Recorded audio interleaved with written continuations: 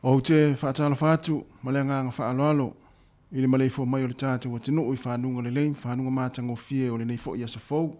tātou ulia mai le alofa, male anga le lei o le atua. Ia, vi ia pēlo na alofa, o mwhai o nā toi taita i mailo tau so i fua lau li lei, ia meisa so mātou wola, wa fo le tautua ino o le tātou o tinu, o le si ufonga le nei o le lau mua i Wellingtone, toi amatali fo ilana tautua o le nei aso, meisa o le nei vai aso,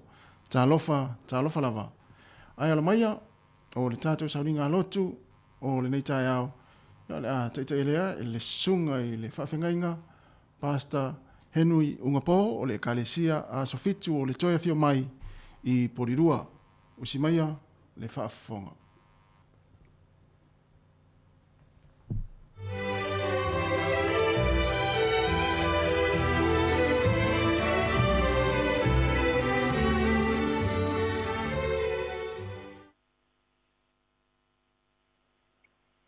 O te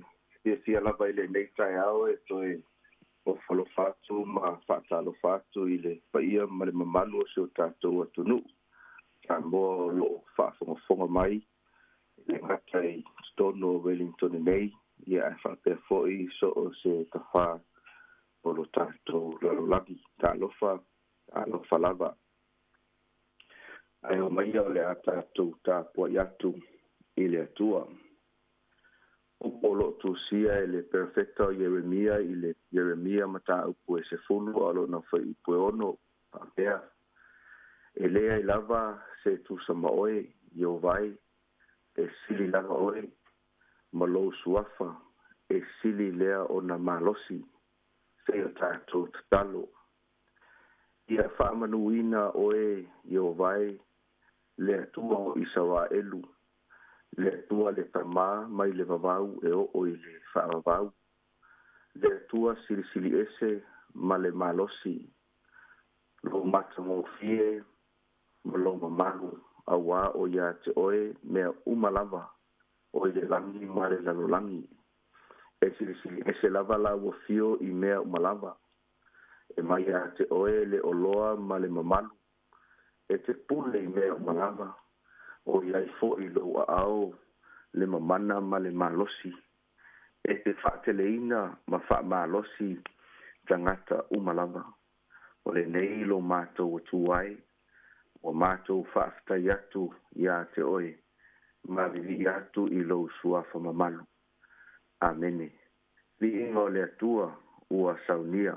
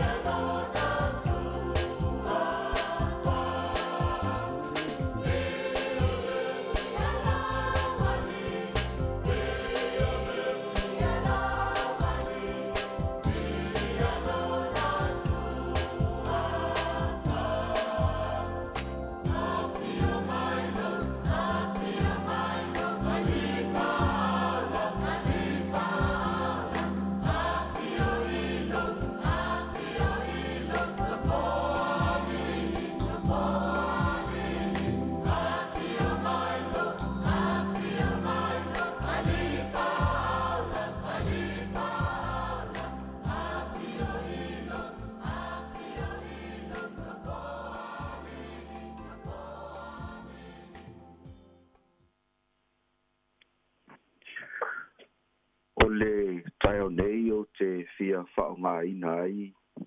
Ia se autu e taulai i ai ia la tātou whaasoa o le neiva i aso. E whapea o Iesu le ala. O Iesu le ala. E le wha ilo ia tūlanga o loo iai, ia lo tātou si o manga, ma lo tātou lalolangi. I le tele o whaingatā, ma le tele o whawhitauli, o mawhatianga, ma le tele o mea o loo tutupu, e le ngata i tonu o lo tātou atunu nei, ai whapea fo'i le lalolangi atoa. Mai le ai se tasi e mawhai ona alo ese mai ai. Au ia whaingatā ma ia ti ngā. Ua moni ai upuna tusia e le pateriaka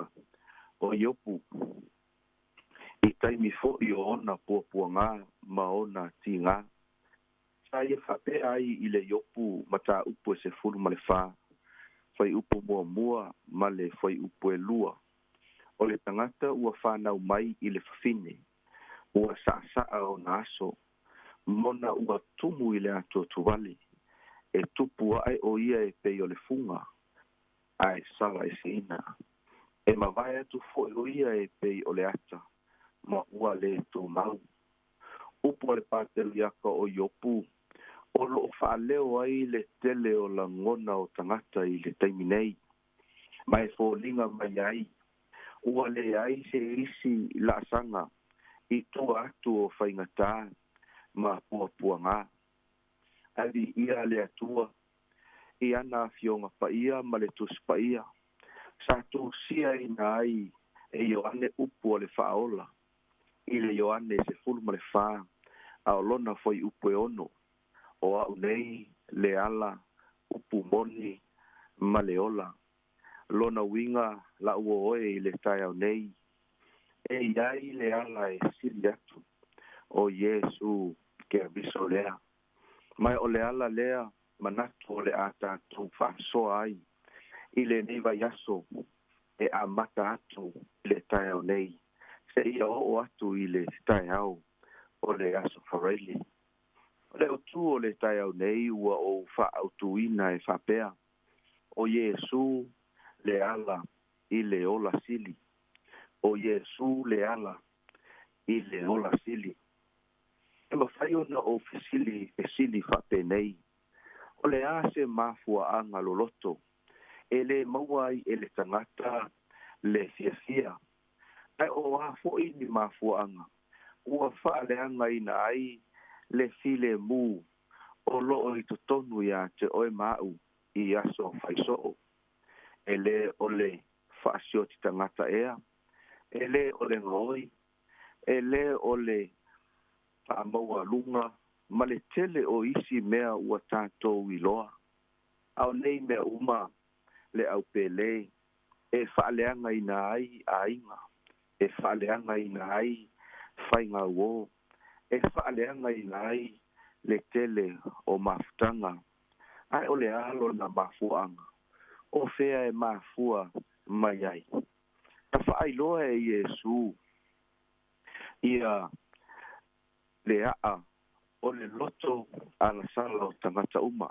Ma reko mata upe fitu fai upe lua se fulu malitasi. E whangata mai le fai upe lua se fulu malitolu fai mai a ia. Awa e alua e mai le loto o le tangata, o le manatu leanga, o le mulilua, o le faitaanga, o le fasio tangata, o le ngoi, o le manu, o le amio leanga, o le pepeno, o le mata aitu, o le mataua, o upuleanga, o le whaamawalunga, o le mafaufau, o ia mea leanga uma, e sau mai tutonu, ma leanga ai le tangata. Ai sa lango ina, e ia opo ia na tustusinga, ia sa ikilinga mamanatu, ma le fina ngalo le whaola. Na ia tu sia i le ia kopo e whaafai upu mua, ma le whai upu e lua, pai mai a ia, mai fea taua mamisa o ia te o tau. E leo le nei ea, mai o tau mana o leanga, o lo'o tau i o outou tino uma ua outou tu'inanau ae le'i maua ua outou fa'asioti ma outou losilosi ae tou te lē mafai ona maua ua outou femisa'a'i ma faitaua ae le'i maua ina ua outou lē ole atu i oe la'ua oe i le taeao nei o fa'afitauli ma mea ia o lo'o tutupu i o tātou si'osi'omaga ma o tātou tagata i aso faiso'o ae o le a se auala a iesu e mafai ai ona fesoasoani iā te oe ma'u i lenei taeao ma lenei vaiaso tito aolona mataupu e tolu fai upu e tolu se'i o'o i le fai upu e fitu ua fa'ata'atia ma fa'ata'oto mai ai ia le auala e finagalo le atua e mafai ai ona fesoasoani ia te i tātou ae o te fia fa'atauaina le fai upu e fā fai mai le fa'amatalaga le tusi pa'ia i le tusi o tito e tolu aolona fai upu e fā a ua fa'aalia mai le aga lelei ma le alofa i tagata o lo tātou fa'aola le atua ona fa'aola mai ai lea o ia i tātou e lē ona o galuega o i le amiotonu sa tātou faia ae tusa ma lona lava alofa i le fa'ata'eleina i le toe fuata'ina ma le fa'afouina e le agaga pa'ia ua ona fa'amalimi tele mai i luga ia i tātou ona o iesu keriso o lo tātou fa'aola ina ia ta'u amiotonuina i tātou i lona lava alofa tunoa ia fai i tātou masuli e tusa ma le fa'amoemoe i le ola e fa'avavau la'ua oe o mea uma e tutupu mai o tātou loto e leaga ai a tātou mafutaga ma o tātou uso a tagata a lea ua fa'aali manino e le afioga pa'ia a le atua ona o iesu o ia o le ala i le ola sili e mafai ai ona suia mea uma i le aga lelei o le alofa ma le alofa tunoa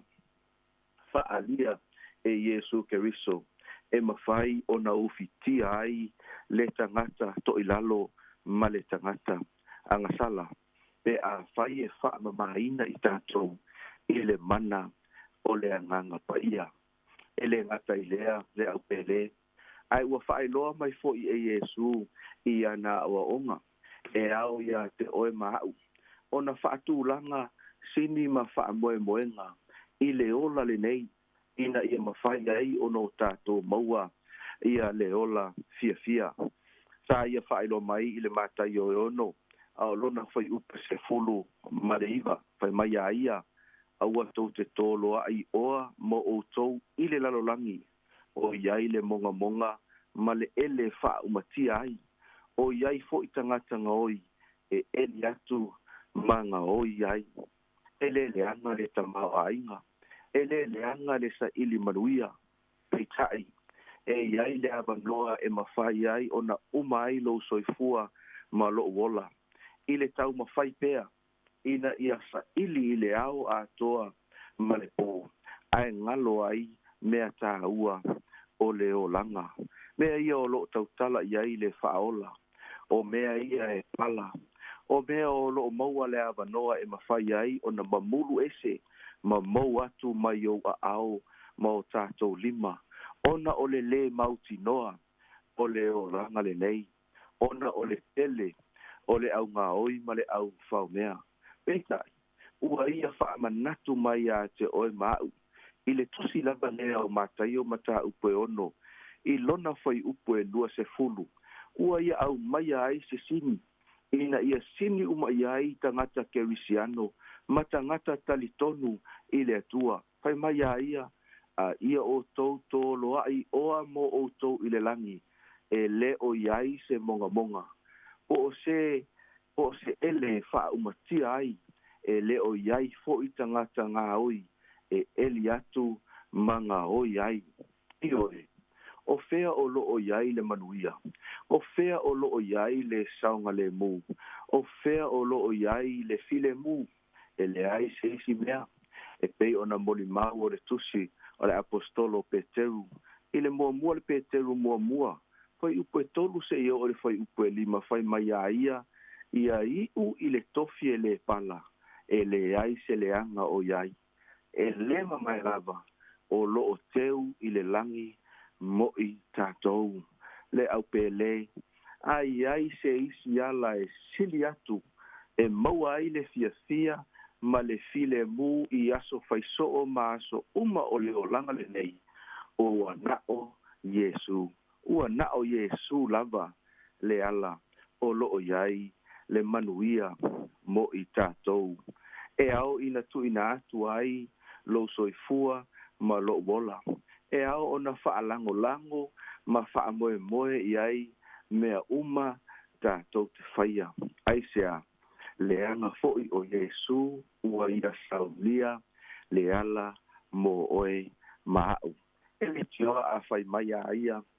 i le Ioane mata upe se fulu whai upe se fulu ua o sau ina ia o tō maua leola ma ia maua a tili ai lava kina ngalo le atua ina ia e maua le fia ina ia e maua le oli ina ia e maua le file mu i aso uma o lo soifua ma lo tātou wola o te sili o le me le tuina atu ai lo soifua mo lo wola i a ao le whaola i le atua e ou le malosi ma le manuia o malava a mata atu i le aso nei se ia o i le whaavavau lava se i o tātou tatalo le atua e mātou te vi ia ma whaafetaia la ua fio e le au noa whaafetai ia ua fio ngapa ia o la tāvita o le suru lea i o mātou vai o le malama lea i o mātou wala whaafetai i le manino ma le whaamaoni ua mawhai ai o na tatala o mātou manatu mo mātou mafaufau ina ia o mātou tau lai atu la mātou va ai e le ai se isi ala e sili atu ua nao lau fio lava i le nei kai ao au mātou sauni e ala usu i fe au ma ngā luenga i to tonu o fale fai ngā luenga mātou te tatalo whaapitoa mo si o mātou atonuu ma o tangata pui ma leo la ua fio nisi o lo malanga atu i lungo o ala tele vavambe le tai au nei mole tamara ia e tausi lo lātou ola e le whaangalo ina fo'i e le atua taitai o le nei malo ina iai le tausinga la ufio fo aia te i lātou manatu le lei e whaatu langai fuafuanga ma polo kalame awa le manuia o tangata lautele talo fo'i matu inatu i la ufio ta mama tina mātutua o lo i maota malawa o lo tuli vai atu i la ufio awa se manuia o ainga o nuu ma whaala po tutonga ia iai le tausinga la ufio talo fo'i mo i latou o lo whapena o na afia i whaanonoanga ka mawhatianga ona o le whainga malanga ma liu ma le oti whamaise ma whamawhanawhana o ele atua i le tai au nei whamanuia i nei o mātou walo ma whanau o le asa uni fo'i ia o onga o le nei aso talo i nei ai le file mua o elo mātou atua whamanuia i le au whainga luenga tutofi le atua o lo taua suina le mvai o le ola i lea fata faitaulanga ma lea fata faitaulanga whamanuia i le au whainga luenga o le siufonga o le lau mua i lo lātou tautua amata e le ngata i le nei tai au a o le nei fo'i vai a so fou le mātou sāwalinga anga le leila ua fio i so o se tasi o lo mawhai o na whaafonga mai ma mai mo mai i lungo le nei ala ata ma le nei ala leo le atua i ei manuia o la ua fio ma futa mai o e le atua nei se i o le whaavavau lava amen.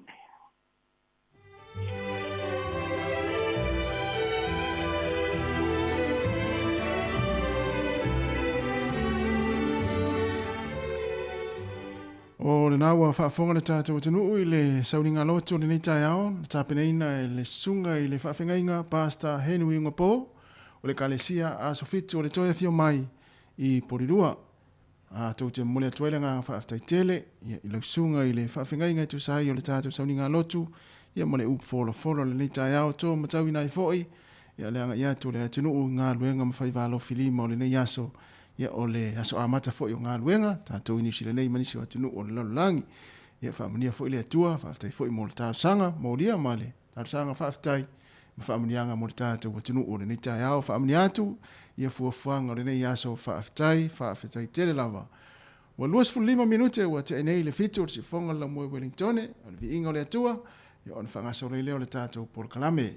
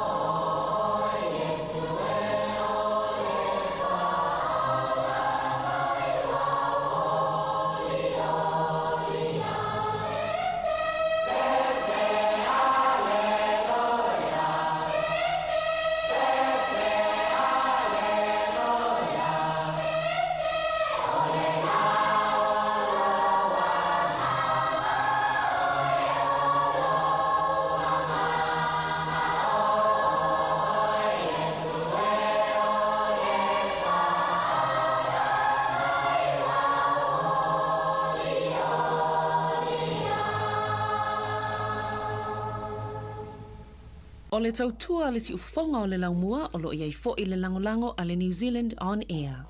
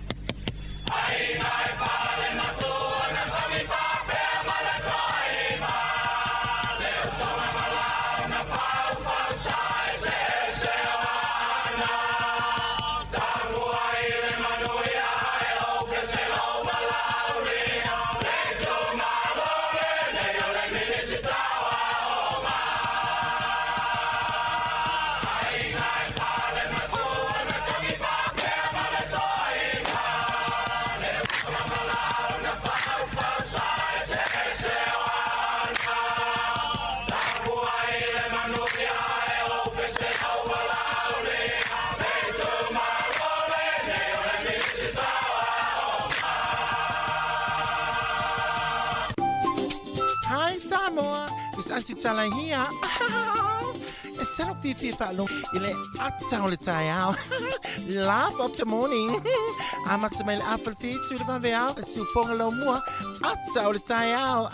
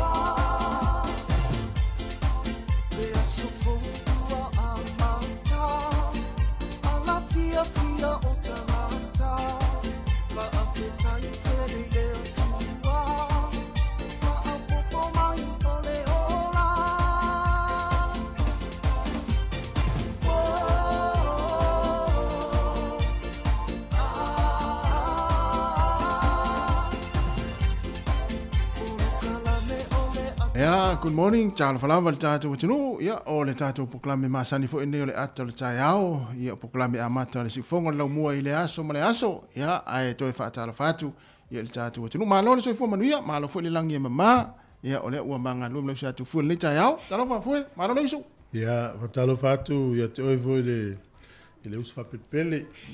Lolo whamalo si le taiao. Ya, o mai oi. Ya. Manuia whaftai. Ya, e whanu natsa manuia fo ile whaingon vai aso. Ya, sa o tūlanga na iai. Tai fo ile lin malos ma leo lau fo ile ata ua. E ta tonu fo yo lo whapenai a langona o le tātou tunu. E ta tonu la fo yo lo utawina le fo lango. Ya, whaftai e le li o malos i whapopo. Ya mara soi fo la ui lei. E leu fo ile atu. Ya, e peise meo. Lai mo te ate ai. Ya, ze io ave ia o fema mo le fem ta su e foi fatalo foi tinu wa Ma ia te. Ya, fatalo fatu le tatu tinu le taiao ma tango fia ile lofa malanga le o le tua. Ya ile su ai o fai la un o tala le so se fata fai taulanga fatalo fatu malanga nga fa alo. Ia ma tu fa fatai tu foi ia ona talo sanga moria ile aso male aso. Ia wa foi ile ngata ile tautu nei ia fa pe foi ia talo sanga ia wa foi ia tatu ainga ia ma tua foi ia o lo i tonu ainga fa talo fa ile ia la silasi nei ma tua lo fa fong mai tonu mo tanga ngase ia mo moto tanga ma tua ia fa pe foi ia nei ma tua le fo wa po mai foi le fala ia mata po ia foi le nei taiao ia i tonu ainga e fa talo fatu ia e mnatu na uta fa i ola uma tatu le tio ina ua mata tatu sauni ngā lotu ia e te tarai fo le tatu tu le nei vai aso fa talo fatu ma le nganga fa alo lunga fo le tatu penga te failangi o i la tau lo fa fong mai le tatu app le Samoa Capital Radio app e mai se o le tatu Facebook ia fa talo fatu mana tua ia na o le matu fa manatu atu pea share tatu polkalame ia i le aso ma le aso ia me se foi subscribe le tatu YouTube na biwa fa pea na fa tua e mai mua mai le taiao ia o tonu foi o tonu Amerika Hawaii ma Amerika Samoa ia mātou whaamniatu le asapati ia o le asani o tamai a te utou i Amerika ia manuia la foi ia le asao tamai a te utou tamai Amerika o lo whaafonga mai ia i tātou pokalame ia tātou sia ia mo foi si maftanga fia ma tina ma le whanau linea sa ia ma whaanga soloi foi fuanga ia o le lolo le tātou tuni la tau foi na wanga i ngā luenga le ni tai au whaatala whatu ma le nganga whaaloalo ia na on whaamanatu pea o lo le misi la foi le aso ma le aso i whaalawe tau ta avale na ona mātou whaamanatu la taim whaapenei na i saunga le mulo wanga ia tu i whiau ma ngā luenga o le ni tai au ia good morning tāla whalama Yo le vaso pupu. Yoi. As freile le so malo lo le matariki ya le famanatu mo le teimo mo ni usila le so malo lo le. Le famanatu al matariki ya le malo lo. Ya. Ale ufa popo ya so malo lo.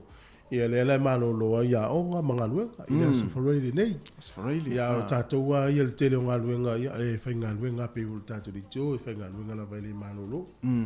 Ya tu sala o le foi la fa mawina ita fa so pito ni usila. Ya. ia le Australia nei ia lo inga he o le vaias ile tau sanga fu ia pe aulia ia wa watu fu ita tu tala o mena tupu ita la fason Peter lang Ia sa le ia nei. pe au ile so luas fulu ma fa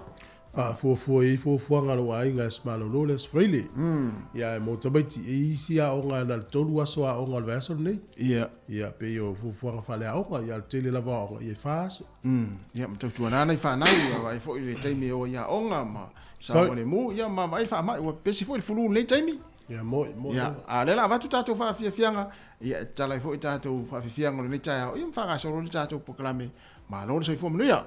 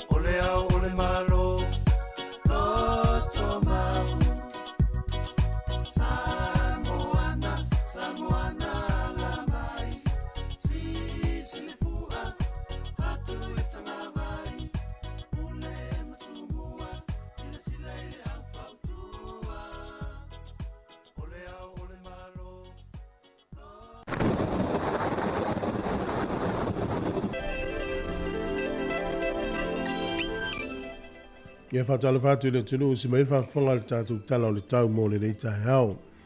Pa melo fisi o le vai tau e inai timu wha malu nei aso e malo losu sa vili nisi o taimi. Wha pena fo ina aso a tai hao, tusa le tau nei ma tai hao. O le aso lulu o stofi ma le aso freile o le amatau na toi fo i mai winga langi le lei o le tau. Ia o le tūlanga malulu o le tau ia le fo ringa mai. Toi anga i mai a le lai le aso lulu o stofi ma le aso freile. Ilis foi a taimi masana va ele mata le la ele tele taimi le aso va ele mata le la. Ka piti mana watu ia whanganui mta na ki mtua ilangi le ia le tau le so fa pe foi tau po ilangi le tau. to ulu na te munga mwha malu no leo Marlborough fa pe foi Hawke's Bay ma Wairarapa. Maunalo le fuole malu lua fa mawina i Marlborough fa pe foi Mataubo. E ma fanfana sifuru tasi alo fa mawina i Hawke's Bay sifuru ma le lua lo iei ia whanganui. Au kilani le so langi le lei le tau fa pe Hamilton le langi le lei le tau le so. Ma vai le motu i saute i le aso nei, e ina i timu i Picton ma Blenheim, langi le lei le tau i Motueka, ia ma isi vaenga o le motu i saute e au fia i ma Queenstown le langi le lei le tau. To ulu na i timu i Invercargill le vai le mato le laini si o taimi. Invercargill le langi le lei le tau le so, kala i stete to ulu timunga pe on whaino atu, ia o le au te renga o le atu no nei aso, ia fōringa mai, o le tu sa e le to ulu i timunga le motu i matu nei le au fia i Martin Brafa, solo tu i lunga i Napier ma Hastings, lu atu i Kispen. Ia o le tu i o ngā tutonu fa solo le tu i sifo ia langi le lei le tau i nei motu i matu nei o le tele o vaenga le motu i saute fa pena fo le vai le matu le la.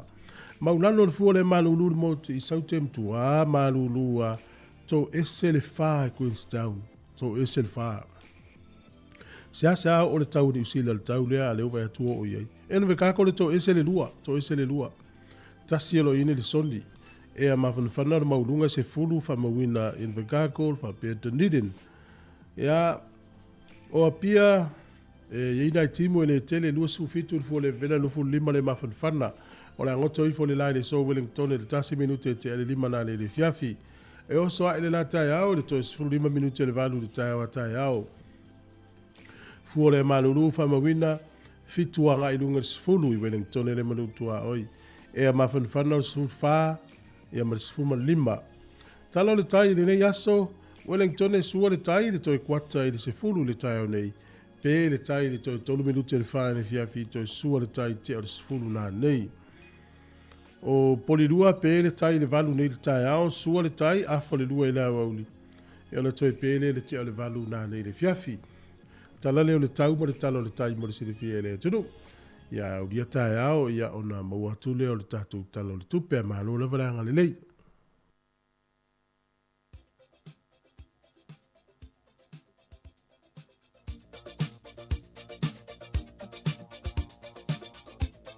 Ia, whaamrianga o asa whanau, ona whaamanatu atu pēle tātou imeli, asa whanau at Samoa Capital Radio, ia ai mo oe te fia te whaitau tu spa ia le tae ao, su ane lau tu spa ia le evanginia Ioane o lona mata upo e valu, a lona whai upo e se fulu ma le lua, o au nei o le malama o le lalolangi, o le muli mai ia te au,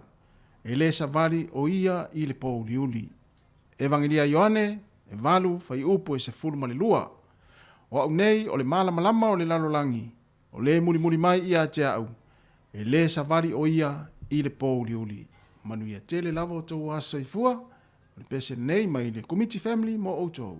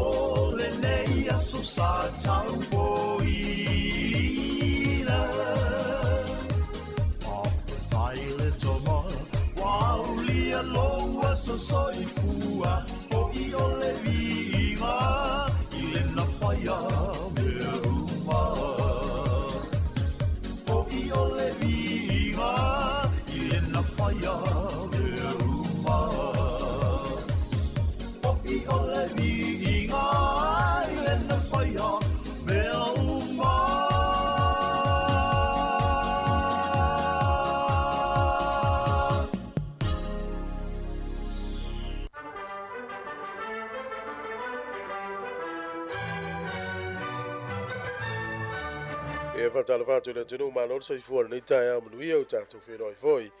Ia o le whapoponga fo le o tatu tala o totu nei tala o tala fa solo pito lo langi le solus fulu uni. O le solta usanga tasi lua whavalu o le Universite le Oxford po le University of Oxford i Beltania na lato mauai ia le tusi ia e ta o le Royal Charter o le whatanganga le alo iai o na whangalue ina na lato Universite. Ma whapea o le whatanganga lea mai le pulenga whatupu o Beltania ia o se whatanganga maua lea i te tonu lo Beltania ia o ni awanoa tu atu e whini pisinisi e whangalue ina ipo ni whaala putonga tu maoti o le sola te usanga te silua whavalu na mauai ia lea foi tusi taua mai le Royal ia po o le ainga tupu whamaunia i le whaangalue ina le University of Oxford. O le sola te usanga tasi fitu valulua na urua i whaonga ai le sio ale malo Amerika. E le tau te iloa e iei lava ia le sio foi le e omi i tusi o whaamaumau ale malo Samoa, ale malo New Zealand, ia o le sola, o le malo la o Amerika le tausanga tasi fitu valulua na whaonga ai the Great Seal of the United States. O le sola tausanga e tasi valu tonu fitu na whaapaleina ai kuini Victoria e whai matupu o Engelani ia po kuini o Engelani ia po tupu tamaitai. E valus fultasi o na tausanga ia na tu umaloa te usanga te siva o lua ia whatoa umailan no fua inga na mata mai te usanga te sivalu tau fitu. O le sol te usanga te sivalu fitu o le tangata suafa ia Alexander Graham Bell o ia na fausia mo le taimi mua ia telefoni ia na whao ngai mo fisota inga wha pisinisi commercial telephone i te tonu Hamilton, Ontario i Kanata. O le sol te usanga e tasi iwa ono sfulu ia na mau altu tasi ane nuu leo mali mai pulenga whalani muli ane ia ua vailua ina le tunu ua maua ia tunu e lua mali na Senegal. O le sol te usanga tasi iwa tasi i le palemene a siamani na palo tainai e toi fo'i lo lātou taulanga i Berlin o na lena si iti atu i pon ia o na palo talai le sol te usanga tasi iwa tasi toi fo'i le taulanga i Berlin ia na whātaunu ina le wha moe e le tausanga tasi iwa. O le sol tausanga e tasi iwa fo'i ia o le NATO ia na umana lātou tu inga pomu o le nuulo Yugoslavia whalau loi le so ua mahe alo ia la lātou tamwhainga na tu i pomu o Yugoslavia ai pete iane se fulu aso na mua i maea ai whatoa whai loi le aso nei i tausanga tasi iwa ia walo ia ona tawhia lātou swainga i le nuulo Yugoslavia.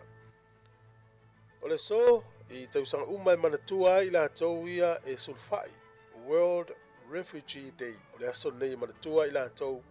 sulfai mai nuu ia e tele mafuanga sulfai i tangata mwhio ese mai o lātou nuu ia e mafuanga mua o le saonga le mua o lātou nufo i peon tātou lor nei teimi le alu le ali ia e o le toa tele o lau sulfai ia o lo fewa i solo su ene nuu le lei ene nofo ai o no le fefefe la matia o soifua mai taua. O ni usila nei i le tausanga tasiva whaatolu ia o se whaalaulave na tupu i pae Kakariki i nei Wellington po i nei latalata mai Wellington e toa se fulu ni fita o le ngata i whale Amerika na maale le moa i se whaalaulave na tupu i a lato kole ninga na whaia maale le moa i ma maale liwai tausanga tasiva whaatolu. O le sol tausanga tasiva walufitu na manu malo le All Blacks i le ipo laulangi mua ia le na tali malo ni usila le na manu malo ia falani ni usila lua sifulu malaiva falani iva le asola nei e na matua fia o mai tangata ni usila le manu malo le All Blacks tausanga tasiva walufitu i Samoa o le asola nei tausanga tasiva walu lima wha na whanau mai ai Harry J. Moores o ia se rifai pisinisi o stu stala o le War Mamaya Robert Louis Stevenson o ia foi ia o le whaavae lea po o le au aingo le au mua si Samoa o tangata le na soifua mai ai o Harry J. Moores ia o nei na soifua ne ai i te tonu o Detroit, Michigan i Amerika i le tausanga tasi valu lima wha e whapea wha maumaunga na te le sao ni tangata o Harry J. Moores i le taimi na iai ia Robert Louis Stevenson i Samoa. I le tausanga e tasiiva lua fitu. E le taimi le wa iai ia New Zealand i Samoa e vavai tātou tunu. E aina whaalongo to ise leo leo o whaise tala stasio sui o le mau tangata suafo ia tama seu tai whau. Na tala noa Malaysia foi tangata ma whaelo iai. Sa uni le mau e te ena pule ngā New Zealand. E le toto ngia ne la tau tax. E le awai ni fono pe a whai. Ia le langona to leo leo lea. Ia mamolia i loa. Ia tama seu tai whau. Tasi le tausanga na whare pui pui ai. O le sol tausanga tasi iwa lima lua. O le tangata suafo ia Phelps. O ia le uruai civil governor po le kovana fitfilia le na tusi au i Amerika na te vai Amerika Samoa. O le sona mai ai no na taimi ia ave o ia mo kovana. A mata mai a February la solufu tolu tausanga tasi iwa lima tasi. A mai ai le solua fulu yuni tausanga tasi iwa lima lua. E au tatou tala na ma ul fapoponga le taimi masani whaftai la.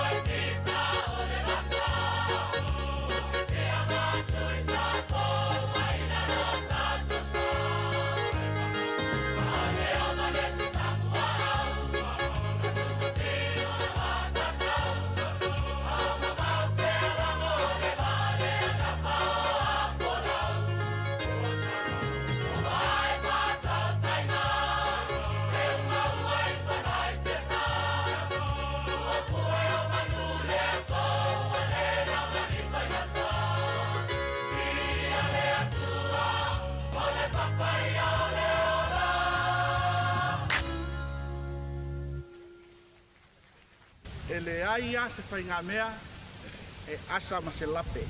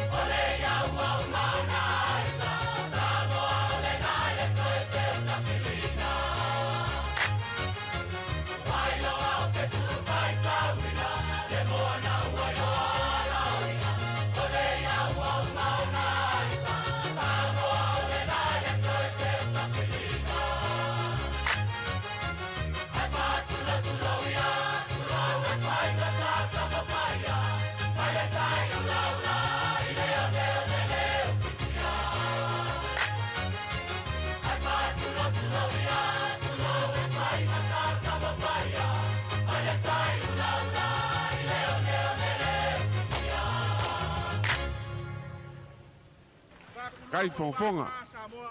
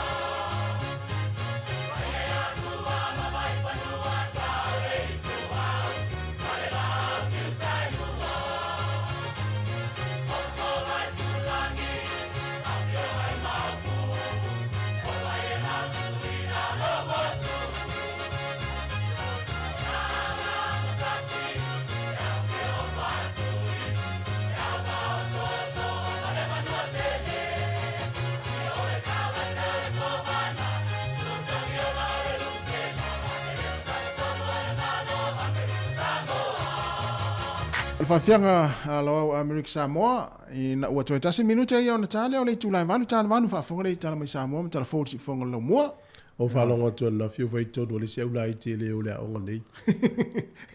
Ai se ha. Me malu duta. Oi. Ele a malu e o tatou le aonga ele mabe le se ulai tinga e tai ia na ifofa ma te kali se sa. Whalonga tu tanu tamara itia peta I valu ta iwa tau sakala matu. Pot tola uri tu manu me mare tai al manu lo. Ai no pete fai atu lau talana ala wo to yo ta mele si pitol fale fa mai. Fa pe le si eli. Ai ya se tia ya onga ya so na tatou o le. Isa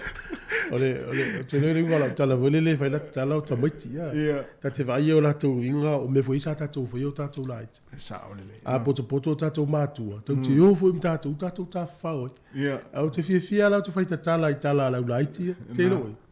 O le fia o tamalaiti a tali nei matou malu. O fio me tata aso lo fafo. Ta fafao ia tatu tu a bota vai fafia. O ta me uma ia sa fai. Ai pa wala le se ko ta mai tia batatu. O ta mai tia pe fai a me ai ele te o mai ele ano ia. Sa ta to ia zo ia. Ia nei te lo tala no. Tala no ala o tiro o pe te fala o mai la matu ta mo ya tu. E se vel mana ia no la fata mai titi. Ia sa ta ia I foi sa ta mo al fia. Ia le von tala ia. Silom tu o mali le so really. La mala malama ni no wo longa te bi no foi a parte. Te bi no foi a parte le ia so ia o le titi. Ia le sa ia o nga mai ia le vai le swinga le mo. Le so le te ngalo le o langa ia so la so. Sa o le ia so. Ya tala no vo tamiti la iti ia so la sa mo te fa longo tu o fa tu sa ia le umi o le sta malo o tamalo le sta miti tamalo le sta miti ya. Tamai umi tu tamalo tama. Ja, le tatu tala mai sa mom to the phone. Ja, le tala valu, ba lo se vua.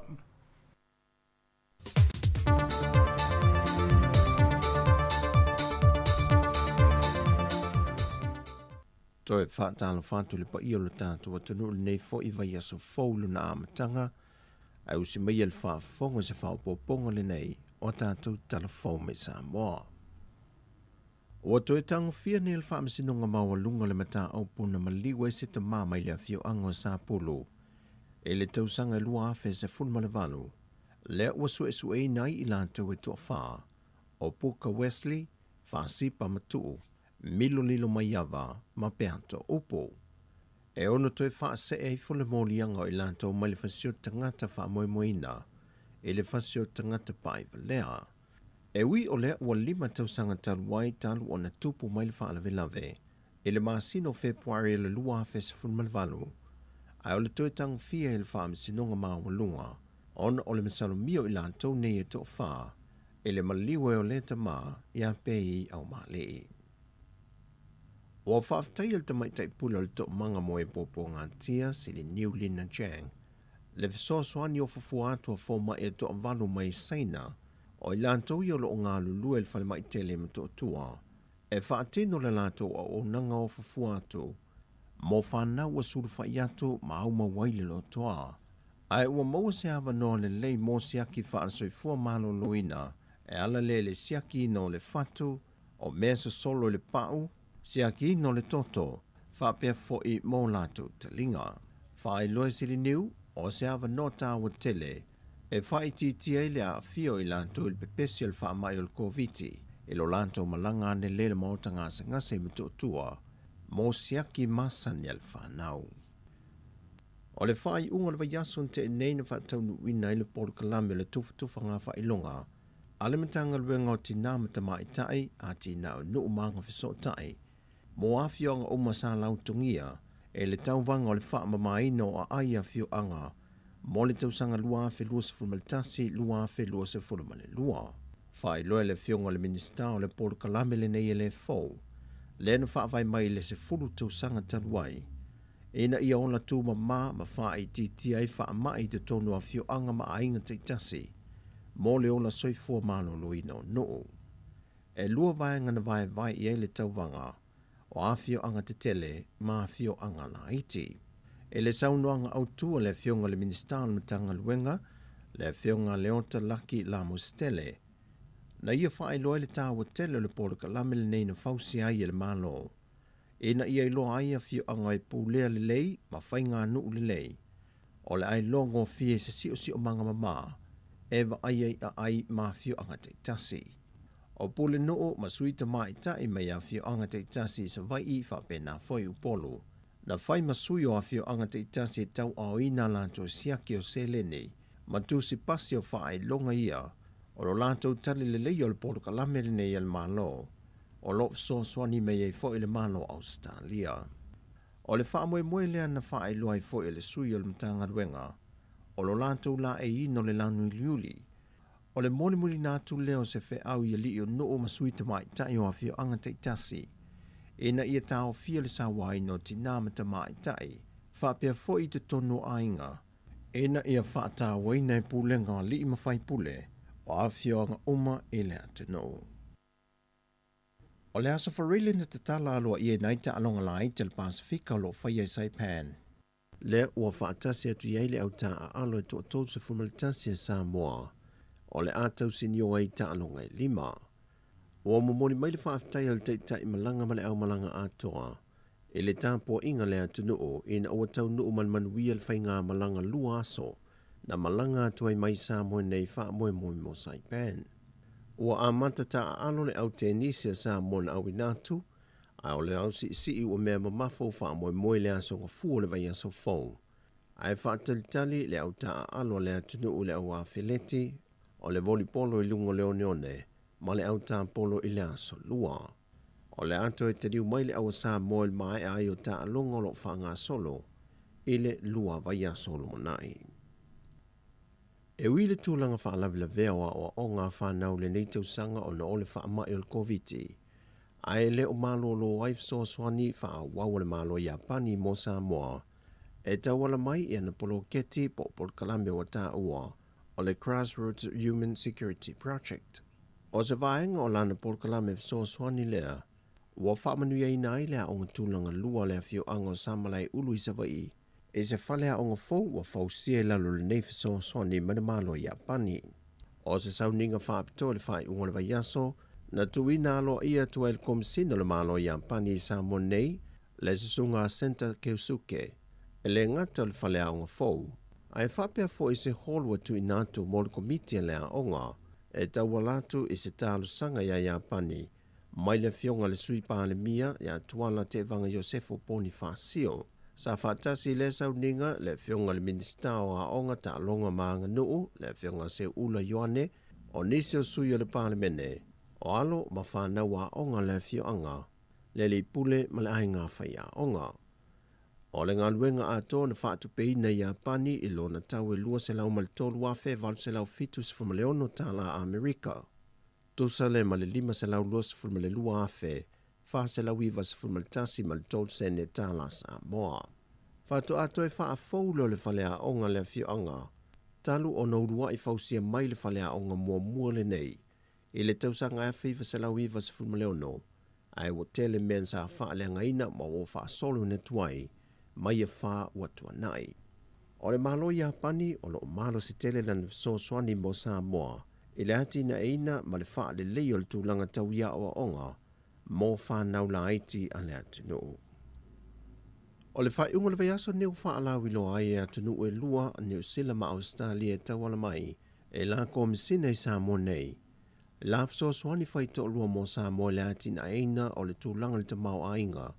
Tawala mai e la Port Kalame wata o le Market Development Facility. O le Port Kalame le neu so swani a ia malo e lua. E una i ai pisi nesi la iti ma tau mawhinga uma le tamau ainga. E awhi ai Port Kalame tau wha anga, o le vaenga o wha amtalanga ma fiso ta inga wha teknolosi, tu langa whimalanga inga, ma le ati na e no pisi nesi tau a mata. Sau nol komisina le malo Australia i Samoa, le tamaita e a Emily Lark. O Samoa le wa a mata i le Port Kalame nei moa tunu e tolu wa fua iai, e awhi ai tonga ma Vanuatu. Peitai wa au maia nisi o pisi nisi na manuia isi atunu sa fiso swani ia ia malo i lalo le Port Kalame le nei. E iai Fiti, Pakistan, Papua New Guinea, Sri Lanka ma Timor. Sa ngā lulu e foi ma malo au whaatasi. E a vea ma se taula inga e manui ai o tātou tangata i a wala sa whaonga ina, na ia a mata se tau mawhainga, ma ia awa nei toi foi tua. O se tasi o vaianga tā o ni fiso swani, ina ia tau mawhai leo nāti na ina pisinisi ala a inga lava la tau, pei foi o nova ai ai maketi te itasi te whaala,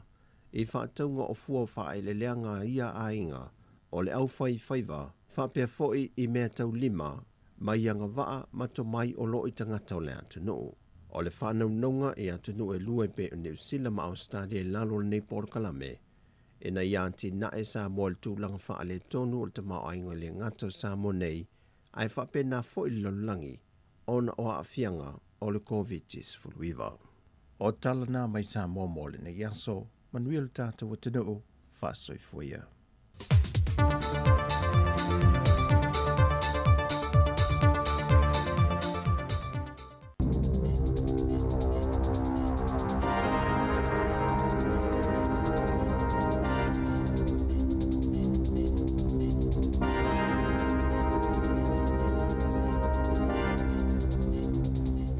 Talo falava o telefone ai ua tāpena nei Wellington e le tutua le siufonga o le lo mua. E to fitu tangata e au fiai ma se pepe na mali liu i le whalawe lave lea na feto ai se loli ma se van i le au le telenume le tasi i saute o le ai o Picton i le tae ao o le aso sa. Sa whaalia mai e leo e whapea na tupu le nei whalawe lave ma te utia i Mount Pleasant pe tusa o le afo le fitu i le tae ao. Mai na fiai se van sa malanga ai tangata e to iwa lea na whetaui ma se loli o loa tu aisa. E to lua tangata e maru nua ti ngā ina mai le whalawe lave sa awina mai se valele helikopta i le whale mai tele i Wellington. O tangata uma e to fitu ua mari liu whapea ma le to lua ua maru nua sa malanga i o tonu o le veni. Ai o le aveloli e whapea na manua miti. Whaalia mai e le lita ita i leo mo le tu malo Tasman o Paul Burrell o whaia pēr ia sa i linga ma sua suenga le mta ngā luenga. Ai linga mai o le van sa malanga mai saute anga i atu i mātū ai whetau ia i male loli sa anga i atu i saute. Sa umi se taimi o tā punia ai le o tele na tupu ai le whalawe lave mai na whaalia e leo o i tu ainga o whalawe lave mātu ia whape nei e te le lava i a sona haafianga i le mamalu lau tele o le tunuu. Ua ripotia mai le ono malanga atu o le tamaita i Palemia e Jacinda Ardern e awai i le whonutanga tai o mā lol whalapo tonga o le NATO i le whai unga o le māsina nei. O se lipotia le walis whaasar lau New Zealand, le Radio New Zealand, nā ta o mai ai e whapea a whai e malanga Jacinda Ardern mō le whono le nei o le a avea o ia maudwa i Palemia o New Zealand ua awai se whonutanga a tai o mā lo o loo i tonu o le whengainga le nei o le puipuinga o le vasa atalani mātū po o le NATO e pei o na lau sila fia ai. E le ngata i le tamaita i Palemia o New Zealand ai o loo wala awina mai foi e le whailautusi au le NATO o Jens Stoltenberg ina i awai le whontanga i lea so luas fulwalu e o i lea so tolu se fulu o Iuni le whaia i se pānia. Ia Palemia o Australia whapea i a pani ma le malo ko le saute ta ua mai la fa pe ua uma ona talia ia le nei vala au e Albanese o Australia fa pe ki shida o Japani ma Yoon Suk Yeol o ko le saute o le Palemia New Zealand o lo fa moe e awai o ye le fa talanoina e ta i o mata upo a fiai ia tunu o Asia ma le Pasifika mai o le a feilo ai fo o ia mata ta i o isi ba no o le whaalapo tonga le nei o le NATO. E masani o na whaatasi atu i whontanga le NATO i aso o mawae i a minsta le vai whafo le malo o New Zealand. E au fia e fo le minsta o lo i nei o na nei a mahuta. Ai o le teimi mo le nei ua wala wina mai ai le taitai o le malo o New Zealand i se whontanga a taitai o malo o le NATO. Whailo mai le tamaitai whailautusi o le NATO, Jens Stoltenberg, o le nei wala au e a tangi ai le langolango ina malo si le NATO o malo ma tunuu e la tau te ngāru lue wāwāna lata i le itu langi o Asia ai moise o le Pasifika. E tolu afe lua se lau tolu sfurulima le a whai o mai fauko viti sfuruiwa sa wha mawina i leo sa i tonu New Zealand a toa ai to lima isi maliu o wha popo i la whainga o e ua mali liu ona o le wha mai. O wha maunga mtanga luenga le soifua maloloina ua iloa ai o le a whainga le tolu afe lua se lau tolu sfurulima o mai fau o na fi o se a whainga o pito maua lalo lea ua wha mawina o tangata ua maua i le wha mai taru mai le masina o Februari. Ele ngata i lea a sa mai tawina foi le pa ui foi lalo i lalo ifo o le afe le a whai tangata fau e maua i le COVID i to tonu o au ki lani. Ele ia isa swinga i la whainga o tangata lo ta fia i whale mai mo tono vitinga tutu sa lava le whai numela le sa ma le stonai le sa tula i mai le tolu se lauli mas fuono e a fia i le toli mai le tonu o vaenga o mai tinga ina. O maliu e lima sa lipo tia mai na fi o le ua o tua i le afe fase lauma le ono le a whainga o tangata ua mali liu i New Zealand ona o le COVID. Ai o mai fau e pei o na sa lipo tia mai o lo au fia ai le iwa se lau iwa sfutasi i le tonu o au kilani, lima se lau mo le tolu i le tu malo Canterbury, lua se lau warulua i le tu malo i Saute, ai o le tu malo o le Capital and Coast, e tolu se lau mo le lua mai fau o lo iai, Nelson mo Marlborough se lau lima sfulua, a o le Hutt Valley e se lau tolu sfulua, o le aso tona a isa atula i mai iai, i le sfultasi le a whai o maliu, ai wha afe wha se lau ma le wha, lea wha i o mai fau sa wha mau i ai. Na maua leo leo i le fia leo sa, le tino maliu o se tangata i le mata whanga i ngō o Buckland Speech i au kilani. O lo ia le tau tununga o le tangata o maliu o ia lea na leilo mai le wha lave lea na sae ai se waa i le po o le astonai i lea vahenga o au kilani sa sae.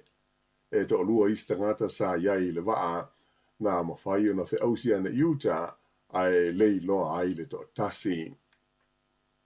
E taurus ful whātou sanga le matua o sea lii o le atu lai luma o le whaamsnonga i Masterton i le so, ona o le whaamanua li ai o se pepe e na o le tolu masina le matua. Whailo mai e le li leo sa tini si nia Barry Bythas, o le nei whaalave na tupu le stofi mai o le pepe na awhia ai o loo iei pēi se tūlanga tinga ina i le whale mai i o tamaiti le Starship i au ki lani.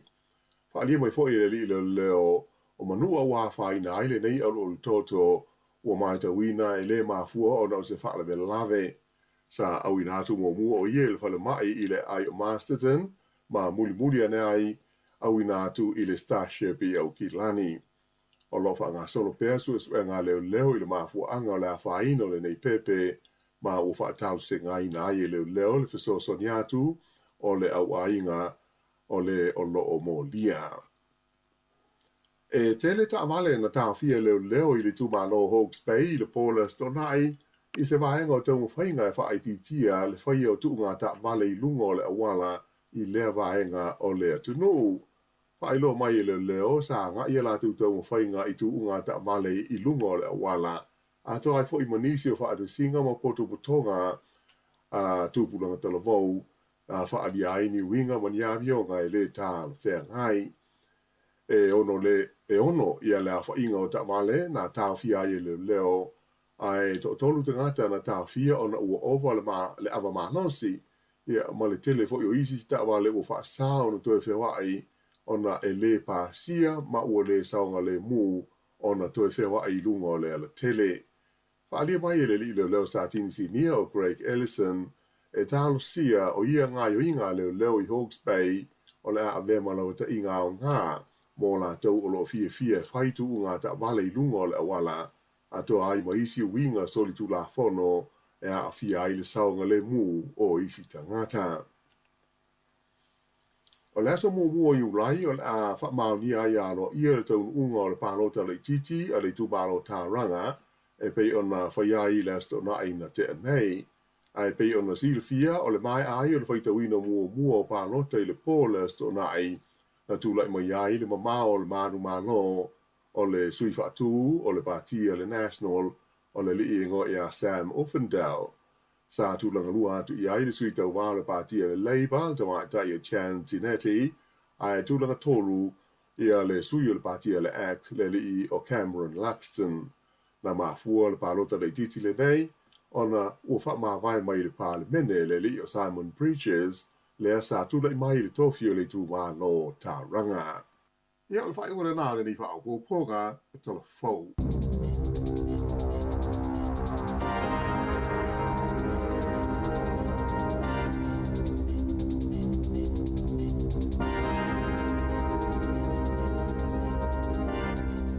Malo fa tai fa fonga mai na o mai atu ia tala mai Samoa ia ma tala mai si fonga le mua te fa fonga ia le tulai vai le tau nei sa vale atu tatu taimi se fulu iva minute o te ai nei le valu ia fa na wa onga manu ia onga lo sauni tu i o to le yaso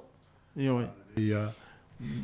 ole fa vele na la tu nei tatu telefon sole e se fa no le tala ia tu lo ia mata volta tu por kalambe tala fa no o wa le ia e vatufa ma fananga pe a fai mo seisi o tatu ainga le a fia i ia o le ua na saule vaenga vo le toi fam tala tili el fa la vele o le ye le tau matenga o le ainga pe o me tuli me le va lo inga pe o tu i nei le motu i matu nei o le tau matenga na le ai o le vava ai e pe o le ainga le sa o mai sai la lo i tanidin sa o se maliu o le lau toi o mai ia mtuli ma maona lo ia tele lo pole ale sau o ta vale mai la lo wa lo te no le latu ile wafu i u ye lunga le pito i lunga le motu sa e alu kala estete la ta ile fa ile mai tu la wa au tenide no lo tu la yo lo pe va le i vai tu la sa o ta lo fa pe o le tu langa na se fa la vitanine e no pe no mai le fiafi o le stona ia masalo po a to sa ta vale ia se talo fai ia sau alo le ta vale o le ala mate ia na mai tuli mai va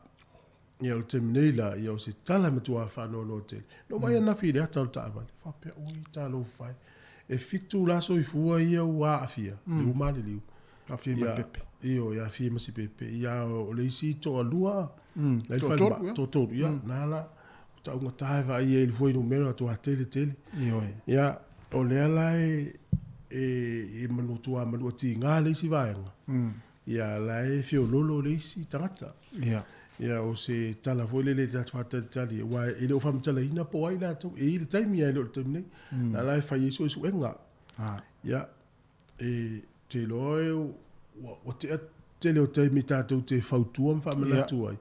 ia o te mi o fa ma fa to me tu fa mo mo le pepa ile tai nei eu te lo iste mi o sta fa so ai le ai e fa matala tu o le te mi nei lava ia ni usila pia na ta fa tu so ni usila tu so ma o va mal tonu se la utanga ta fi so i fu no wala ta so ma ta so te le no mena te mi nei la o se lau valus fu fa eva le fto o ia uni tata o maliu le wala ni usila o tau sa o mai o fa mal tonu se lau a fa tele tonu se lau na ile se fu tau sa ia vai de tonu wa fe ngai no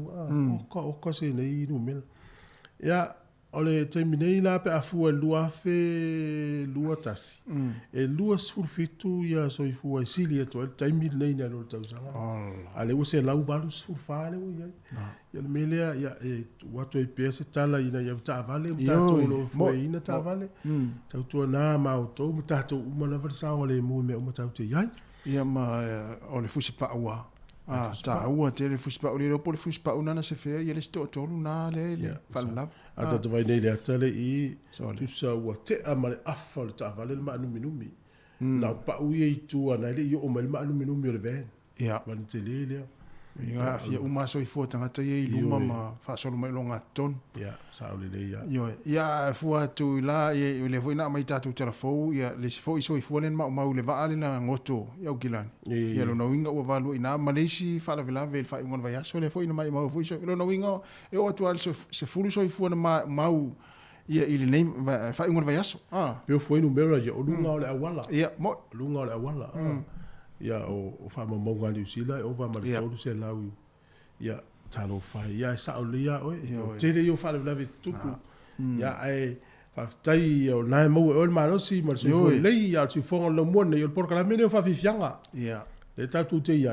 ia pe le talana le to mo mai ia talu sia e ui o so fu ne ia talu sia le o nisi o tatu wai na tonu ia se taimi o le fa lo atili le po ia na ia o le o lu so fa minuto te nei le valu va tu fa fianga nei ia mala ia lo fatu ai mo to uma lava lo mafuta mai tato litio si fo lo mo mo le tato YouTube Facebook o tato app ia fata si mo tato frequency o tasi ono tes mo tasi famo ia tamale ia mana mo ke sene aso fu la tato wa onga o le ale mana mo tangata fa mo o ke sene esa o me tato onga ya so right ia mo do fa ya o le ale pu ina mai fa fo tato ia o capone el mari fo ia o me uma le na tu o le fofo ia o lo le tangata su mo ia o le pu ina mai na mana va tato au le le pu ina to tato fa nga la au na tonu to tia fo fofo nga so sa o so le ia lo ngala va per potu le ia ta purni uma ia le ise i wa tato potu le ia sa to mo ia fa ai la ta u ala potu le ile aso ato ia mana va o le nei mana sa ni e ne winga la tala ya ta puni le potu ia ai le ise e sa tonu le ise e ali fa ai na tanga ta peto lima peto ono ia mana va le si e o le mana le so mat pongia io mat pongia wa fo le si o ke sen sa ia va tanga la potu le ia le ile va nga e fa fo na ma le va nga le lu o sa e to to ia le la mo ia le ta mana va no ia ai le tene ia la ta ia ta to pese tamore ia mana va lo sene le ta yao ia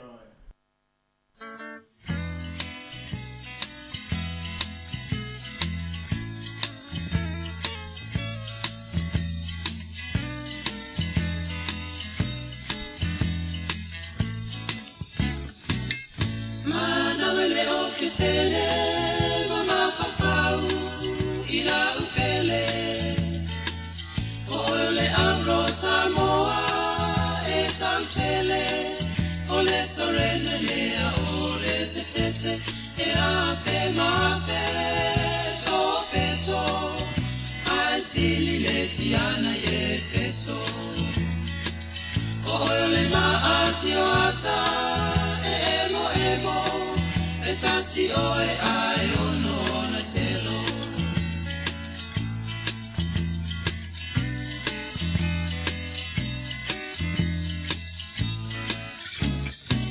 O oe le la au paolo le Susana eso solo Tapule inai ofisa ole solo Ata alolo maisi au si valenga lola Fionga le ula taimane o maamora Oe ole tapasa si o uola si o uie lino le amai Roma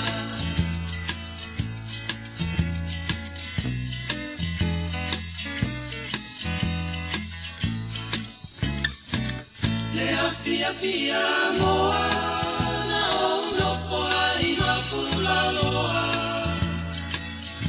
Ina ua o tu ua le abra samo ua mai le vasa la loa Si awa mio vai vai e pea se kiona ua liu vai Ua lama fo ilea e kai ma mea ai e ngalo ai la manethia vai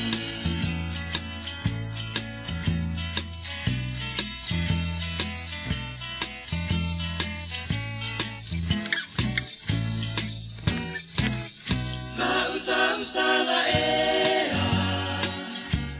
la umana mea le mata mofiona yo folinga asulu ele masina la sala ea la umana mea le mata mofiona yo folinga Solo viene masina Matangofiana yung polinga Asulong yale masina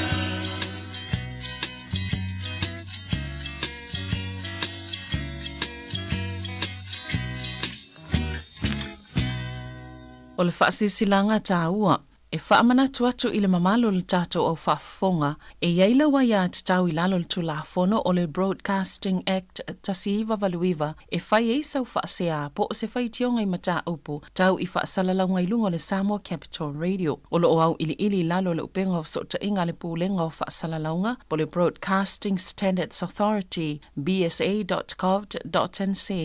A ia inga mo le whai o sau whaasea i se polkala me whaamanu alia i lau whaafonga anga. O lo o au fia ai vaenga nei, o le ale teime mawhaiona whaise whaasea, o ai tu ainga polkalame mawhaiona o whaasea ai,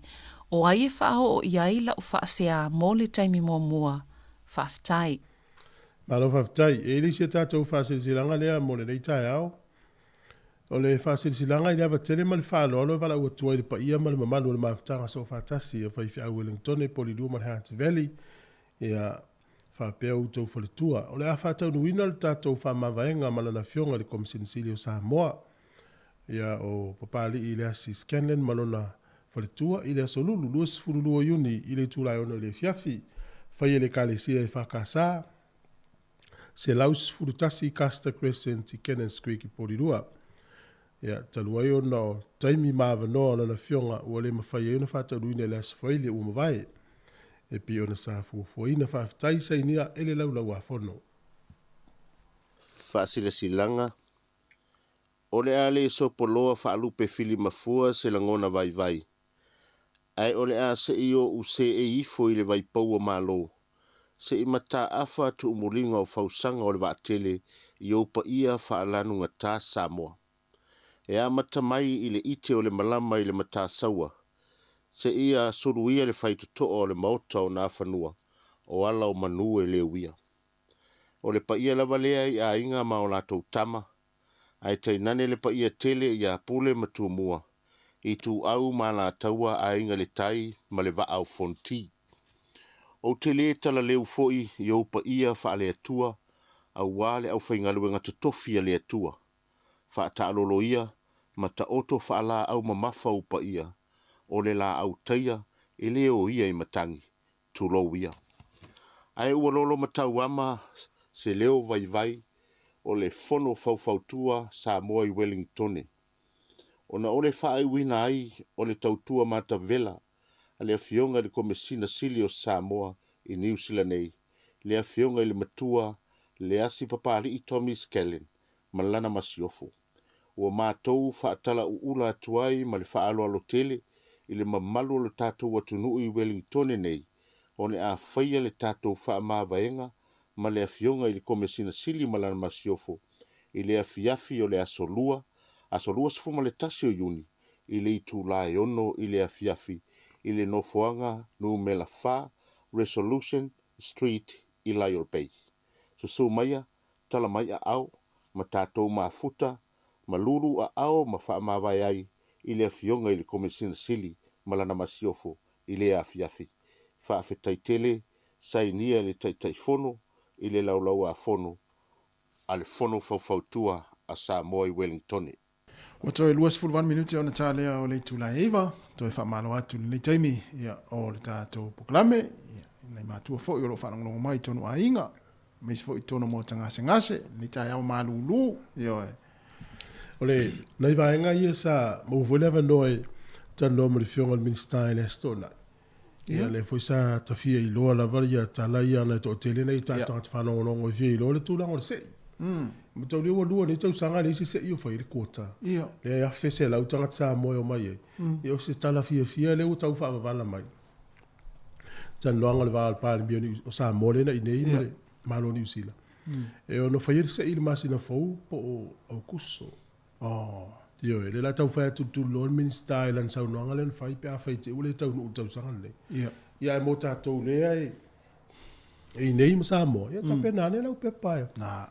E se i wai. Te lo mene una una wai fai se. Ia wai na wa ta ilo i tātou. Ia. Te mine yo le su entra te fai ngā luenga. Sa. O le matua i longo binga na no wala tu al company mo mo pe fainga lo na au foi la lo vai atul mo lungo to tongi le ita lu fu fata la lu fu lima ide mo me na fa pe tal si e fa se ini tau sang ai o le te vai tu foi e foringa mai e no o se i le tolu wa fe mo tu tata e kava mai e ia tau sanga e lua i le se ina fai o fa pe soli o ko se mana ia soli ia a fai o le tūlanga nā leo lo i pe tātou i New Zealand la wa tele ia ngā luenga a wa leini tanga ta fai ngā luenga o le tau rei fo ni tāro sanga ia a wa tele ngā luenga o te masalo o le tūlanga nā le la anga ia fo ia ai mai se fo i lātou fo ia o lea le lei ia lātou visa ia moni le tau fai tāro sanga ni lātou no fo mau ia o te iloe un fa manu ia vaenga na pe fo yo istanga tal tātou atu no le fenga no fa vai taimi ia sa tāro sia wa te iloe manu ia ni to te lo vaenga le kono fa vai taimi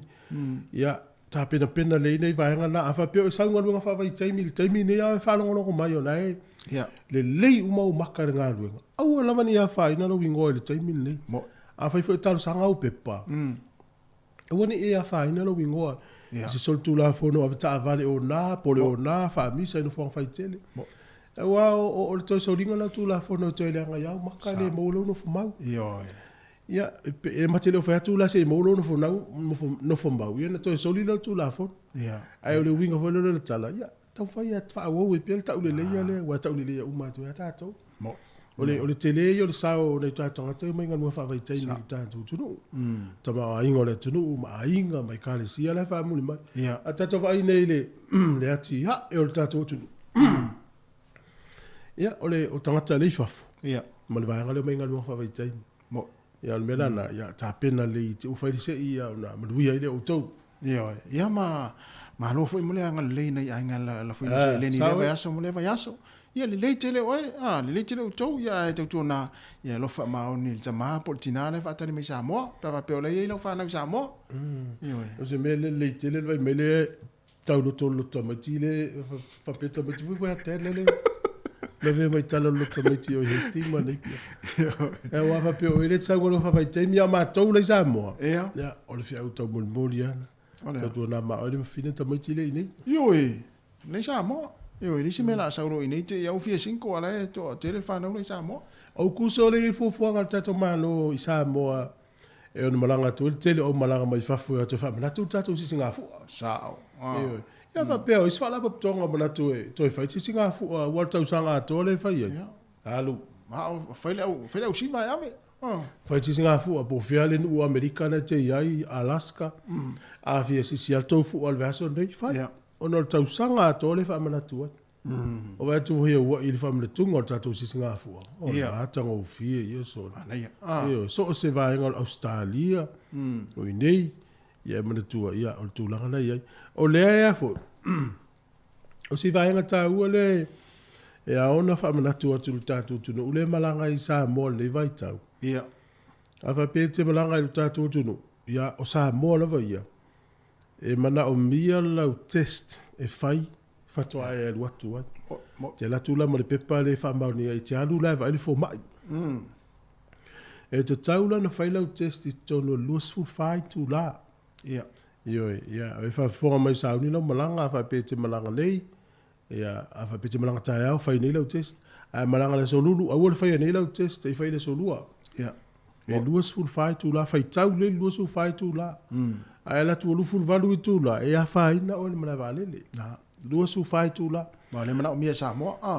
a o ta to la ni usila ia o le tala fia o le pona nei le to tasi le minute le se funu lua o le ale to mana o mia ini teste o mai tangata ini tangata i o mai ata to ia mai se al vanga le Australia ia a fa pete sau nei e sau la mala test ia ai sau tai au le aila le to mo mia tamana ia vai te poloka o se mana vale le Australia nei fai le se me to fai le uma ele to mana mia ia awa fa ele tangata le tata no ia na nei minute na o vai le test ai sa to fa fo ile e fa pena fo tato o sa mo tato vai tu la fo na sa mo lu fu fai tu la ai ni te wa fai na se mana sis mana ia le fa na tu mana fo tato te no ta longa le sto na ta longa Lantano. Vale, no, el talo, vale. Vale, ya, el talo, vale, el Ole le asa u fu isi sila i tu la i ta lo ga la au ye lua u fili lua ni sila le lo mo nga ia i fa ngol bas oi ele i o lo tala tala na a o lo vai pe u va venga piki lo peleki e isi o rino vai atu le piki lo peleki ele fa yalta lo ngala stona ma tu ale o no ia sa wa sa o sa o le le ia o le vai aso o le so lua o le tu mau ia o le vaso le ta longa mo ai la ni mani usil ai la ni mani usil io le vaso le wa le utato alu le vaso ne ia umma le masina le vaso le ia ala so luo yu lai ia so i valesi ia male so ia pio le temi na ta longa ia le la malanga me au malo si ai la ni ia i nei al fa un le vaso nei la ta lo fo tato to sa mo ia o le utele na i lo le tunu le au le tatele la ua e lungo le ia la ua tu la tato o to sa mo ia pa te mo ta longa te le va ala ia ia e manelo vil mai tata no la so sa usi sila ia nei ta longa nei au ia dua sa final fa ngol vaso ia na al fia vai la ma nei va venta tu fa ina le e pe le cimento for maria foi va vai tu foi man malo le au black ferns la utini so le tu malo la utini di sila ile tafa fale no fa ia kanata Australia, New Zealand, Amerika. Ja. Limas full New Zealand, no, se uma fama uto te no talo. Ja, tu pe pesse me la wote de New Zealand pe Samoa so. Ma ila ile fa ta u ta tu ngana ma pesse va sa. Wa langa lai loe au ta alo New Zealand, so sa ta alo. O le tunu na Samoa, o le matua o la to fai pesse. Sa le ia le o vai tu le tau nei le tampa mata le video. So le matu mo pe pesse me palangi usama. Ma tato pati a ma pola awai o le sile ta o tato ye me fa pia e vai la fu le le black ferns e tele sa mo to sa pe to fa to vai le to o tato pe sa mo pe se para ta o fa ta o ino tato e voi le dei tamba ye tele talo io le uso le upune na vai nei au ia le liki Australia ya na ra stai mia te vai ai au fo le wo to no malo o mata longa te vai atu ia ale tu mai sta mai sa mo fa o so le pese ia lo tu ai mai se ori sa le o le tele o le la fianga le leio o tatu tangata i to no ta longa la lang io fo Amerika mo e va tu mai sa mo Amerika e fa fo le lato le fa petani le chiap o lato pese fo le fia ia ona i tata mai ti fo le fa ia ya la tala ta dole na tonu valu lima no fatasi ai vo tala mali o fai ngol vai aso ya vini mai tatu tala noa au lai va fianga le ta au si fonga lo moto si fulu iva milito de talo le iva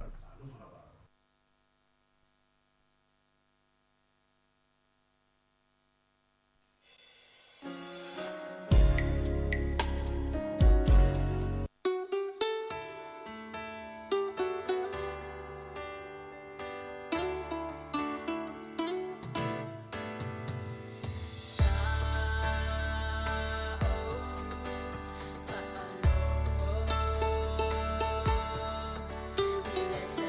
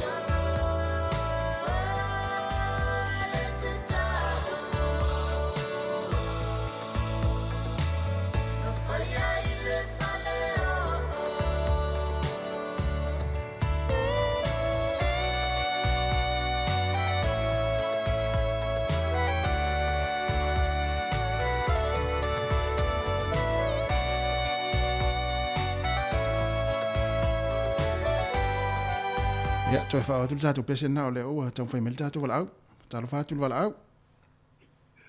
Talo fa malo soi fu lo su ne tai. Oi, talo fa Katrina. No lava tina. Ia malo soi fu ia. Ia fa so tu fo ile talonga le stona. Ma na ia talonga ta sin tu fo. Ia.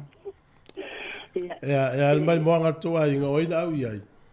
Ai, o te au la loi ile au mai tu sai da. Ui, ai sia. Ai, le gai a foi. E moni ai. E ole ai lo 7 ole hurricane ia fa pia le ai. Iti o foi a tapua pia e loale, you know, e loale le au ia wa ia. Se te wa ovale nika o le au le ia kilangi, you know, ia keilua. Ia ai vai le o ke folo ke le lakapi. Ai vai le skoa ris mulmuni. Ia o fe ai be o fo le ilua le mo le polo ia vai le avangoa le nga mawai. Ris le skoa ilua. E no le ka kingo fa ma fa sa o le so nga asi. Anga ku sei uma le fai no apiki le au. Ia te wo fa mi mika. Fo le wo ia wa ia la wa ia el kalonga. Ia o pe wo look forward o le kalonga le all place le pi. Ia e wo le ka alo le ka mo wo. Ia ko yo fia kalonga ia sa wal ke wo lo fo le sa wal ka mamato ia. Ole mai moanga la to wa inga oi o no pisa pe fai la kapi o e porto ile. Era que minga le manga masto ina la fai ngal wega ia. O manga ngi fa ko fa ia ke lo ngal ngo awal pisa le fai pe makanga. Ai wa yo fa pia o ia e ke lo e sawa le au o fa pia o ka lo fa ke mas pa fa was kamo le au parent brothers le nga le wa lunga kamo o parent no parent fa pia lo kala ia ko kapekengi me longa o so le nga sa lo ia ke awa ia mo mer ka alo le polo ka aka ata ka alo le kingo ma le polo apa le ia Papene eu ainga eu kila ni so le vai e tene le ata tu au no. Vai me au ka senda ko le ni me ai vai foi le conta le au so le ele que ele se sua le vai o fai TikTok al kamali o ko simba le fa pelo me oi vai ai ko mengi mai le au ngai o ke la tiki ngai o tiki lalo mai host fai fa mai ui kalo fai o ska vi le po me la ko pusa o ki voler pulu vai ui vai e va ver fa si o ki o ki lang ia pa wa ole si me le o mai tau ina nei vai tau le tu pautina o to fio to talo ngaso te mar mai tu na fa e ke lo e uma e ki ka longa a kenya foi sole pe kenya sa mo sole vai le ki ngale la por kenya me sukas ai sawa si ko fa pero me uyo fese e tem fese que impala nge poe e malo si atene le tato bulua to ai fapia o ka e ko sawa le o ngi sino pilo ko o sole ia ma ko ingo mo la pila ko ia le se a fa mai ai okay au fol ku sei da fapia bui vai ku fa mai au ngare plua le ke a tu ina malo e una le totalia o lua to ai ngai ki la ni pe no o ile ai le foi nga ko nga inga o ko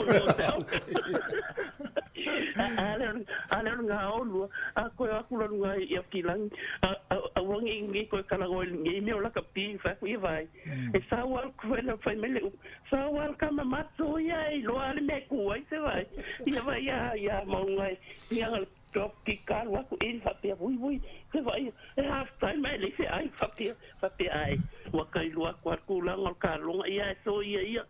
fa me le upu le ma lo pengi au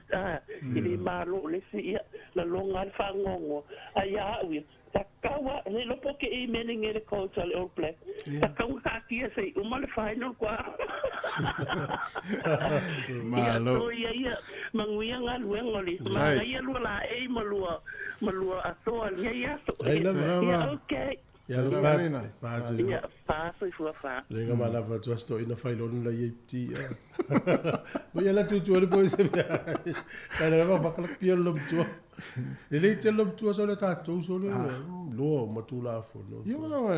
te le TV. Le funa mam la ma le tu la fo no. Ia sa. Ia tau le amisiana te ma fo le finga venga tau le mam la ma tu la fo no. Ai sa ura te mai mana va mai fa mam la ma ti na ai ngale le fa le tu la fo no. Tu mam la ma sto ina tu la fo. E la pisa fai te Wellington. Sa ye la te to fitu. Ya o lo tu sa mo la le o la na au le fa sa nga mayuta. Ya ole score tu so le e a lo matu ele puna i lunga o fia le ele no lo matu ele o la to au le score o le si au ida o tala a fa mana la tala a fa e va tu lo na sa u ya ta lo ngala sa fa ta mala ele a te fit ole lo matu ta mo e au ta fo mala a ma to de mo ti le o ma ta lo ma to ta ye lo matu so o vole e no aser au na tapo e ya talo fa malo se fua e fo mria malo se fua ava mali fala va e ti ya mo foi mato fa so ne ya le malo e man ku fo yo o manga ku ala ngal ko kele ya ma ko ni ya fe me ya fu ku ka lunga ya nang ku fu a fai the state of origin e ko kele mo moi ku kele mo moi pe a fai de ka lunga Australia ko ya lu ko ku pe fa ka ko nginga Queensland ma New South Wales malo ar ka tua i tu fui nga ba ai fu ila so ko nga e de o ke de o fu le malo du aku fui Uia, msidi na manuio tinam tua o meditau malo maka ma fanga mani ka au ma nga e fu fa kai de ku o ma foi fu so i fui ya o dos sunga la fa salau tele ma ko wola ngai tele yo le swing o le langa ile ya ko le tu pale o to ta lo lakpi ma ma lamba tu la fo ta sele tanga te ma lamba wa TV le so ato sa fa TV ta te ma ni ma lamba le tu la fo no so sta longa basket netball lo le sa o le ya o dua fue ia fa pe se ka longa ki ya ko sa wi ko ti la ya ko ke maka ma ya awa la ai sauia so uma ya pe fa ke inga mako mai nge ya ko tu fu mata se hace mako maka ngiuni ya wo mai nge maka wanga o le liki ia ka ko maka ku nge wa mawa me fo le pe wa kulo wa sa mo wa ingo maka le dikinga la kwa pu e ka ofi wa pe wa fo le passing la ka ofi pe ki passe ya ka ofi pe ki passe ya le diki mo ya ai ole se ngala ngai o wala ya ka ko menga ni usila ile manga o miele me o le o fa ka vale polo manga o miele fa du vale polo i kai mi uma me ara nga ka ke fi ka i ke le yungi ye wa wale va fo ka alo ngi ka alo nga o Samoa mo manga ya ke le ka alo nga la skunga i fu matasi dai lavo e mo i fo ia wanga wa kupe ia ai so ia fa pe ase kongi na se la vea ngau le ale malo ala sau o lango na fa tangata fo le tosi lau fala ile ungo talo le asa vai ngana e lo na fa le tonu le au talo o kilani wa le wale vanai o kilani na wa fiu su na wa inai o stadia ia o mako wala ngonga fa wa de ni la fala ngai ka mako wa kang lango fa kang ka lo ia maka kapwa ia fo le ngo le anga kile de discipline au kilangi ia o le sime Wa malo si o mele tu fu ka ke le fa me nga ya ta ku ka ma ki Pasifika. Ia. Ai o le fa la lave ale o ka ku Pasifika pe a poko fa ka si se mea. O fa nga le maso. Ia ai ele fa nga ngel ma fa ia. Pe ka ya ngai ka ma ki o malo so le fa yang ka kari la kwa Crusaders. O malo si ale sa wa Crusaders ma kula le fo le ko ki Crusaders ile suinga fo le ngor ka mi le sanga Pasifika le wa Pasifika Super Rugby ma ngai ya ke le ka longa tu fu ma ka si o le menga ka kilo ia io le awala nga run na ye e Crusaders ia ka longa mele ka ole tackle on spot le kile kai mi ia wa fu fa longa ta si de mele tackle on spot ia le la ko defense ma le la ko attack e makua i super huge me uma ia ka singa upu fo le lo ka ma nga kele anga kula ko nga yo nga le nga take de uma ka ngakala nga ia nga luenga nga fai ko ngol malai e o ala ile e a fa pela ke attack a so le opposition triangle formula ia makua makau ki ale susu fo le fe ngoi pepe ia nga le ia ma nga ia kele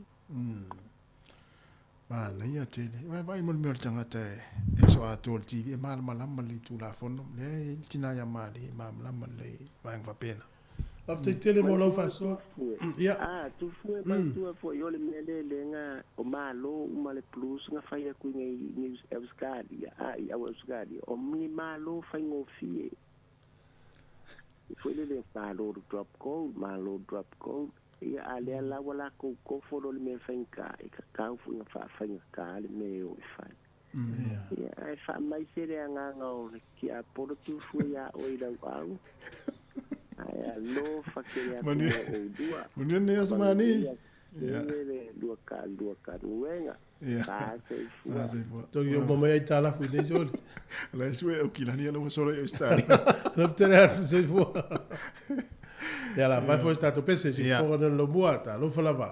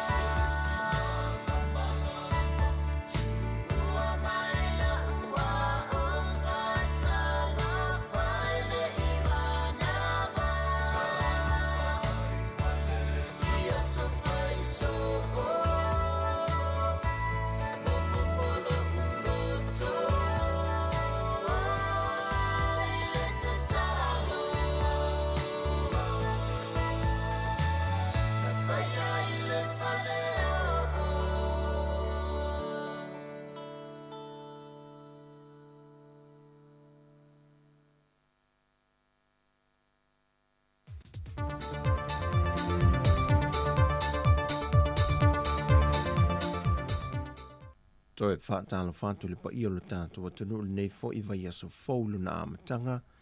ai usi mai el whaafonga se whaopoponga le nei o tātou tala fō me Samoa. Ua toi tango fia ni el whaamasinonga mawalunga le mata au puna maliwa se te māma i le afio ango sa pulu.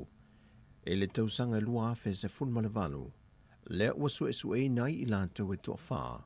o Puka Wesley, whaasipa matuu, milo lilo maiava, ma peanto upo.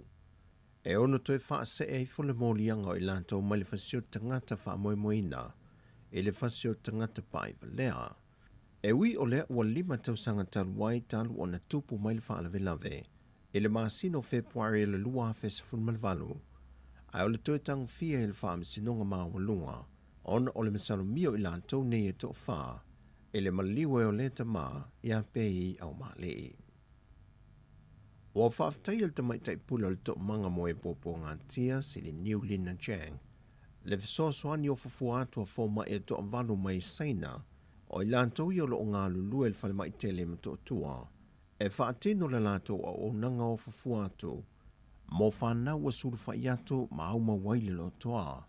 Ai ua maua se hawa no le lei mo siaki whaasoi fua malo loina, e ala le siaki no le fatu, o mea se solo le pau, siaki no le toto, whapea fo i mo lātou te linga. Whai loe sili niu, o se hawa no tāua tele, e whai titia i le a fio i lātou il pepesi al wha mai o koviti, i lo lātou malanga ane lele maota ngase ngase me tua,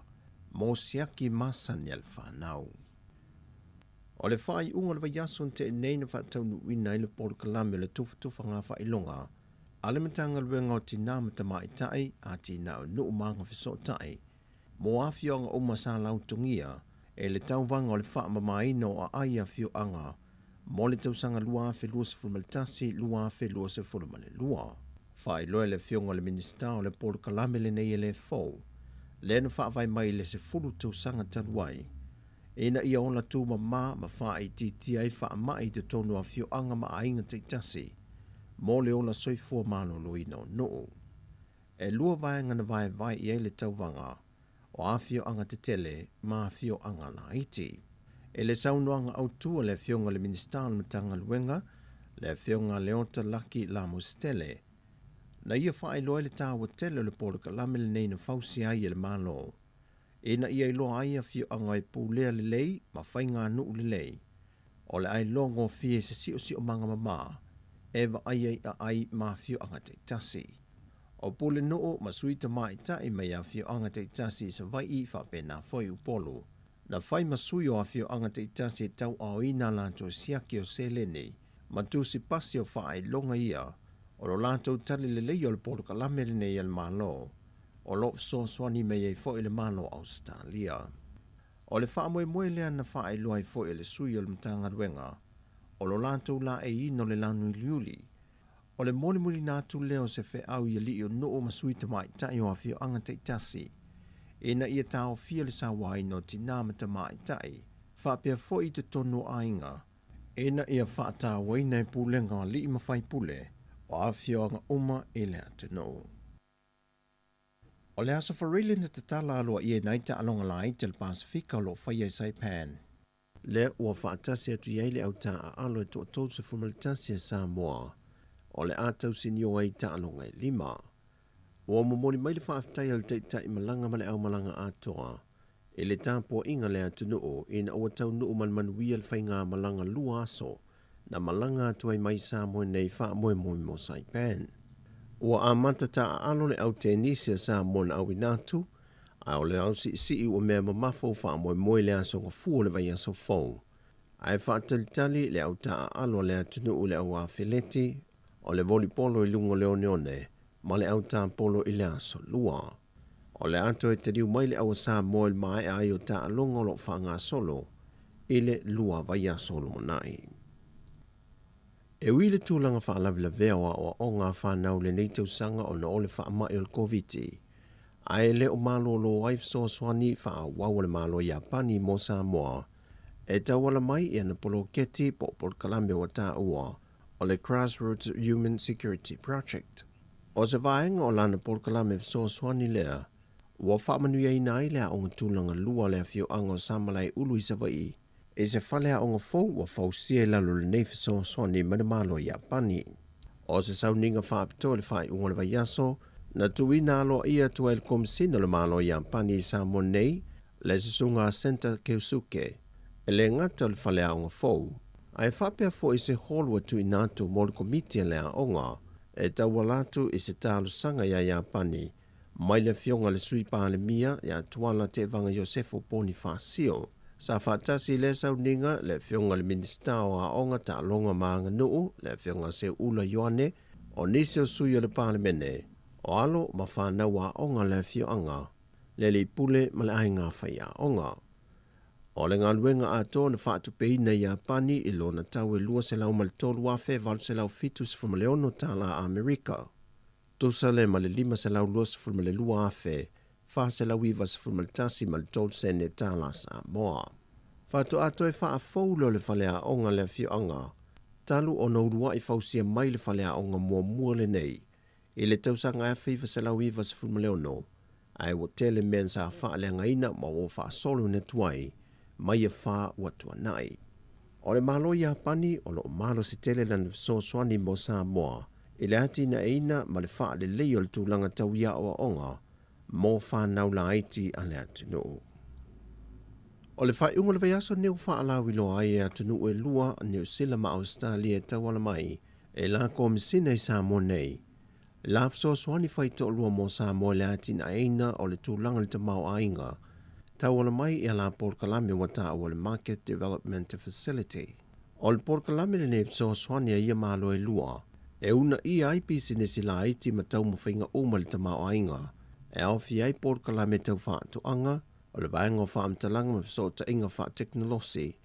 Tu langa whemalanga inga, ma le ati na e no pisi nesi tau a mata. Sau no le komisina le malo Australia i Samoa, le tamaita e a Emily Lark. O Samoa le wa a mata i le Porkalame nei moa tunu e tolu wa fua iai.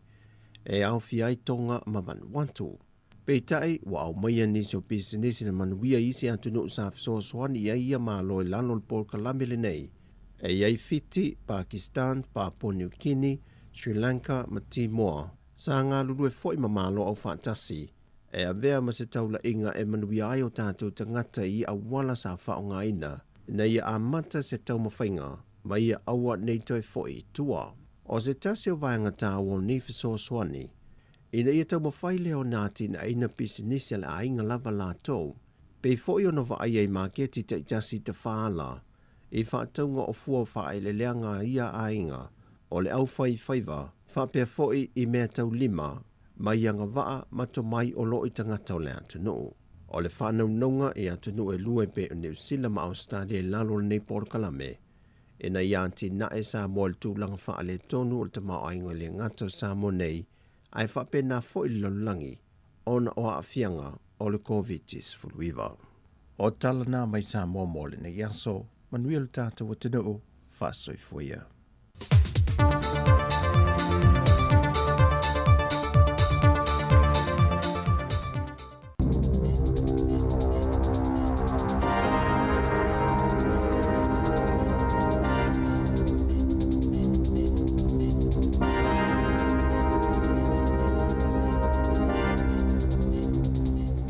Talo falava o telefone ai ua tāpena i nei Wellington e le tutua le siufonga o le lo mua.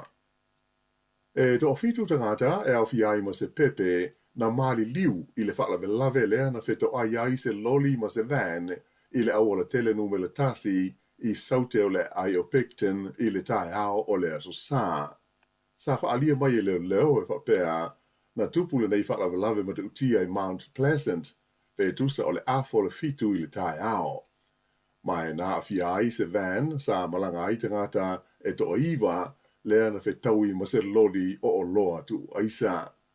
E to lua tangata e maru nua ti ngā ina mai le whalave lave sa awina mai se valele helikopta i le whale maitele i Wellington.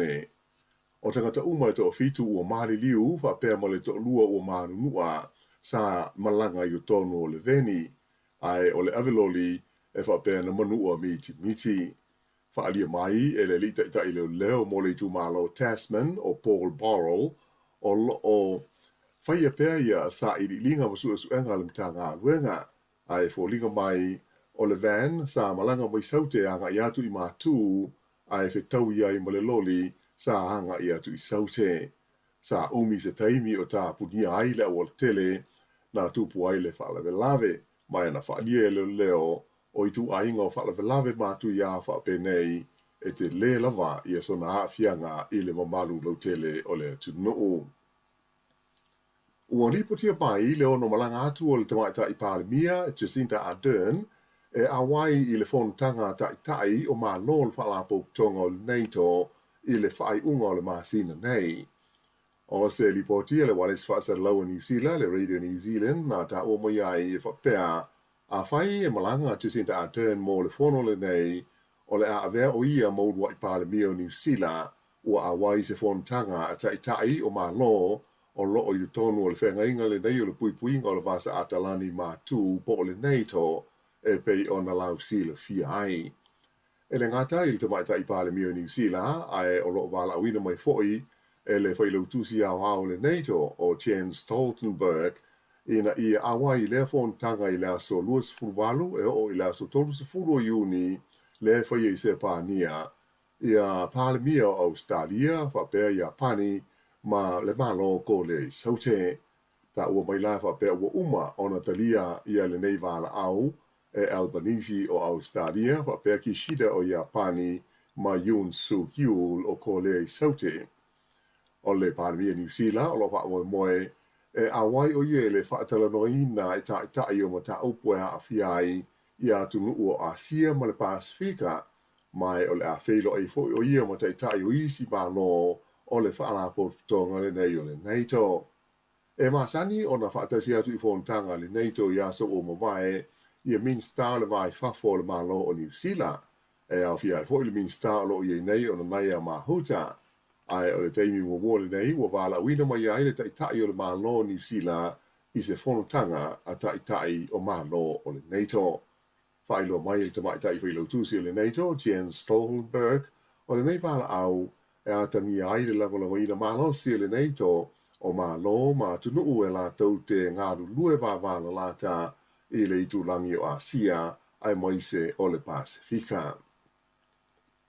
E tolu afe lua se lau tolu sfurulima le a whai o mai foko vitis fruiwa sa wha mawina i leo sa i le tonu New Zealand a toa ai to lima isi maliu o wha popo i la whainga o e ua mali liu ona o le wha mai. O wha maunga le tanga luenga le soifua maloloina ua iloa ai o le awhainga le tolu afe lua se lau tolu sfurulima o mai fau ana nafi o se awhainga o pito maua lalo lea ua wha mawina o tangata ua maua i le wha mai taru mai le masina o Februari. Ele ngata i lea a sa mai tawina foi le pa ui foi lalo i lalo ifo o le afe le awhai tangata fau e maua i le COVID i le tonu o Aukilani. E le ia se swinga i la fo ingo tangata lo ta fia i fale mai mo tono fitinga tu sa lava le foi numela le sa ma le stonai le sa tu le mai le tolu se lauli mas fuono e a fia i le toli mai le tonu o vaenga o mai tinga ina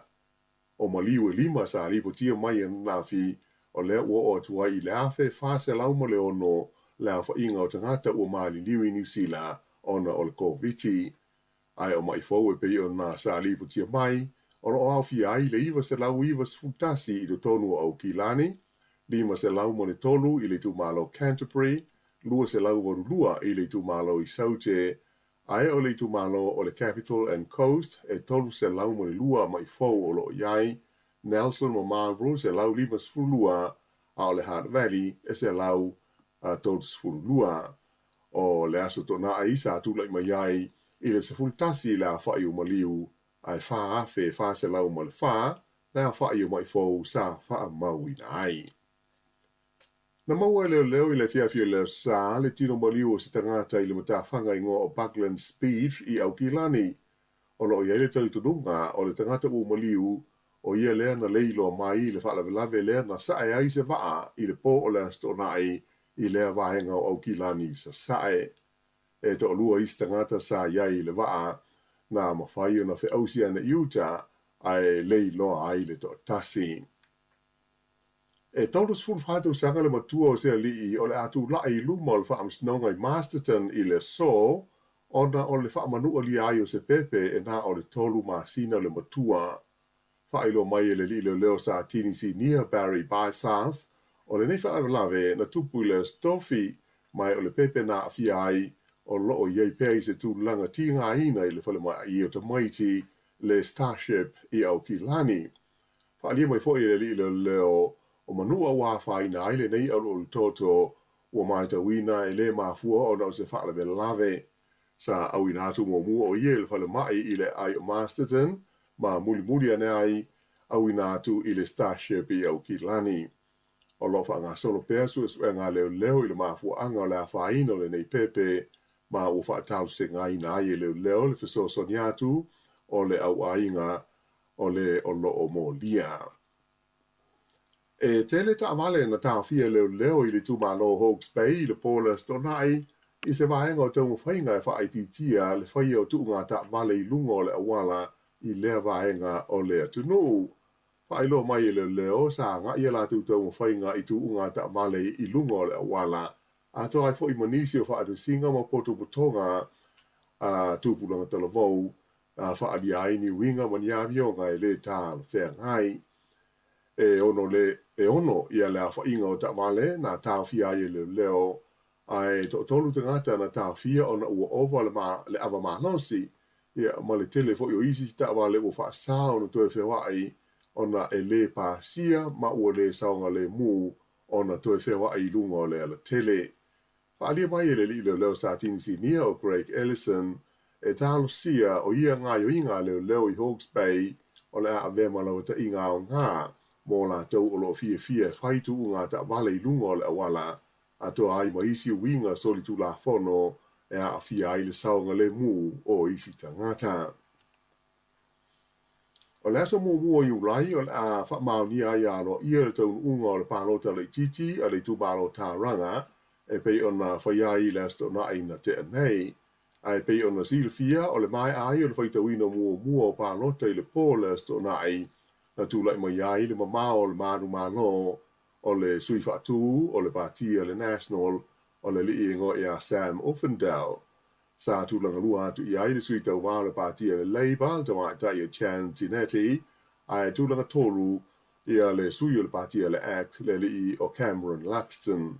Na mafua le pālota le titi le nei ona ua whamawai mai le pālemene le li o Simon Bridges le asa tūlai mai le tofi o le tūmalo tā ranga. Ia le whai ua nā le ni wha au poga e tala fau.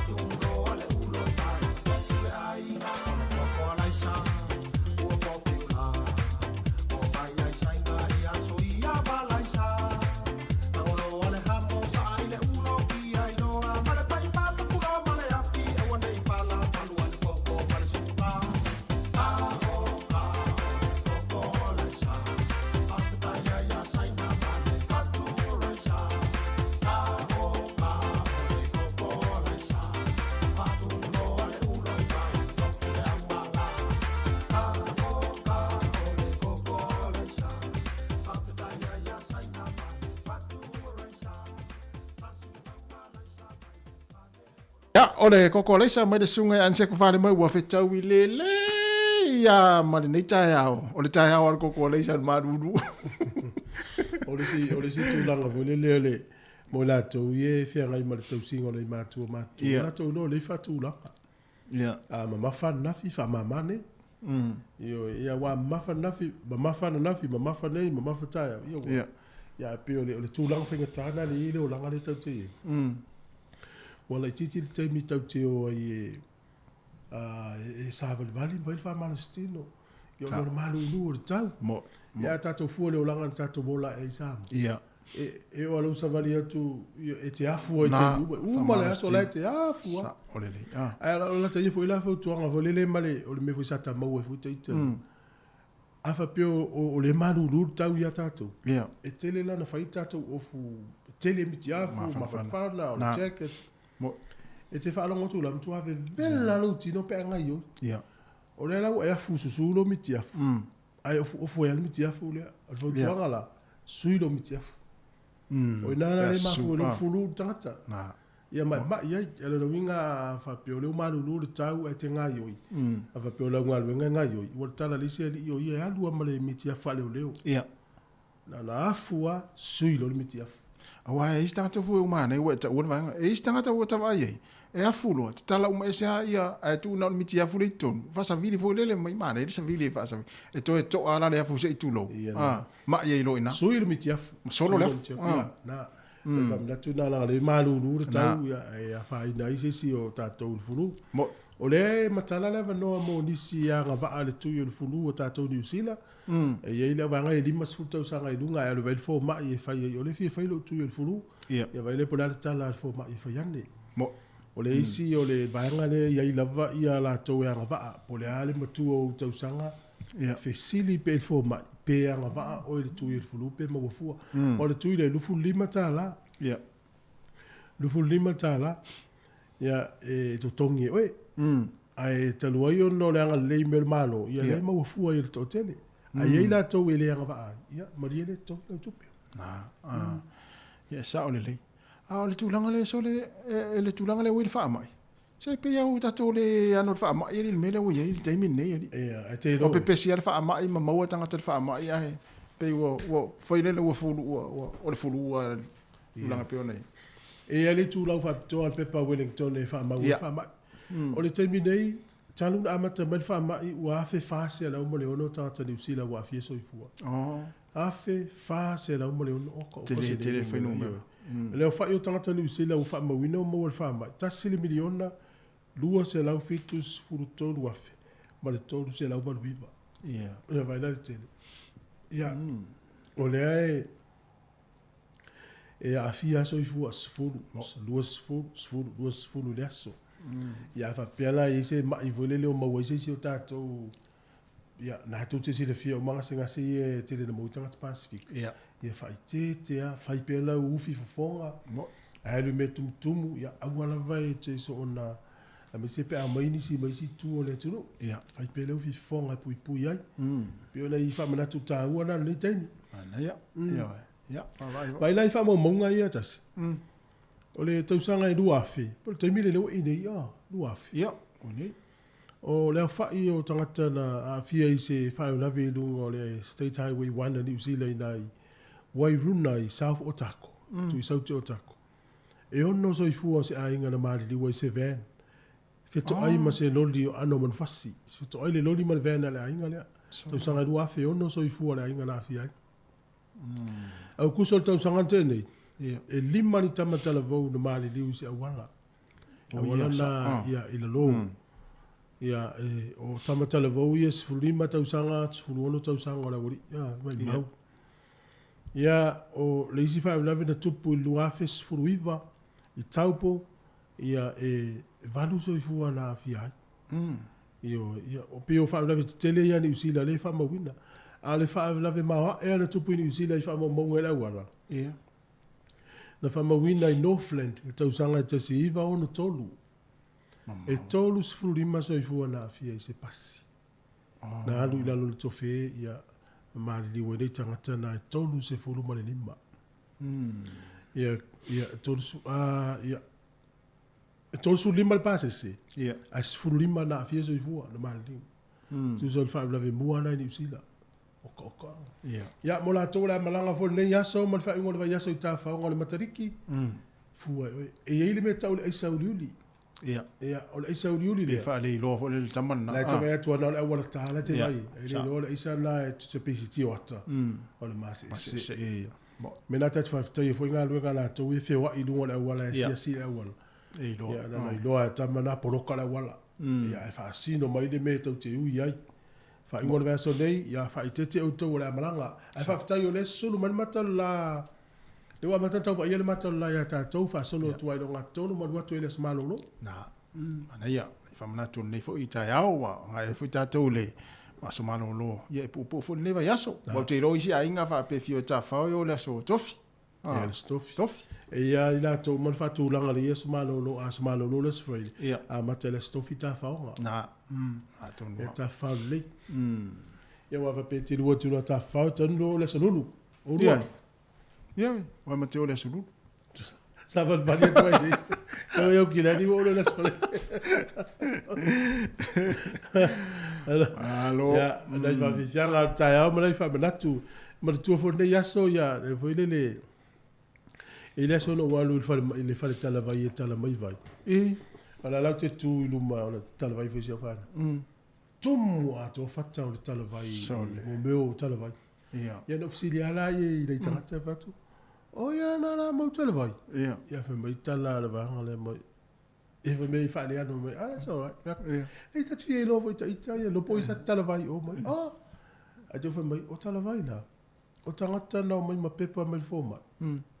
o istangata ele pikia tala vai o istangata ngalo ale to vili ya ele o mai o istangata ele stupetong ye na fa so ai vai ni tala vai ele ni mas tanga tala vai o sela tala sa olele mo ni mawina foi mo fa ma ni lo tala na pe talu nei fa tala vai ka ni tala vai ele avea ai le ana le tala vai foi le te vai tu le lo tu le ngo vai tala vai te vai tu le ngo ya wala tala ya la tala ma tu sa o sa mo tala o le si foi na me ava pe isa tala vai ai le nga fati al faso ya ma nei foi fai so no wa hinga wa te le tala vai o le o ma tu ma le light e ave fu tala vai sa o va sol ya vai le na no vai fo ma ya le o mai fo le pepa tala vai ai le pikia sa o le ya a po le ngalo me vena ma nei ava pe o le tama tu o le vai o la u le ngalo nga fa ave le fo mai ma vai le tala vai ai le foi se me ala misi e tala vai nei tina mata mama tu na tu umi o wale ina tu pele mo le tu ta wila tala vai ma vai fa pena o tele lo pensione ave fu ya sa le po ngalo na piki el vai no ya io e fa mo ai le amalanga fo sto mo silo matua vai la tala vai ave mo amalanga fa sa o le le fa na tu le to fa na tu pe a fa pe se malanga sa mo mana tu e lu su fa tu la fa ila test ia awone o va tu man lu fa no e lu fu no tu la lu fu lima tu la wale a ngala malanga ta una lu fu fa ila lo ifo no nga malanga ila stofi fa ila test ila solulu awone fa ya nei awone fa ya ta ya mo fa ila solulu ai malanga le fa le fa ila so tofi ila test e fa tau le tu la ai mo va ngale la malanga mai tonu New Zealand mo ta ya la e le to fa ila test e te saua e saua mana ya so se tunu wala lang ya ai me sel vangale Australia tata ni usila lu to foi mai ya saua male pre test departure po le vangal la ya te midei la ya a ese ni usila le to foi mana ya lo nga fa pe fa lo me Australia sa un malanga mai tai okay ya o telu vo vai fo mai fa so test e tawon pui le o pe malanga mai a fa pe sa nei da so nei fa lo test na po lo kai o to foi Australia mo ya nei fa mana tu tai on tan no tu le nei talo talo ngale a faliva le tai mi so va vel tai mi va vel va yaso so lus fulu ne uni tato ya e uma fo ma sin vers fo ta ma tu ale aso io ya ta le ma tu le utele ne fai mai mea tato ai ngai ta ta wan me nei lo e ma tu ta sina me lo e ma tu ta la ya tu ya saunga po saunga ta no nga ai nga lo video tu lo telefoni me na te lo e ma tu ai le o le to lo Ela tata tu bese. So ifu mri el tatu tunu.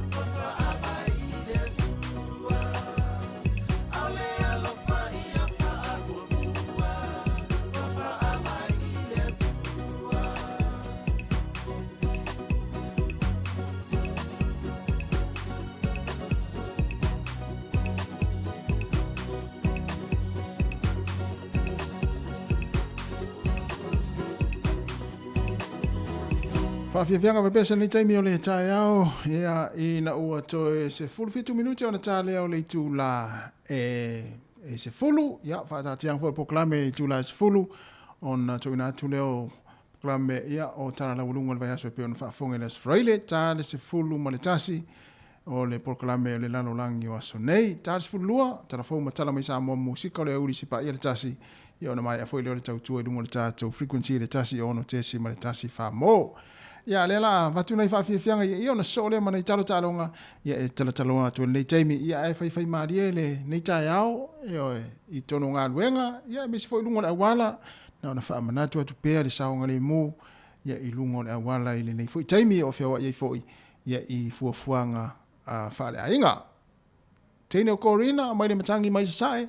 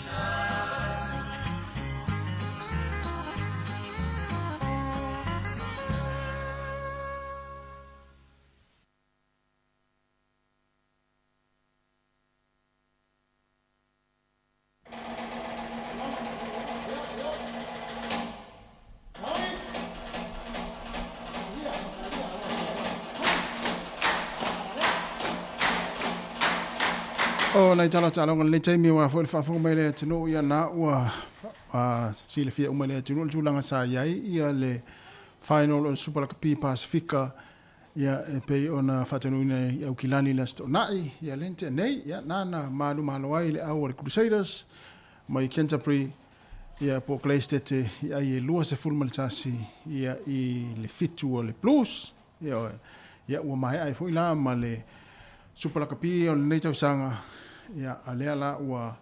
toe siampini ai ia le au mai Claystete ia i le tūlanga pe ona iai ia suenga finals ia i le whai unga o le vai aso. Ia nae sa sila uma i tātou ia i lungo ala televise ia whamarunua tui fo i tāpua inga le Blues au kilaki. Ia ele mo umani va ia o tausanga fo ia toi hamata fo wa o le mele we nei e la kapi mai ia le amatanga o le tausanga e o le leile fa ngol tausanga ia la kapi ma ta longa liki ma e uma le leile tausanga ia na o le la kapi ia ma le liki ma kirikiti ia e pei ona ia ia fo ila le fa ngol va yaso ia na wa champiniai ia le au mai Klestete ia le Crusaders talong mata ina yo e fata mala fo ia le au ale Oakland Blues ia ai ia umalo si fo ia le au Klestete ia na ia wa umata mata ia le talonga ole na malo ale au le Crusaders ola wa le mata fa tanga alo tanga fo le mamla malakpi ia malo ale Crusaders ona ole man nei ole lato foweti wa ale mea sa wale mea na mafuo na malo Crusaders ya ona wale ese ale le foweti le Blues ya male foweti le Crusaders ma nei te le Crusaders e ta alo le polo ya ale mele sa wa ai fo ia le fa ngol va yaso pe walu le uma le malo si o le foweti o le Blues me fo le fa tautino ia male ole Crusaders ia le va ena le polo e va ia fa le polo ia o inana na fulele ia wa fiu fo ia wa so se ilo wa ilo ia so se au wa le foweti malo si foweti ole au numero tasiana mai manu malo fo ia lena tato va ia na manu malo ale le Crusaders ma ona ole le o lato foweti ana fa le tonu le ole Blues ia ona ole ele fa pe fa le tonu lato foweti ai fulele ese ale malo losio atu foi la sau ma vai foi le talonga fa ngol vai so le finals no mata le final ya ona pe tela taimi mata liki o le liki ya sa tau le tele lo la talonga la ulina pe la wala o wana vai ai na manu wa Crusaders on le o lato foweti o le mafu anguna na matua ma nei ia le fatinoina lato face 5 ole o talonga controlling o talonga ia o le isime festa mo parrot le numero se fulu au kilani ia o le o fale tonu lato foweti esa ia tu atulo ia male mase se o polo tu atulo male mase se o polo ia wa fa ina lo ia malo talonga tene wo mala tu lo vina ia ono fulu ia limas fulu le au diusila ia ono le au Amerika ia sau alta ma Wayne Smith ia onga le au le tene to ile le ala mana onga Wayne Smith ia tele ne me se le ia ale uma ele ia malo uma talonga to ele fai ngo fie voila le au New Zealand li polo langi le la fa ni New Zealand tele swinga pe ole si vai nga voile le upfa petani le culture ia vai de te milen sa we Graham Henry tom fa yesui le si o manga le aulia le All Blacks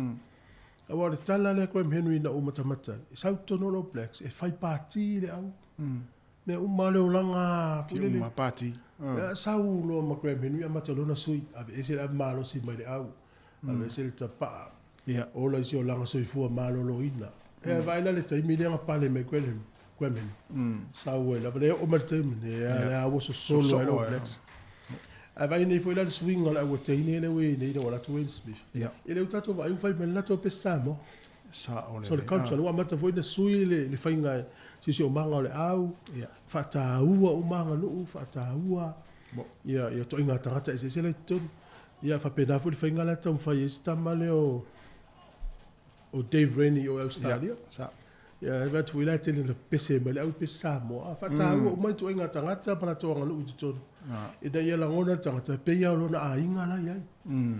ia ona fia lo le talo e mai se la va pe asa ngale mu fia ma va fa o tangata ta se emel talo ngole liki ia o talo ngole fa ngole va yaso Dragons se tolu lua ma lo la pitis fulua ka pose lus fulvalu ma lo si iko se luono talo ngama na ia talo ngona le talo ngai ale Cowboys mar si Eagles ia titi ia ma lo Cowboys o le Sharks se fulvalu ma lo Titans se fulu Storm tolu lua ma lo le Broncos se tolu luas fulu Ia o le io se lufu luono man o le Roosters se furu ma le ono. O le Panthers e fast furu man o le Warriors e ono. Raiders e lus furu man o le Knights furu valu. Ia ma le Bulldogs e tolu ono man o le Tigers e se furu lua. Fe le suinga o le aule al Bulldogs ali i. Ia o le ai fua ia i ta'alonga umatu. Te le i o le whale tonu. Te mneila, so le alu le walu, so le matua mana ia te le so. Ia, o le ua fua o le aso sa nei le ta'alonga o le Stage of Origin. Sa nei. A sa nei. Ia, le la tali malo o yo le la whaia le ta'alonga i Perth. Ia, o ta'alonga le umana lau mai le au o New South Wales. Ia, to te le ata ma fauna wei tonu. Tu se fitu swinga le ua le au o New South Wales. Le ufai loa mai. Ia, lo tu mau pe ata ma sa mo le tonu le au o New South Wales le suia. Eu te roi le fo se mela le sui fo le au le Maroons wala na malo se no fai ina to asui yo le au le to sa mo la wa mana ia lau sta to au le van fifa fo le tunu to sa mo le ta no ngol fa ngol verso ne yo le ta lo Cook Islands tu se ta alo ta to le afol fitu ai le afol iva ta alo ia fiti ma Papua New Guinea il verso ne le al fa ngol verso le su lima ya le sifa mo tu te mil talong al Kiwis ma tonga au le Samoa panti a for the Warriors Chanel Harris Tavita le Warriors o Charlie Staines o le Penrith Panthers David Nfo'oluma o le Tigers o Francis Molo o St. George Dragons Isaac Tango o le Penrith Panthers Jackson Paulo o le Raptors o Jaden Sua o le St. George Jess Vanga o le Warriors, o Josh Alo Iai o le Sea Eagles, Josh Schuster, Sea Eagles, o Keenan Palacia ia o le Broncos, Luciano Leilua o le Cowboys, Martin Taupa'u o Sea Eagles, Matthew Feangai o le Dragons,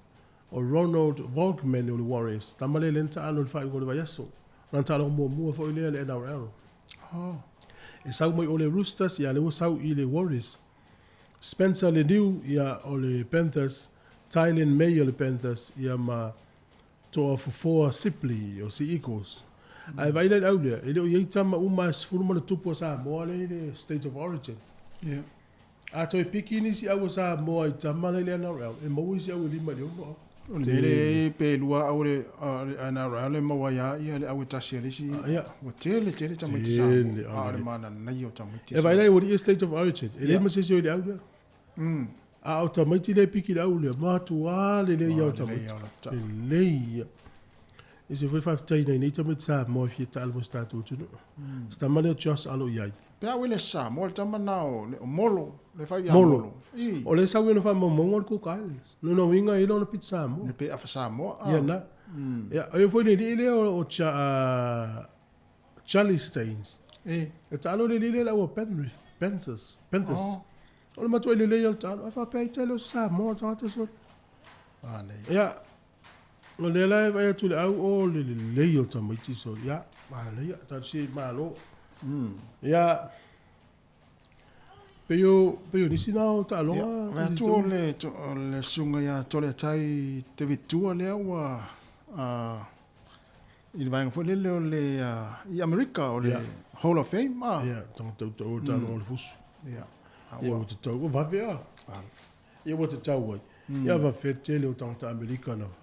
Na o ia il maro si o limo to tai.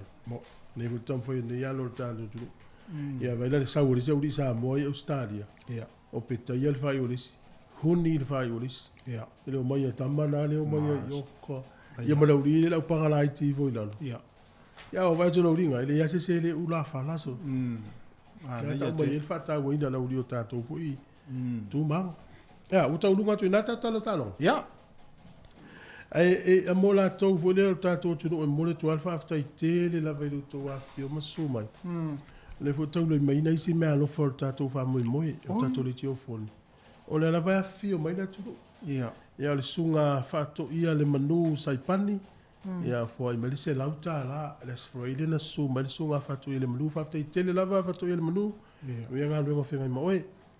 ia o si tina fo ina su nei me tai au le utili ia malai ta sauvao ia le wo moli me fo se lauta la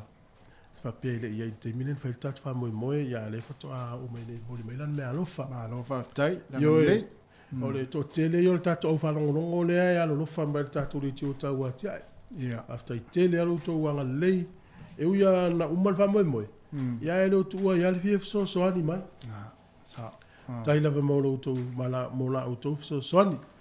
ai umala tapo kala me fi ala o to fa si la ngale nei tas ia fa si la ta ua mo le fa fo wina fa ya onga mo komiti fa fo wa onga mata sa mo fa pe fa ya onga sa mo ya onga mata pa langi ile tu malo ato Wellington a fio mai su mai matala mai au ia tatou awai faatasi i le auaoga faafauina professional learning and development o le a faia le sui o le saasia mai aukilani lagolagoina e sui o le ofisa auaoga o le autū o le faasoa faiga faavae pitosili ona lelei mo iloiloga ma le faalelei atili o auaunaga mo aoga amata quality framework for evaluation and improvement in center-based early childhood services. O le afa asoa le ngana Samoa, e manino ai, matau mawhai au ili le whaatinoina o le vaenga mua o whaailo ia ausia po outcome indicators e pei o na whaatulangaina mai e le ofisa o iloilonga, Education Review Office. Mo le silafia ai mai se foi o pine whaamau e ao o na whaitau ma whaamau mawina. O no whangala nei whailwha moe o le e whakasa hall no me le se fulu Waihimo Street i Porirua, Wellington. O le aso e whai o le astona i nei lua limo uni lua afe lua. O le taimi e whai o le afo le iwa i le tai au le lua i le awauli. E le aise tutongi o le nei whafauina ai maua fua u tau mafutanga o le tai au ma le awauli. Mo lisi whaamitalanga wha mole whafso tai ma le telefoni. O lua tasi valu o lima iwa ono tasi. Ia pole o lua tasi, valu tasi fitu, ono tolu o. Te whafonga inu mela e vili o lua tasi valu o lima iwa ono tasi. Ia pole o lua tasi, valu tasi fitu, ono tolu o. Tātou wheloa i le aso i le alofa maleanga le lei o le atua. Whaftai sainia sui o le komiti whafoe a sa asia i Wellington whaftai lava ma Yesu i fua. Tātou whalinga na tau lunga tuet tātou pokalame le tai au. Alo? Alo whaftai. Ia, o mai amal tātou pokalame ato le tai au. Vai tātou pese? Vai tātou pese i ona whafonga le tātou pokalame pe ona iai tala laulunga le vai aso. Whaftai.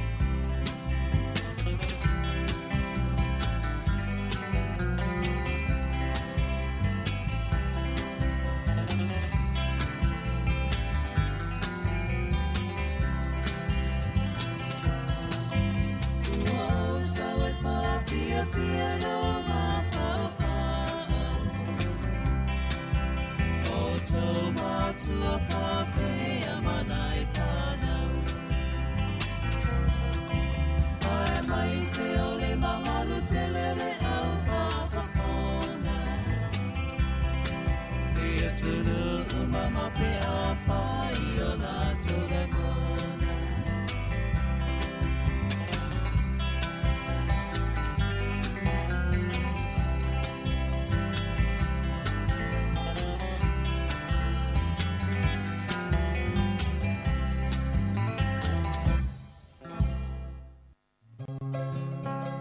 so I sili le manongi ta utino mai lo ta ofi mausali lo fa amaoni tu ma pe se io o ile oti ta la la afio o e ai aluita tu Yehova ilota ma tofa ina soifua lava alif sili le sasala i tu e fa o samoana e fa ato sinai o anganga ya te o e sumalete ine tau sala la ula fala wa avea talua yo e sungale mana mea pe a fai ua elekea tu ai pe sia mea etafea la upua tau no fonene tau ai so se sili le la lele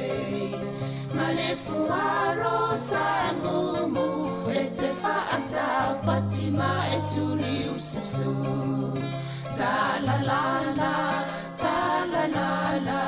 afio oe ai aluita tu Yehova ilotava tofa ina soifua te fatalo fatu mo fa lo fa fumanga ale tunu ni tao fatalo fatu le ofanga no pa ia ni tua tupu mo tatonu ia malta pa ia la silasi o fa funga al si funga la mo ma lo la vale soifua mo mo langi ma fatasi fo ima sablini kasiano tatano tu pokala miltayo ni inisio vaengo ngal bengo niva yasu ya misitala na volunga talo fa sablini ya malo alo fonga masanga toi fa talo fa fo ile au fa fonga nei taya malo la verso fo malo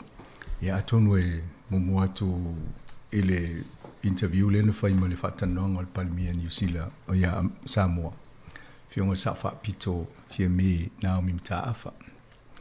ya mane felo inga te mole iwa mo se ava no tala no ai ila na malanga mo fa ba malo le palemia mo ta mai ta ile mo le malo Samoa ya tonu fo mo Pacifica mani tele tala anga o le fionga safa pito pe atato va il tal fa sol pito Samoa ya le fo na mo tato tala lo lungo neva yasu ye fa pena mtanoanga i moli mau le hai komisina i le talanga o le fale le lato official vai aso nei ia o ele ngata o le tua a o fie me o ia le umta a faltaimi le na to a tuto tasi le malo Samoa ia o ia sa avea mpale mi le temina ia le o mani vai taimi o soifuanga o le sfuta usanga mulmuliane ia o lona afine ia tulo le swafa ia o le o ia le wa pale mal tofi ia ma se tu langa mane fo va ia Samoa le fa nga solonga i te inga le malo o lo to file mui la lo te inga o lo ye ni fo ale le abandon sa fa ye tan no nga le so mafua yo le na fa sala la fo ilungo tato penga so te inga ina ua uma ona po ele tato interview le fa sala tu le so le se fulo le so le tu la sfulu ile so lua fa pena ma le so lulu ma te tonu na mawal to te lo tato ia ini ava no fasili fo ina fasili ngia ia wala vale tato no fo mala malamba inisio o vaenga o lo o a fia i Samoa ile lalulangi pe on tato ia nei me lo tupu ole me mane ia lo le tasi fasili tu ina ile tulango le tawul so ifuanga wa tato ni New Zealand ia ile ono masina pol val masina talboy te ia o so mai lalo o le 5% ia o la tala le 5% le fo ile si tio le tawul so ifuanga ia ono te simaliva ele il termine ia o Samoa ia le mo wat ile lalo le fa ono no bingala o lo fio lo ala tawanga nai taw o lo ye pinsini po swau ma vai fa pena ia ma taw isi me ai va tu fa ia ole la ki o Samoa la vai ile tulanga fo yo ati na ile wa amata ele maloi tu maloi taitas Ia le o fai le wha solo le i lato se singa i tu malo ma ai o nu esesi. Ia le fai le talamua. Ia le si vaenga lona winga. E le onge sa mo i tau mafa. E le peo tatou nei a le moa mai si vaenga i o loa mai fafo ia o le wha le tonu la i o New Zealand. Ia mai se sino o le laulang. Ia peo se vaenga nana fia fo le wha le ngal palmia. Ia le tūlanga o i sa moa. Ia o le tele au isi mea pe o le saini ngā lima le na whai masaina. Pe o le tūlanga na o fo le fasili. Awa le po le vale ia pāle mi o New Zealand ia wha pe fo i Australia mai si po a fo i me o saini le tatou. Ia lei o lan sau nol palmia o le toi wha ua wina o ni se polo keti sa o mona wha mautu mai lalo le whainga malo tān wai. Ia mai lea la le si swinga la o pesa sau no ele palmia. O le ua tala noa ia inga wa uma o na whaia i lalo le taupulenga o motu o le Pasifika, le Pacific Island Forum. Ia o nau i ele la tō mali lienga i awala i wia ia le la tō wā whia loa i malo te tili. Pe au atu e tau mwhai whato sina la tō ini awala e wato ini so swani tau tupe. E pe tau a ona tele o me whapeu i tono le pe whailoa fo i tono le Pacific Island Forum. Ine eno fo malama ia tō tele. E wai o le mele o mau atu i le tanoanga malipalmia. Pe o le mena le tau mwhai sei na walu wai o ala tō taltala noi mauta i tasi. Ma tau whai ea la tō awhia ngainga. Ai lo tūlanga la o lo umana yele mali dienga. E te tau o no sei na tala noi. E wha uia tu tono Pacific Island Forum me fo ie ile puipuinga o saunga li mu tūlanga whapena. Ia o la sa whailoa la tau i le ia sei nei tu se malan saunoanga le interview. O mantala noa iei me e tau ona ui i tono o taupulenga lea. Ina ia no fo malama le i tangata. Ia tono Australia fia nai fia whanongolongo fo ia Australia ma New Zealand. Ia ma Amerika, ia ma le European Union. Ia wape o la tau ia o le utau poli. Ele wawa ia tua amata o nga ia tu seina e whaile sengia lima mamalo ta itasi o le Vas Pasifika. Ia ele ngate le tule o le Micronesia, le ele Solomona, ia o le Melanesia, ia matata o le Polynesia. Ia pe o vaenga na o le tau wawa ia ima. Ai pe un tano le tasi o Porkalama vai. O le teimine, o nu o lake ne o le motu o Pasifika. O le la whaine le tau wanga Australia, New Zealand, Amerika ma ia masaina. Ia lona winga la tele ne tau o fonga. Ia tasi alme whai o le wawa ai le nei po ame tau na manu ia wha tasi la tau le Pasifika. I le tūlanga level climate change, i le swing o le tau. Ai tau no le vaenga na le mawad fo i tau noanga le palmi e wha mua. O vaenga wha pena ia ma le tūlanga le wha toanga i Samoa. O ati na e na lo mo mia la tau e tau la i ele la tau tu i ele la tau wha mua. Ina i ele le i tātou Samoa. Ia, o mawhawhaule e tūlanga a wha pe le la mau uma ia mau manga ma toanga i wha toanga i nuuni. Ia o whela a vele tele o mene i whaile leanga ni. Ia a tonu i maua i vaenga fo ia wanoi marketi New Zealand ma Australia. Ia o te loa a whaatau saina le ia talo ma e le taiso o isi waito whaitau miliona ia wha i tangata i tonu saina. Ia almesili i tau ia yeni marketi e avetu ia o loa ni a tātou. Ia mamau le leisi tupena i whaitoanga. Mai au te loa a le leisi tau vanga i tau o fonga fo i tau o talo. E le lope sau saina whaatau o taunta te le atulu tupe maua. Ia po nisi fo inu. I lo le tau le whaatau mai ne New Zealand ma Australia. Ia malaki manu ia fo i manai whaitoanga. Ia, satala nola i le tūlanga o tato as whanau. Malpai mia fo i te loa e isan sau noanga e pue i le aso lea o tato as whanau le solusu viva. Sa whamanatu fo i e sa i tanoanga lava lea. Ia e ono sfultau sanga le whamanatu tuto tasi o Samoa. Ia au le tolu sfulu ne o tau sanga o le tato li tio. Ia atu no vaenga umana le sa tau whaafonga fo i tanoanga. Ia ma tanoa i mo le whaatulanganga o tato whaatanoanga i lumanai. Ia le ala whaamautu le vaenga na i un tau whaile. Mo se amanoa tanoa i ma le a fionga le pale mia pe whaatasi masina. Ia ne mau ese tatou foʻi a manoe faafofoga ai foʻi i mea o loo tupu i faiga malo i Samoa. O le tulaga lana iai ia le feloaʻiga ma le palemia ia o le foʻi sa toe feloa i le aso lulu savelina nana fai foʻi talafou ma auai i le aso lea ma le tatou tim tatou faigaluega e puʻa ia vaega o le ia ioe mana ia le faatasiga foʻi lea soafamasaga ia le foʻi sa te le lava vaega sa faamatala ia tatou talafou ia me se foʻi le tulaga sa iai le potopotoga i le aso ma le faapaiaga o le ma le tatalaga o le mautau. O le ala sa moimoa le fale talu mai le aso lena tatou iai ua le tatou ua le leʻitele ia vaega ua uana faamautū lelei a mana ia mo ia le mai a ua tele le suinga tonu o vaenga te tasia sa tatou iai le toa tele al suinga i le vaenga i le tulaga wa ia le kaluenga le pifo nei iai le aso ia po paua le mea ona i le i mai ai tau tele i olisi vaenga fonga fale ia sa tatou o ia le taimina na sisi le mai anga luenga ai toa matango fia anga luenga pe a ina a toa uma matino mai au toa i mana iai le tulaga lawa ia sa mana fo le filogia o le avalaulia ia wa le sa iai le ia po le fionga le palemia mai Samoa le sa faapito ia na iai fo sui le malo New Zealand a sa iai le fionga ia pito ia o le sui o le National Brown League ia o le sa iai ma le fo le sui fonga fetalai o ngalo ke o le maoli le te loa sa tano ye sa felo ye matana no ye fat mane fo eu fa mtale o fenga luenga ni fat mane fo peste mi tata no e te la tu fa mala mala male tute male ta fo yo ye le tu finga na le mo ye mane fo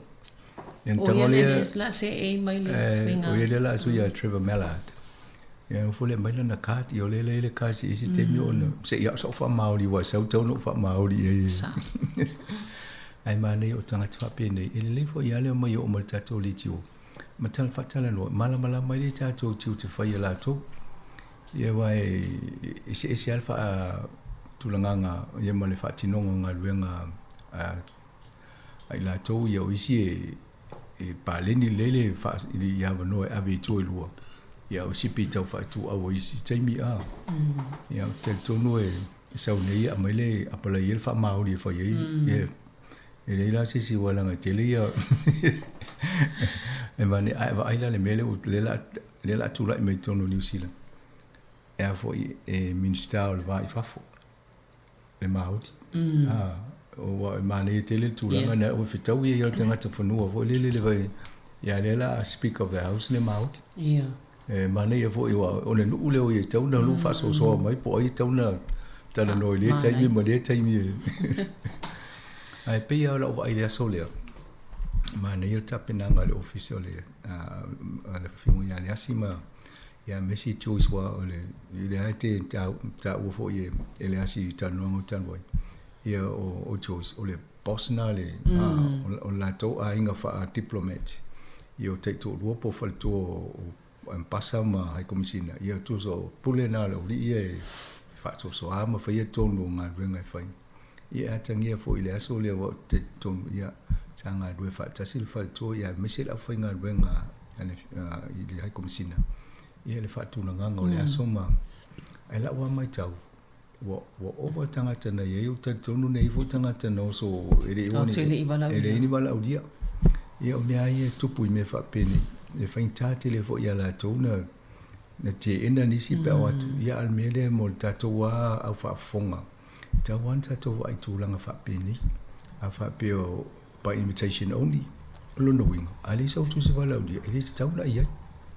o ai whaintate le tū maanga tatou e meu toi tūli mai se si whafo ai tau an tatou wā ia o le mea lantupu e se si tō tano ia mai sala to le si tangata sa tauna i no fo ilo mo le ampasa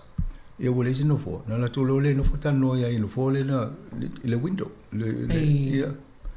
o me la to langa na ia i lo no winga wo to ia tu tangata le o le si ama no iluma no to le no fu to na o no tu langa fa pena a to no nga fo ilo tata no le vanga le ia se i tala no le tato fa mo le aso tato fa na le tau fa sa ele le fo mo e mo ta to le arena wana ba I te wa to telenis ye wa afa pe mo ta to le fale le vai ngol arena au pat I nei polo e fa ngo fiena tu na ta to numera ya ale o le mfaina mo ye le o ta to le mai ho le la loi ya e fa tu langa ina o mana ta o le numera mfaina o fito ye o le numera fo ina la nga lo ta to o le la ta fa mo tu mo fa fong anga le tu ni ta ya o lo ta fa mo tu ni le lisio vala udia o lo fa ta waina ya I tangata umalava a misela au whaafonga ia male ai misela le au whai por kalame. Wa ola tōle le nā tia na e al tātou le tio heo o me temi le ima on tūranga I whaasala launga mena. Ia pe o le tau awe le wha mua tātou, ia le al tātou ofisane. Ia o le lai wha tū a matana tali mai nisi imitations. Tō te le ale wha mai e awanoa. Ai a wha pe e miropo le asfarile le utau mo masiata. Ia e lo se si awanoa. Ia ona fai e loles fai unga. O le tau ma fau atonu mo ila tau iena fai mea alofa ma le tatou le tio le le tatou le tio foni le la fai. Ia ila fai e nasi tatou sei. Ia ona fai loa atu le ila tau la manu ia o ielo avanoa a fa pe le avanoa. Ia ona tu avanoa fo ile isi tangata ia le na fai mea alofa ma le tatou le tio foni. Ia na maule se avanoa nisi fai masui o le atunu o e fa tasi ma le tatou fa moe moe. Ia walanga e di miti le fa yo no foa ma I tono fale fo e no pui fo tato I te ua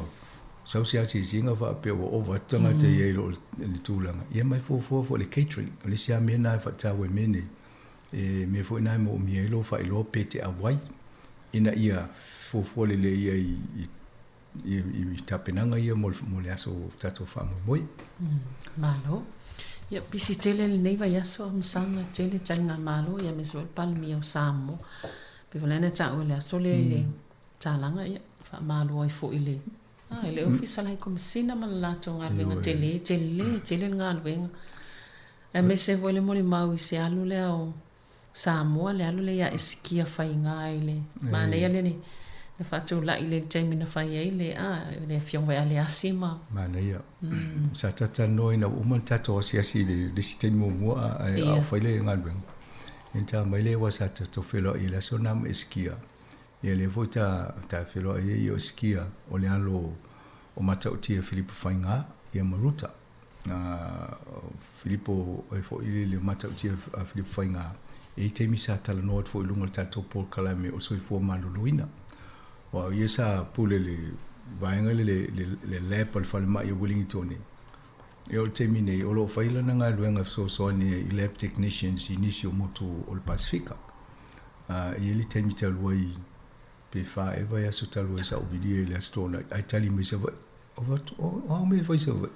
A mai se lea no sa o inef so ni le COVID sa moa. E o lai COVID I alana luai. Ia pe o ngā ruenga na o lo o whia ngai mai lato. Ia o falto ia ruta o le loia. Ia ngā ruenga na mātua o eskia. Ia lai sata no ia eskia o lau leke silia. Ia lefta ele na mo mai male aonga. Fai ngā ruenga mai ai o faule fale le. Ia pe o lona ia manga I le tūlanga o tū maanga wha Pacific a misi Samoa. Ia lena so ni fautua I le faunga o le fale ma me tauna I ma manu ma. Sa I le wha moe I le ata I le whanalonga atu. Sa atua I whai longa ma le fale Samoa tau lunga, tai pe o le fale lai tai le aifou, le fo le tai I pia Samoa. Ia pi tai ua wale mwhatau nuina te le lopo le lavo le tupe po le te tūlanga ua. Ia pe ana mana ia ana whame ana fo New Zealand tau lunga e whai msela tō sao tono le fale leo Samoa mana I te le atangia ia. Ia ele ai atono lai ele ava no toi whai esi tai muli pe a whape lava sele ni ai pe ole vaenga na ia sa maule ava no tala noi ma eskia ma fai vo ia ai stemi te ava no ai na e so tu le festala e tala no fo lungo ole tato le tioni ole tu langa le eskia o la u fai ala ni episinisi ole to fai nga venga ila vaenga o mo tanga tai va ben ma fu va uma nga iluma le na ia vo I songsonga ia lawa amata na fatu langa la ia lava company e fai ia la tonga venga ia londa winga to tele ni so to afia faule fale afia so tu sia ia Nesta ngata na tala no o ia na so so ni tele le fangole. Mau tau sa mo le. Ya e pe o mit mitanga fo ina ile fionga ya le asi o le ia just ngata sa mo. Ile tu vaenga le fangole a le faleo. Ya mal mitanga tele fo ina e ta to uma le ia just ngata ta to I tu langa ia. Malo. Ya ai o le sivaenga ta wo fo ipe ona ta o neva ya so. Ya o filfilinga o le sunga ya Barbara Edmonds. Ya e mawa e fo ile to langa wa yele nei fai pole o mana. Ya masan fo na lu tan no lunga le tato le tiu. Ya e tele fo ina yai me fai tato tanga ta Pasifika ne ta mai tai fai pole ta luan tola I mai ele misi pokala me ma me fai al Pasifika. Ya to no tiu tia ia o fai pole ta wana ye me fai community wa Ya na ia is fai pole sa to ai. Sa o papa Edmonds sa avele text e fa manuia I fo I walon to finga fo le wo ye ni e wa sa sui tai fono e le committee de e sia kia u mai paketi ma tupe fa alu mtanga lwenga umul malo e ma tupe le malo e na sa deputy chair le finance and expenditure committee select committee e ale o fi o ye la le o tai fono ava ila Savelina ia me se fo fa ngale tunu tu so le o pole sa mo ia o ngal wenga ye ba va I tu le si o lo sulta usanga por to sulta usanga e ni tai so se Pacifica lungo to inga e u e palang ia al fenga malo le ni ila wa va ia che sinda mal fa tulanga ngol malo e va ile tu pa ta mai tai e fa abia va no I tangata motu Pacifica ma motu misa maut I to finga le ye ni e o le defense o la ye le maut ya pini ia ya o le vai fafo ya o le ina nai mahuta ya o I for Willie Jackson ya le la mai Willie Jackson fa ye le media si tata no termina wa le wole ne Chris fafo e mani ya tele le ila o ile fit feelinga ya le wa tu papa o Samoa to mau di wa lon ai ngol mau ya ole wa vo ole ola to vai tu pe New Zealand ya lo va e sia le treasurer ya I ngalwenga vo ibo mon minister tu pe ole le lo longa la fa longo tu pe ya ole ngo fo mai sa u avele fa mo diango fa mai fa peten no nei la le so I tu fingale ya fa mai o ya la mo covid se yo va so ya to no va so vo le e mo se no te no ia ma le fo I te no e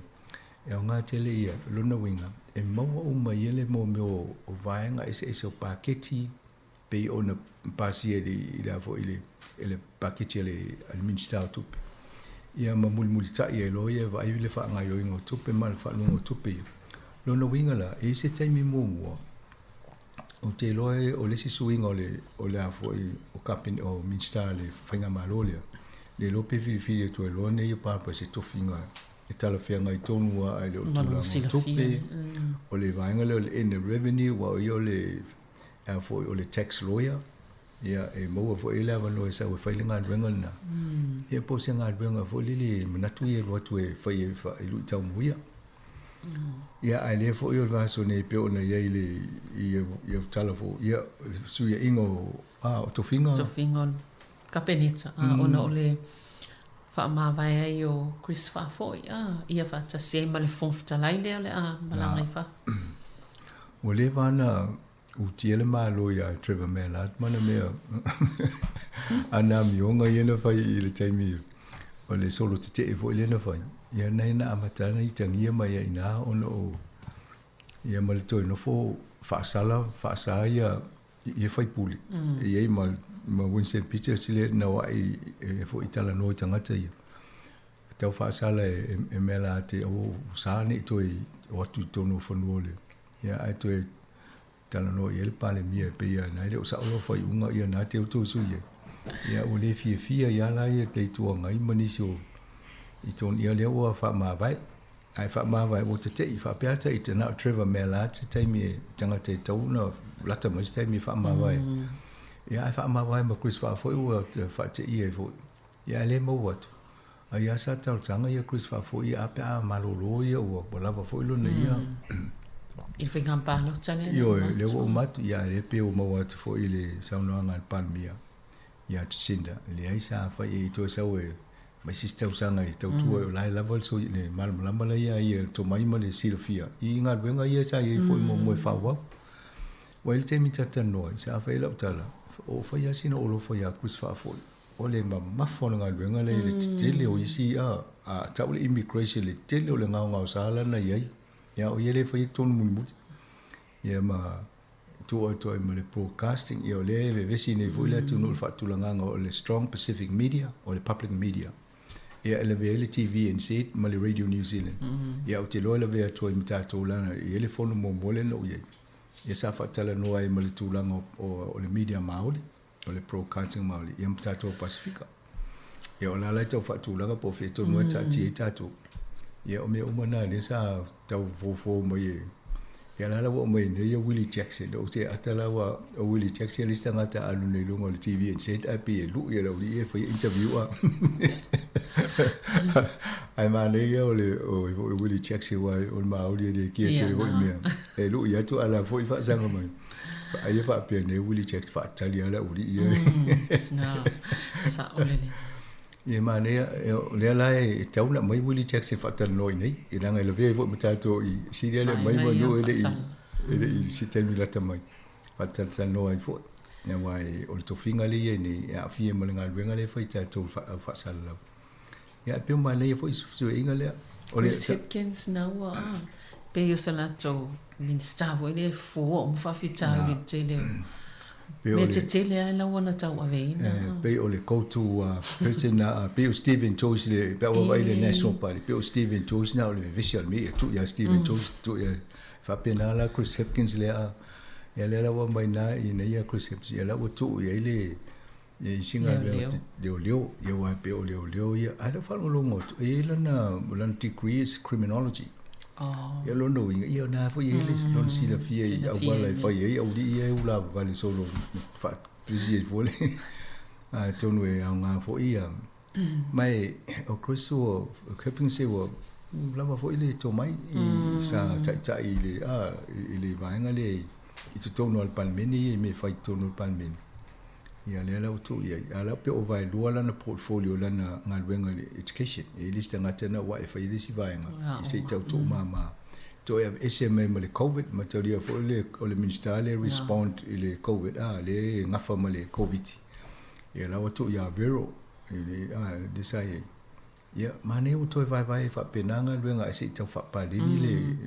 fo le avenga le la tau avene na ministerial ia vol termine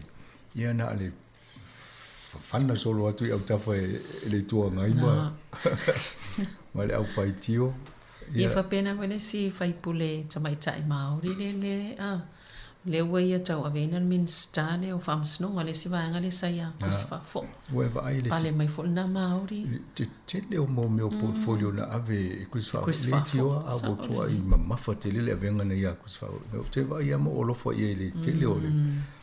ia ata uia vaenga uma ia ele tama i o mama foi ai foi o le fainga ta ia ala tau no fa fa i unga tele ia na le tangia solo tangata ele o la muli tu la fo mo fa tuanga advices ele o fo tu o mtanga lunga isini asa ona la o ia na o su ia fo i male the justice ia ala via tu ma Poto Williams Samai tai Pacifica. Ta lo fa le na pauana o tangata lana ta utina mal palimia sama natwe focus i meia I va to they lost focus o puna la fa nga le ko tu ta ngal palimia lo no wing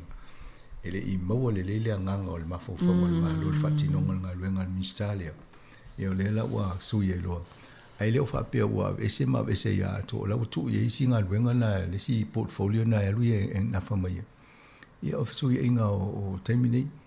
no mafo faula ia po la mena le avatia Barbara Edmonds se tu langa o se minsta au te mantu alta longa mo ma Barbara Edmonds na o faile suinga o fatu ia o la se portfolio te manatu te fia ai fa mai o le o te o ni a longona e manatu e ia umal toto sanga mo o ava no e tal no la electro mana ia fa mai ele o ngado wa vea dul minsta wa la tu nei le tu telestemi u tau tan no mole Malana i tumalo. Ai siri se umal tol tau sanga mo ya malama le fina ngalo malangono tangata. Nai lola ia me a foi le tai ili mai nai lana ngalwe. Ya langa le la tulo so lo mista. Ya ali le fai ngol tofi. To le va matangata i fai le si palo. Ya utupul fala vela. Ventana va tu i palo tato te. Ai le mana ia nai swing o vai na ia se vai foi si tamista tu pesele ia ona fa o to le tato. Lo uatinu samo ai wa elalele lalele oe inu ole vasa o te mita inu e se poso se mea ona ingoa ole Samoa ua avea taua e ona le whanua po o tau sitia le ngota ua po tau sonoia oi tupulangai o te ole fa Europa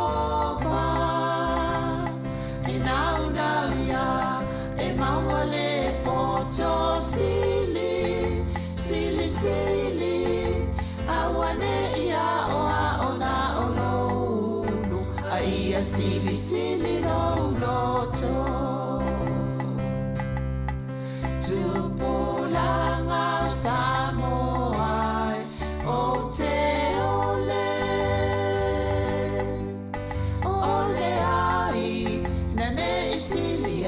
tu peloti ute pe ete alu inu mama o poso se mea mana tua eta ua o tamatua o lawa mi o lelei ia faile ma o se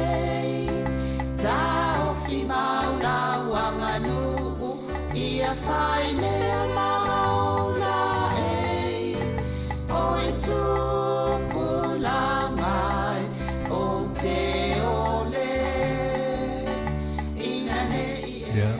toi fatalo fatul fa fonga le tunu.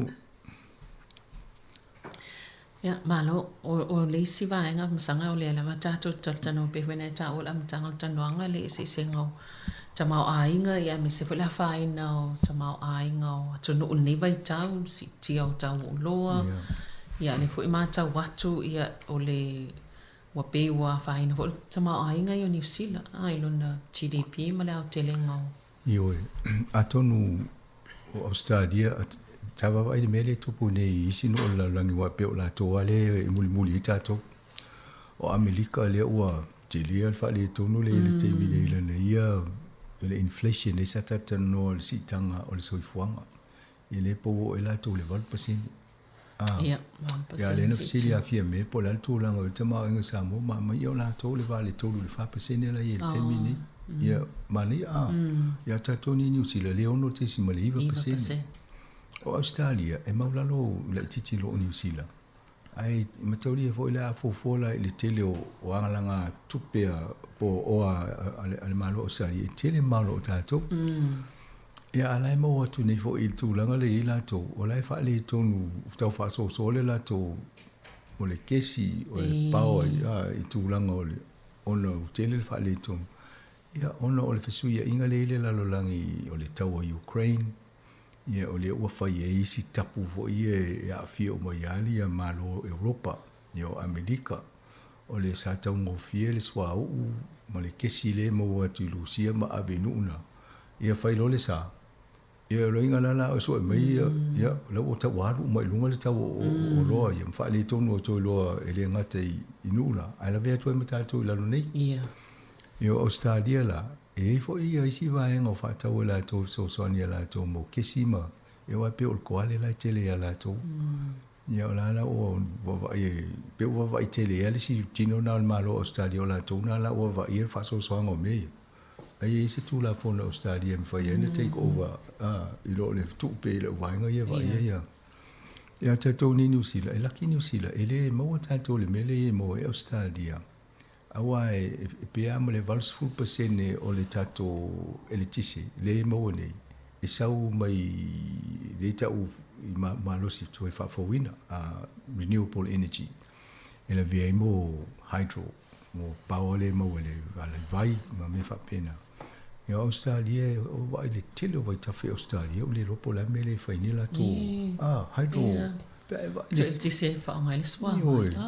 Ia la ai au ngā tatai o whaia teknolosi whaongai New Zealand, ia le. Ia o tātou lai o i mea nā o le hydro. Me whaongai vai. Ia ma le wind farm. Me tātou le amata mai fo ina i pea nā e whaitio i tangata. Ia mea nā le so ni ma losi le e mawele ele tise ma. Ia pe o vaenga nei la ki o le e ho so so ana fa pe la ta to le fa la lango telefo i kesi ma ko ale ma me fa pena oi lo na wingo bo 1% fo ta to ai le mele ai le ta to si tang yo le ai fe lolo ia pa wal me le telinga luenga ne lava le fa nga luenga tele fa le fie fai de lava le fa nga luenga nai mai fie o tongo fiti fa le mai de lava tini tau si mai. Yo le na tupu fo le meu mo diu lista nga te lunga lis fal mai e batu ye no fo to ya ato la tu muli tuai e pe o mena lo tupu i tonu New Zealand e vai fo le tawa na mo ni so mai fa nga luenga i RSE nga luenga ye fa i ono le lava tanga fa nga luenga o le mena le tu tele ya i vai nga ese i tonu nga luenga e mo fo yo fa tupu mai me lo tupu i lala ai le tanga te fa ia ia o mena le a fieta to lango tau ia tupu te le isi fa le tono o nga solonga a fole le sa ia o loa ma me fa pena ia le o la ve to mi tato ia o so mai mal covid le lo tau sanga o loka ia wa ti a fa pela lo tau sanga na le fa to anga to isi me o ngal termine ia mo fa o ngausi o loa ia ngal termine ia mena le mo tato fiu lo au ka mo te so e mena mi ni chip board ma plaster board ai no fo fletcher va mai le ama ia le fta to nga yo na le fta nga yo ine na wo tangata ambia ia isi o lo mai fa fo pe Thailand le mai ia le la o fa mane lo fa tau to le sili potina o le city council o Kilan o le o fa tanga la to isi o lo ia sa mo e mai fa ia fa o le mena tauna ye tiri man la mo ia pe fa fena le tasi al le company le na tu ele fo mo me ia ai ta o le standard le New Zealand sa le tauna va pe o le standard le New Zealand but ai am an exception ia o le tin fa pe ni alanga me la we ni ia la o va tu fo mai o ai si inspectors ma sai ni ai o le me la fa na na le to ti tiro fo mai ia la popole la fa mai ia ta to lo na ia sai ni lo la ia Talusia ia awane e se fale tonu lo mana ia to alo foi te u mai fa pe io me la ina pasia le tai milena le la te le ngal wen tai pe io me vo io leaky homes fa sang o fale na u mai te le usila aula na fa la papa fa e le pasia na ta fa lo standards ia le la e fa la e fa ia standards ia mo to pala si fale o si fale wo ngau ato itanga te e tau fa te o tu le si fi fa ta wol fale ia tau se de o ia to inga i meia tau fa te minena fa le se research se si o le ale o mi fa ngai to inga o loia la papa ia ai vai pe ni men tu po se si va ngol la lang ina ia tau mo o sia ma fo fo le i te o ta o fi fa mo ia ina tempo pu ne ai mul mo to i ti ngai ma fo te nga we mal tu te le o pena lo be se onol ta ya na le nei le ta o fono le simplicity ma o tolo polo ya simplicity le CEO o to inga tanga te mo mi te mi fa bene sa o le ava e tolo se mele tupu alu lo fai le me toi fiu langa mo lungo tangata mo fai le me town fight sa ole ia ole sa yele se singa le tama tai minister vo ile Australia le na balea felwa ilo e fatino le na asi singa fo i mal Pacifica ia le wanga i mai New Zealand me te rio yo Penny Wong le swafo le minister le ia ole va foi na minister sa ye tono fai nga malo le le stanga te fo tu langa ai a ole te pena la ato to ia ole mo fai nga se ia lu fai lana nga ia to inga minister le e matio tio e lo le me fai tasi o mana fa tu langa la ia nga o pasia ro mo fai nga lo fa tino lana nga mana ia le felo ai vai nei la pa tu fa tasi mai minister ia lo a ia wa e pe o ile pito asio si te mai tai le Penny Wong ia o le maut ia o sinu te tele Australia mi New Zealand ola o ia le ele nga fa ma le fai ngo tonu mi tele ia le wa il Pacifica tu so le buta la ile va il Pacifica fa file muta to va no fole mane nga lue mo mo yo lo toi fale ele na pa mo mo fa fo ale tu o ta fai tona e mane o le sila o te loe o manena fa to file mu il Pacifica ale la ola o vai e se fo le si vai nga le la taula i le vale o la to mosina ale la ua maftanga i nei ma filo inga maltato palmia o se vai nga ma nei le tu fa tasi mai o nei tangata i la u vai te mai tai ia to mai fo yo te mai tai ai vai fono ina tupu nei i tono New Zealand se ni me fa fonga le tu o le palmia New Zealand ma le palmia Samoa o te tu pa auto o minister vai fa o le tu pa te mai tai ia le fo le au le na utina ia muto ia wa i o le o pule di tu pa te mai tai Australia ma ia lucky fo o te malo le tu mai ia pe le tele na wo mo palmia tato ia mai o fainga malo le le pa fai tai tu sa philosophy ma fo fonga ma ia mai pe i tau ia ile la to nganga ile Mawal Pacifica ia tau tu malo se fina wa ia me tau le sio manga le fa le tonu la climate change wa le sio fainga malo na ia ele anola to i climate change ile o politile la to ia le o mai ne le fainga malo yo stadia le vola na tanu ni o te tonu la va i pole ale me nga lu fa tasi mo le vale la to no fo le mo le va a Michel Pacific Forum mo le foi tonu la to e pe o le mane ia na va ia total sia le ala e o amata me fo la Australia o te le ala ma no la te swinga le foi mo tanga te foi no tu no foi Australia mga duenga mo o fa la vela pe o le tali foi palmi ia la bai mo la tanga te Samoa foi la foi ngal bengo Samoa ia o le me foi na pe o le tau fia ne le tu la ngole tanga te no mai le RSE e o mai so so ni ngaluenga fai fa inga fatoanga me o mai matanga te e skills mo bi Samoa a pe o ngaluenga le fa nga mo tanga te ngalui fatoanga mai masani ai masani la to lo puno fatu me va pe ia la wi fokisi te ia o mai mala to e dia ngai me ia wa e fit le fito ia a fo yo no tama ai ngo Samoa ia maula la lo tongi ia tata fai ngā luenga fo i Samoa, te lo le maula la lo tutongi a sau ne le wha lave ia wālua uman tutongi ni se me wha asua le ai ia tono la fo e mena le tau wā matanga te fio mai i wafu fai ngā whina mo le tupe mo le tau singau a wha pe mo lo tutongi a le luas fulu walu tāla tōns fulu mo tāla le tūla ia tu sapo o la te official le leo e fica ko e tolu pe ono masina le sa o solo peina le tau sanga pole o foi le la mo i tamai tempo pole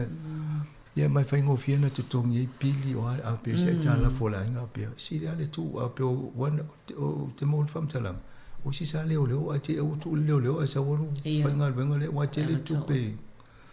ia pe o me e tau na va ia fa pe la e lo famoli Australia ma New Zealand i Motor Pacific wa ia wala po le me ala ina tu nga ia ainga ma ai mai ni ai fai ni nga wenga fo le o e mo la tu tu ia Malaysia vai ga le tele no facility fo e tu pe ai le fa pe 4 miliona le mo 80 Pacific le tele no facility fia la tala tu pe yo miliona yo la sa o Samoa. Por mea na tau o tu pe tu ngai mo meo research e foi ngai Sila ma foi Australia pe ela to consultants. Ai le si tu pe alu o se mo tu pe tangata lai o ma minio fiolo loi ai ma pe ole. Fa ngai le to mai le tau fai ta. Wa le vent fa longo le filo ingale palmie to lu. Ta te se van to biliona ta la o ngaluenga so soani la ia mo Pasifika. Ai pe 5% e alu i le Pasifika lo no ngole si 5%. O le ano fo la vai New Zealand. Ia. Ai Yo vai ele ve vo saina. Ma tau dia a fa ol saina le fale Samoa e watu lang container watu ma olo e mai saina. Watu mal au fa nga watu mo tanga ta kuka, watu mo tanga ka tor tonga la au fa fo mo mai ka pisi fo ele. Ile la tu pe. Ia, ele rola pola tu pe la Samoa la fa uma la tu te lo me fa. Mo ile. E to la tu vole lo o me made in China la fa tau vole lo. Ko te dale si ko o saina ai. Na le ba ona le me mo ta te yo ai le mo tu pe fa fa la. O tu fa fa la. Ne ai o le me nai lo Samoa ia na culture. O le culture le fa la vela. Al watu ai fia. E la nei fio so na fai a fai male fai le me fai. Na tonu. E dei ya se me la langi le fai. E mai fa so le. Ai lo fo o le fai le tempe ya fa mi si le me nei tem. Ai o te le se fai ne pa fo ia mal fa malia tu le ya se o le tango li mo ni ai nga. Ya le melo le fai le itala. To sa ulis fa la to itala. Ela tu le mo le to tanga sa itala. O vo no le itala. E na te le ya le fa le tu. Ai tau na fai fu ai. Sa ole. Ia ma tau tona fo mai nga o le ita pe fa ya tu le si. Malia o le isa ta tu pe fa ya. Wai pe o me fa pe nai. Ia ma fa. Wa le ma tai vo le fa pe. Oi. O so me se me. Ti o lo fe la o so. Ai Paula me a fai so lo le misi. Ia o. Pe o le ma di o isa. Ia o tangia lo era vo le ai tu mai. Ia o so se me to te au ai nga vo le to te li o to ni. Ia va le anga o me le. Ia me ne o tu fa ngo fa le vela vele. Sa o le le. Le ai ta to te li me le ma me fa le si o te ni wa fu la ma esi ai ni tu sa mo ma lo si o ai nga. Ia me tanga to le ai nga o fa le vela vela. Ia na fo le wa o tang cha so fo nga me sa. Aton we nga fo le fa mana tu i tu langa le. I tato por kala mele tamo fa ia ina ia fa ilo ia te longa luenga tauna fa tino tato amisa matua. Ile tu langa o ngo anum fa na o le fa malu si au. Ono sa ia ai una ia le fa na ina ia o le me nga taile la to tamo fa ia o ina. Awa a tu le le mal tamo titi o mo fa ilonga. Fa ngo fia na so eva no inga luenga. Ai a o le te me fa le te le ninga luenga. Ia ona tanga tele ni fa ilonga o tanga tana tele anti ngai e mo nga luenga tatu inga luenga kilingi o kan luenga leipa fa pe alfa le vela ele to e le tele ni to e tele le tai mi alu pe afika e ya e pe o le mena e tom fa ye to alta to po kala mi tu langa on sai fa malo si avea tamiti o le tai mi o covid o le matelo nei wana le to yo ista miti o ya onga ona no foto o si fa pe si o fa nga luenga so ni imatua a tau ma fo matua ya a ro nei la langi nei ma vai atu matua o flani me la tu putanga tele pa o matua pe tau tato va vai fa pena ono sai al te mi fa fo le fa ai lu mana i ona ya lo fa na ia male ainga pe amon wi o mai la to ni Mana yo te ta o fo ia kalame ia le fo sa fo kalame falinga le ota o le ni Investor Victoria ia mana yo kalame fa mana tu pe ina i matua ma fa na o ye lo o le o ina ia on sa ia ma na ina ia tol tau sanga on sa ia sa ili le fa ilonga ina ia mo le tongi le le ma fa ngo fiel ngal venga al tu langa nai tatu ma fo ye a ma fo o le mawaya tatu nana no mai nei tau si ai ngai sa mo fa o ngai fa no sa ole ia o si la le o mai ro ia no fo le fa o ngai fa no ai tau no sa i una i ma lo si ta meti o ia ma va ye ia lo fa no ia wa o si o mo fa le ke le una i fa no va pe le o New Zealand ko mi fa no nei ia le o le lumana o le ainga lau tele pe ale le umatanga to le ainga so ni me fa ia le ai Ia le pole lo le fala vela. Le pole lo fa, so le pole fala vela. Pa wan mil fa to mai fala vela vele va mai fai so mai to me passa. E esta mai tele sa mai mam wan ta to fala vela nei vai so pa tongi a. Ia am sanga pe le si vai nga io pe o ngal venga ba tele ia pe o tele ngal venga o tole titanga ta palai no vinga mo via tanga ta fai ngal venga. Sa ta to tala no a ma fo le matanga po kala miluma le tio. Sulta sanga tal sa fa le tala. E te miluma na ye ngal venga la tula i mai. E ye te mini ma fo e teknologi.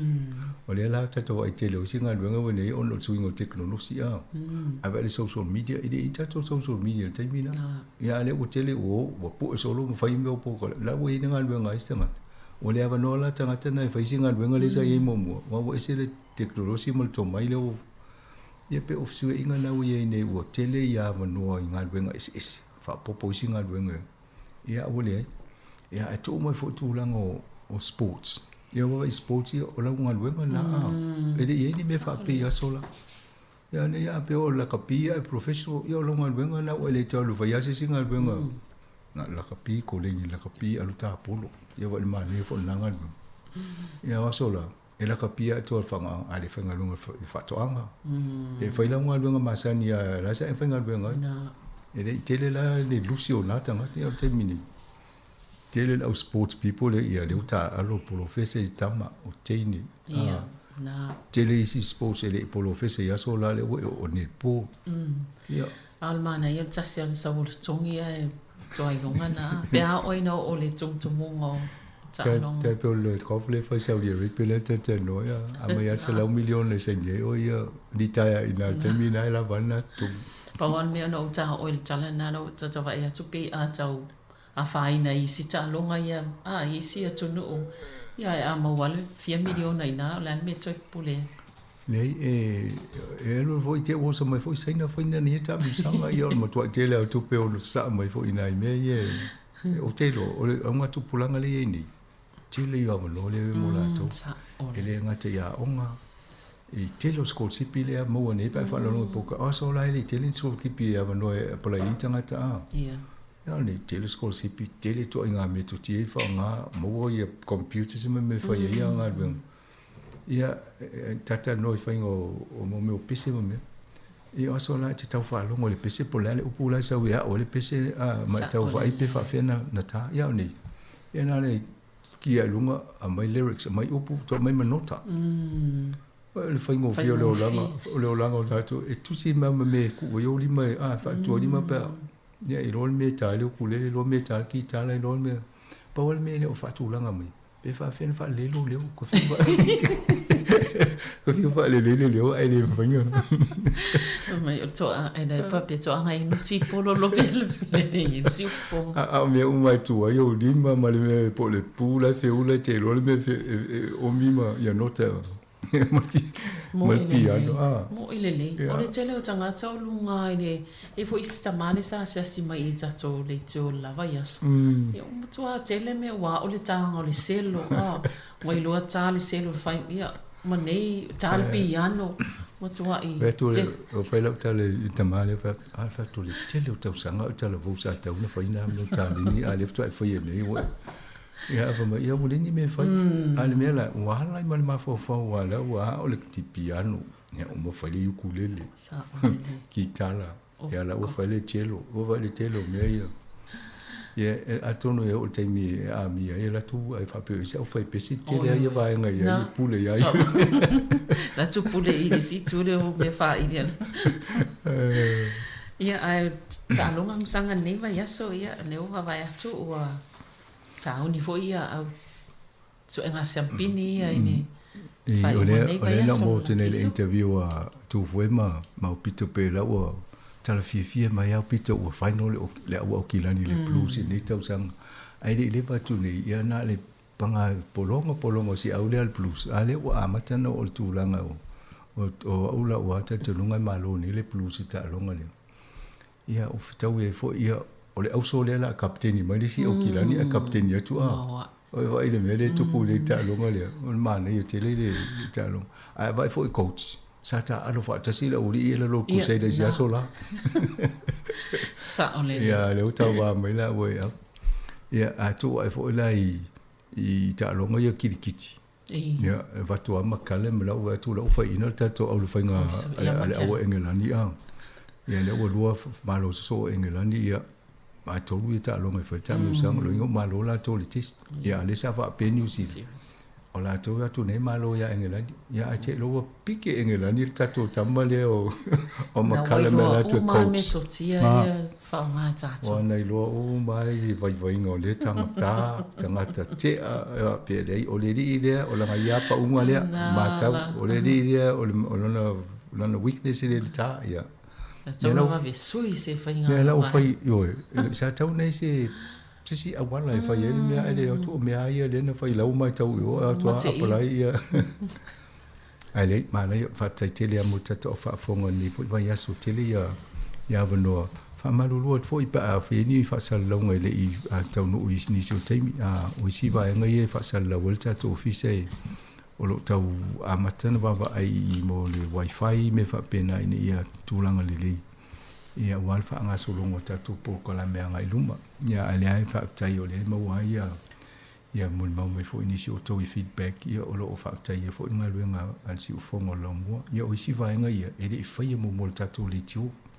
ia tu so le over time mo la fa ngai lu ngai time po ia fa ia va ngai mo e po e mai ma va tu fo ia wala vale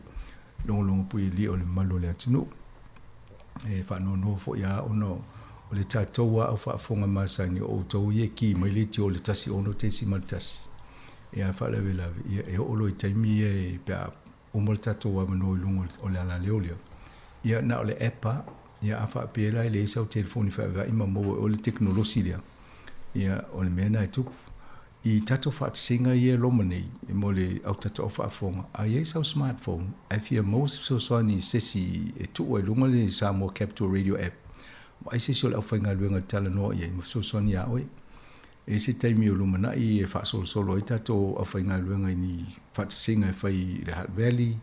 o nei po rua ma Wellington o le no fo ina to te tala no ye la tu mo so so ni to se solo fa nga luenga le fa tu ngo o vai ngai lungo lo telefoni ina i e ma wai fa sa longo so taimi la va lusu fa tu la fituaso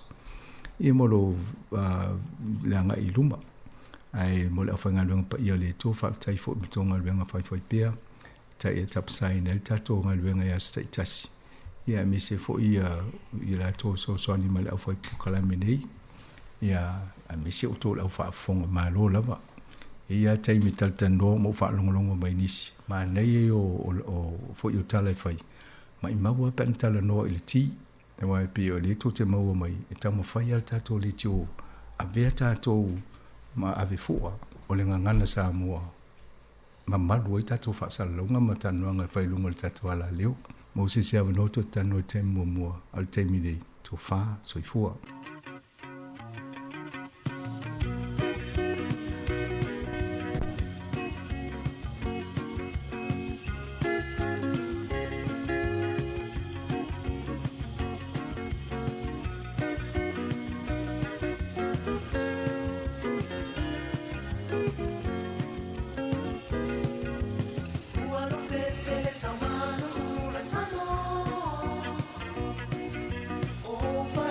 Mama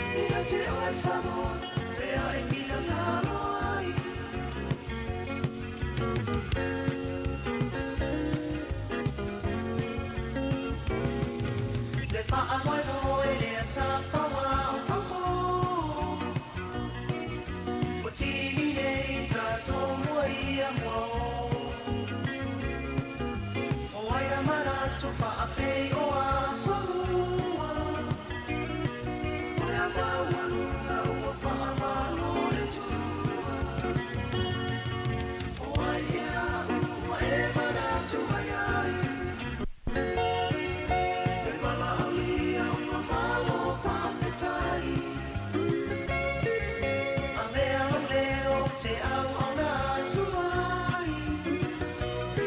Ia te oe samo Pera e fina ngalo ai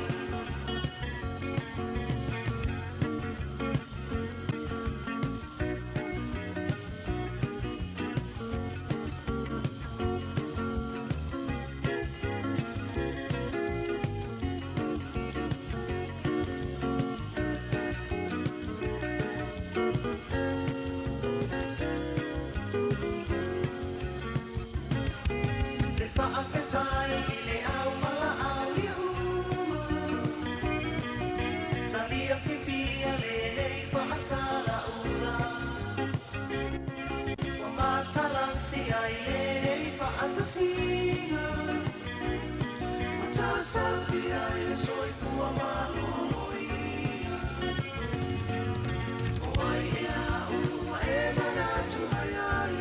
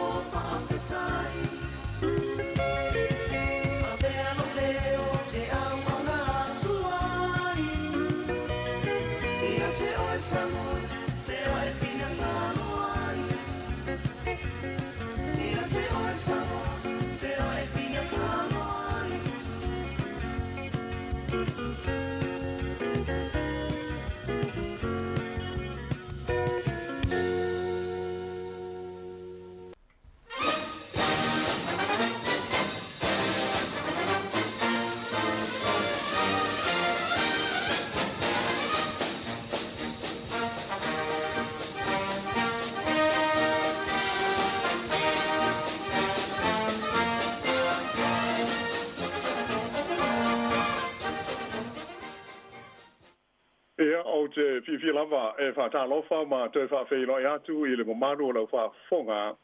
I le nei fo I vai ngo le so ma lo ale langi mo ma le so I fu la le e ta lo sia lo manuia lo to we ta po ya I tono le lo mo I Wellington e ma na ai tua oi o le o lo manuia fo I le nei tu I le ta to wa le fa sa la o si fonga le lo mo e pe ona tu atu mai lo no visa fa sa la o tu I le ai o por rua ai o le lua le nei o Australia o tau mwhaiatu le tātou Paul Kalame le nei le whale ia ona o whaai te tenga lava ma pui ngā o le wha mai ia ai mātou te whaatalofa atu fōi I le mamaru uma o lo mwhai o na mai mō ma sila mai le tātou whaasere launga e awala ia wanoa masani fe so te inga tele wawawe I so o se I tūlangi o le kelope o mātou I le nei tūlangi ia o lea ua whengai ma le tau marulu ia mai a ia le matou le la ia pe ua feololo ia tūlanga o ia I le aso pe o le nei fo ia so I le mai tau atu ia o le mana ia le sulo le la ia o tūlanga ma sani lava o le tau o le marulu pe o na sil fia au te fia fo ia whaino atu I le au wha fonga I le nei tūlanga le aso o le sunga ia tasi tui tolova ia le o lo o feso so ni mai le tātou Paul Kalame I le so ma lo lava le soifo manu tasi fa ta lo fatu ma lo le so mai le tātou Paul Kalame nei ia e fa malo fo I ma fa ta fatu I lo fionga la walo ia ma lo fo le ona sa mai ia wala fo le tātou Paul Kalame le nei vayaso ma ta fatu mo le nga fa lo ma lo soifo manu ia ma lo lava o le nei fa po ponga o le tātou Paul Kalame ia o le ase mo mo na o to atu ia nai me te telefoi sa tupu ma di mai fanua o te ronei ia ona tātou se e tui fo I lea I isi tūlangi o le kelope ai usi mai pēa le whaafonga.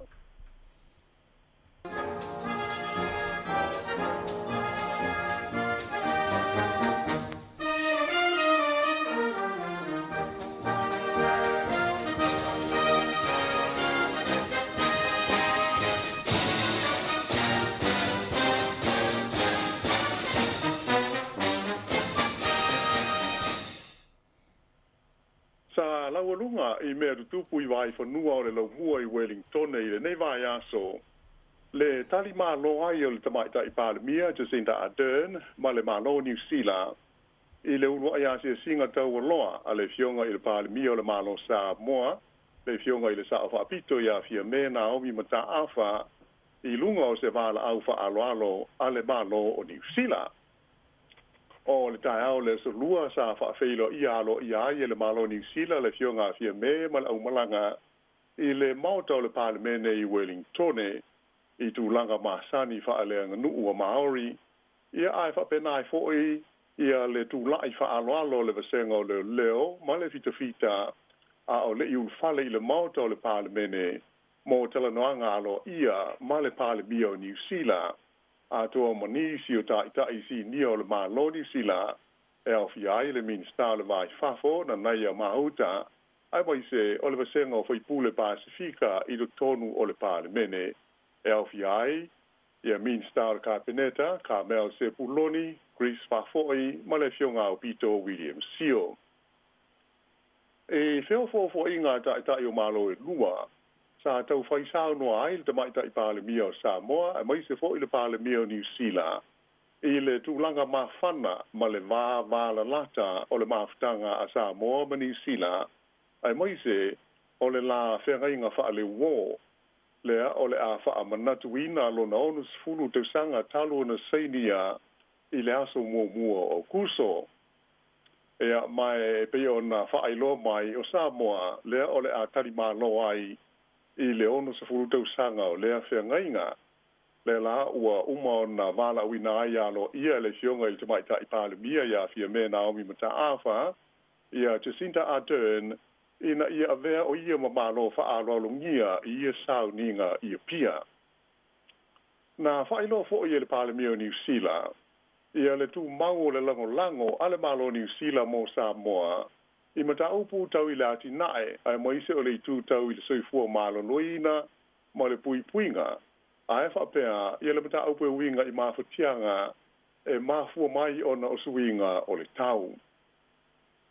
O le teimi mumole nei, ua wheilo iai e fionga i tamaita i Palemia o le malo Samoa, ma New Zealand, i o la tūlanga o tai o ala whainga malo. E mai au se tūlanga tā ua te le lea awa i le atoa ai o le onus fulu tau sanga, tā lua na tū ma oti le malo o Samoa. O lea whātoa ata i ta ia i a lona malo e se tamaitai, ia ua panga tu tusa ai ma le taitai o le malo New Zealand i le nei fo i vai taimi. O tala noa ngalo ia taitai o malo e lua i Wellington nei, sa tele ia mata upu na ngai iai, ai moise o mata upu e potino i le vā o Samoa ma New Zealand. Ia ai whapenai fo i mani mata upu wha ai tu langi, a toa ma mata upu wha le vā o malo. O le la whaasara launga tu whaatasi na tu ina mai, i le mai ai o tawanuanga, a le fionga ia fia me, ma Jacinda Ardern, na taua i le mali lio tai o malo e lua, ina ia ngā nunue whaatasi Paul Kalame e fo i ai whaafi tauli, ma ni lui tau e ma fua i swinga o le tau.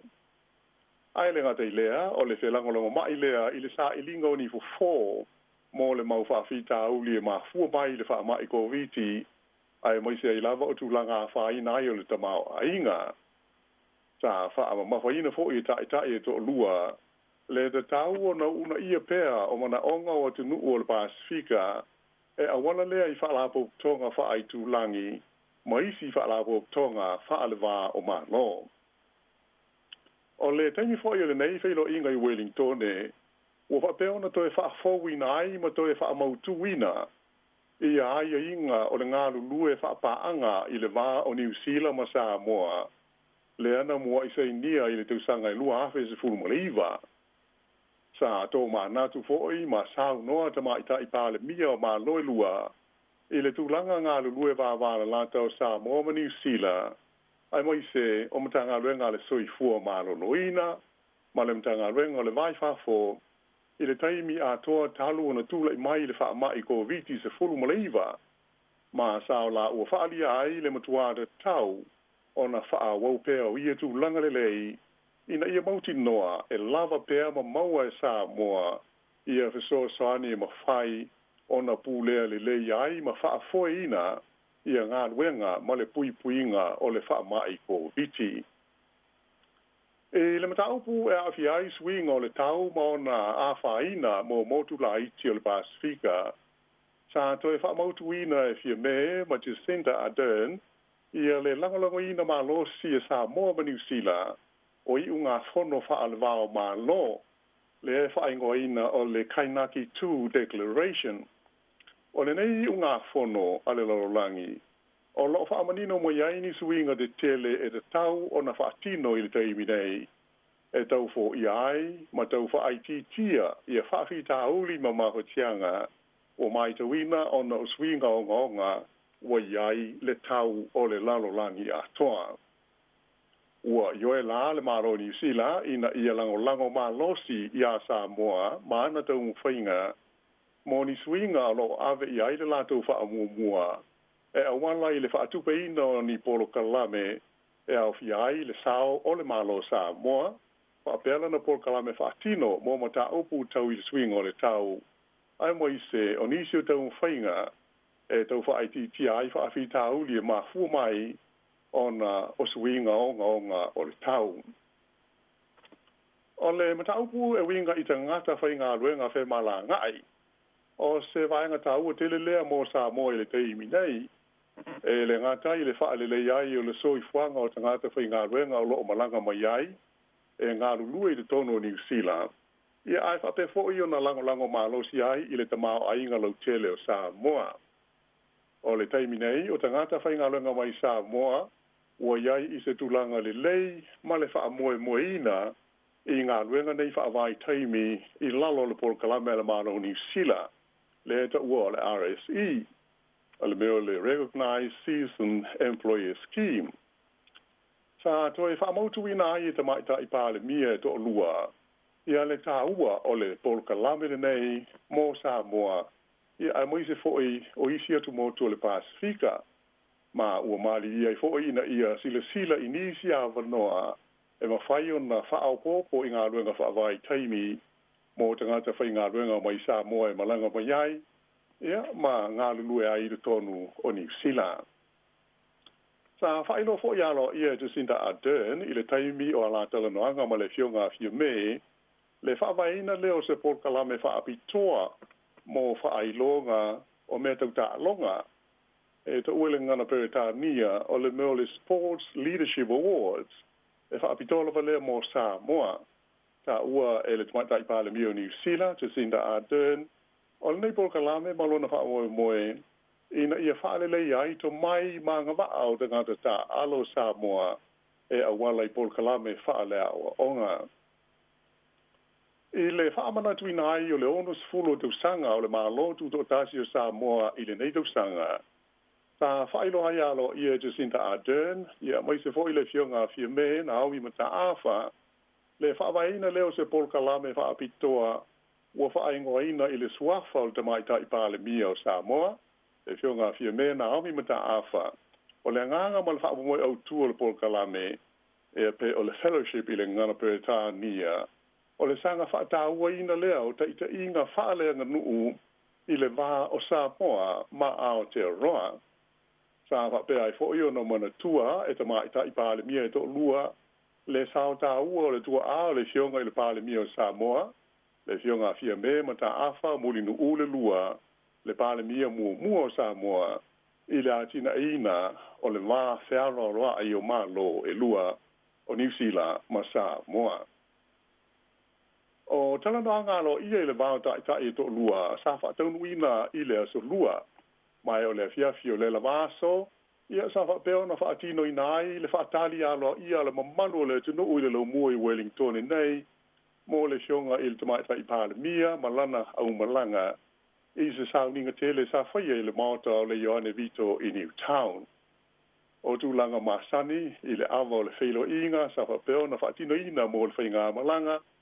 ia mai sa maua i fo i le awa noa i tūlei sauno ai le fionga le sa wapito, e tusa o le whaatalinga e le mamanu o Samoa i Wellington nei maona nuu tua oi o lana whainga malanga mua i New Zealand nei lona tūlanga pāle mia.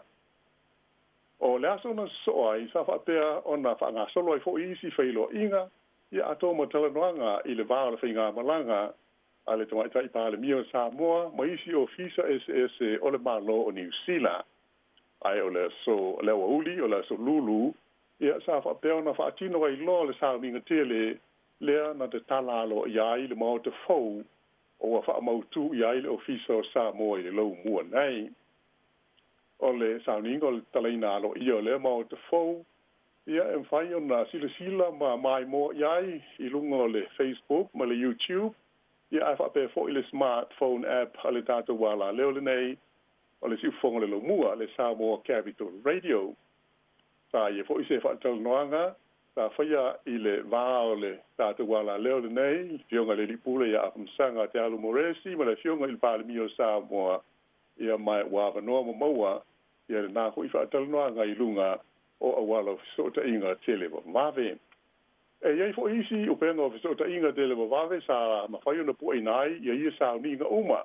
Ia mai maua fo i whaamtalanga mata i lunga o le upenga o fisota inga a le ofiso le komisina o Samoa i Wellington nei.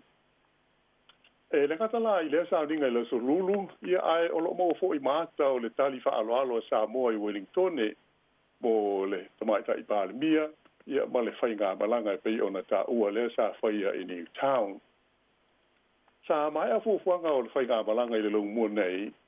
e ona whapelea o nanga i atu i le tūmalo o le Hawke's Bay i le Astofi.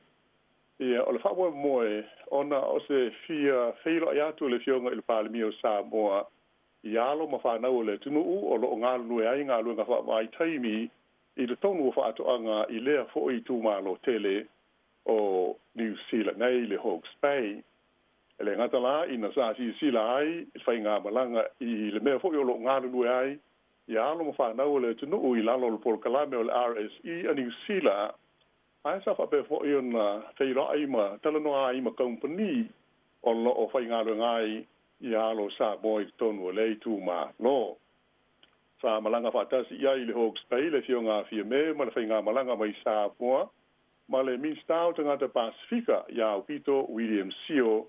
ia whape fo i le Minstau la tina e lautele ka Mel Sepuloni ia ma sa moli mawina fo i tūlanga masani o tū manganuu o Samoa i le ava o le whairo inga sa wha whailo i aile tamaita i Palemia ma le whainga malanga ia ato i fo i mani wha fianga ma se tau muftanga e pei ona whaia ana po. Ia e pei o sina o tonga le nā o le tūlanga sa iai. Ia le ope ai le lau mua nei o le fionga i le tamaita i Palemia o Samoa ma le whainga malanga i lana urua i malanga tau o loa mai i ao te roa nei i lona tūlanga whaataitai o le malo o Samoa. Ia e pei ona uta ua o le tele lava vaianga uma nei o le whainga malanga le fionga i le tamaita i Palemia o Samoa sa ma whaio na pueina i ala ata ia ma whaio na sila iai i lunga o whesota inga tele vave. Whaingo fio na mai mo ma sila ia i lunga i tu lau whesota inga a le tātou ala leo le siu fonga o le lau mua. Ia ai usi mai pēa le whaafonga.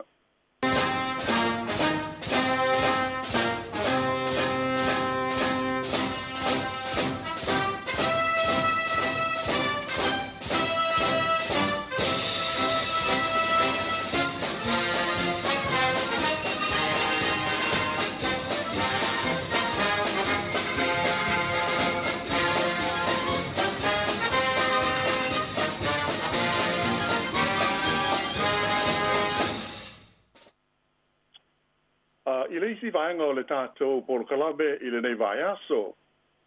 O le masina fou, le aso muamua o Iulai,